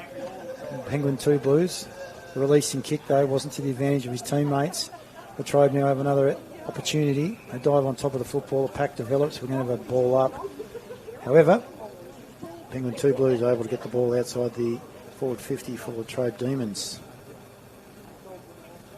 50 plays 88. 38 points the advantage.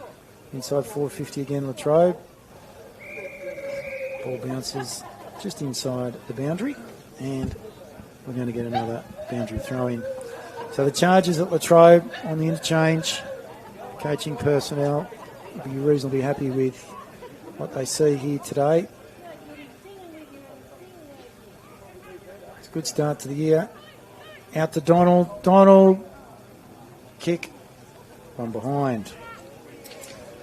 So 1-1 to Tom Donald today. Don't think they've had many, if any, passengers really Latrobe today. One or two players that might struggle with regards to their skill execution. However, their endeavour's been excellent. Their ball management, security for the majority of the day, except for part way in that third term, in which they lost. 2 Blues. And that's the final siren. Can't be questioned. 12-17-89. The Latrobe Demons 7-8-50. The Penguin 2 Blues. So in that quarter, 3 behinds only to the Penguin 2 Blues, where we had 2 goals, 4 to Latrobe in that final stanza. So a 39 points win to Latrobe Demons in round 1 of the NWFL men's roster season here from Wilson Homes Park, home of the Penguin 2 Blues. Our goal kickers today for the Penguin 2 Blues, we had 3 to Tommy Searle. So he kicked 1 in the first, 2 in the third. Carmichael Peters Chapman also kicked 2 goals. 1 in the second and 1 in the third. Single goal kickers go to our Zach Mychak and Geordie Glover, who both kicked 1 single goal in the third term. That was their best quarter for the Penguin 2 Blues today. For the Latrobe men, we had 4 goals to Bradley Cox-Goodyear. He ended up kicking 4 goals, 6 for the day. 3 goals went to Will Bradshaw, so the super sub, number 17. So coming in, his second quarter in particular was very, very good. And then we had single goal scorers, Tommy Donald in the third, Nathaniel Trifford in the second, Jack Trifford in the fourth, Josh Ponding in the third, and Sean McCrossan in the first quarter. Better players for both teams today before we get a 3-2-1 from Cody Kelly here from Wilson's Homes Park at Penguin. 4 quarter performances. There was really only one for the Penguin men, and that standout was their coach. That was Ethan Jackson. Outside of that, some better endeavours were through Lockie Blakemore and Jake DeGroot. Also Connor Plunkett throughout the course of today. Jalen Farrelly, along with Warwick Purton.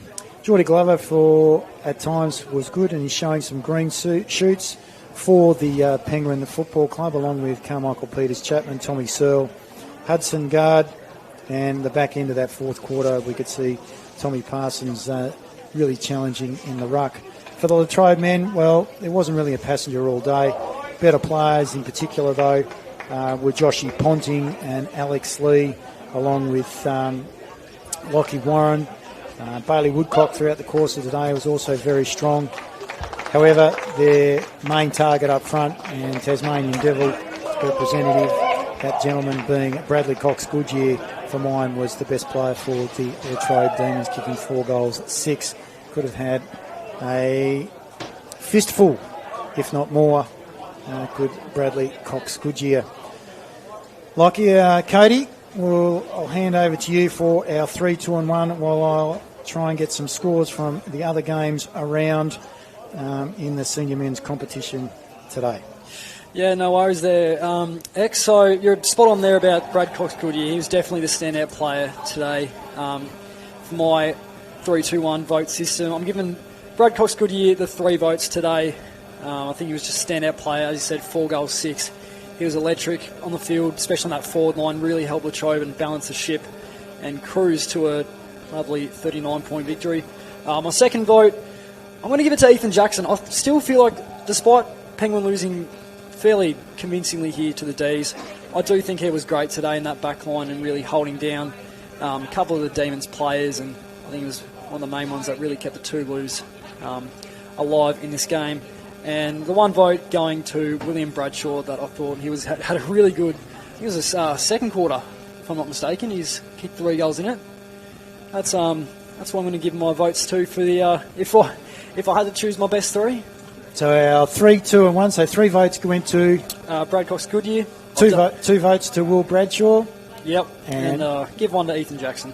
And one vote to Ethan Jackson. Yep. So Ethan Jackson for his endeavours for the Penguin Football Club as coach, leading from the front. So congratulations to Josh Ponting and the Latrobe Demons taking home the points here from Wilson's Homes Park in Penguin, where we get the all clear with regards to the score. 12-17-89.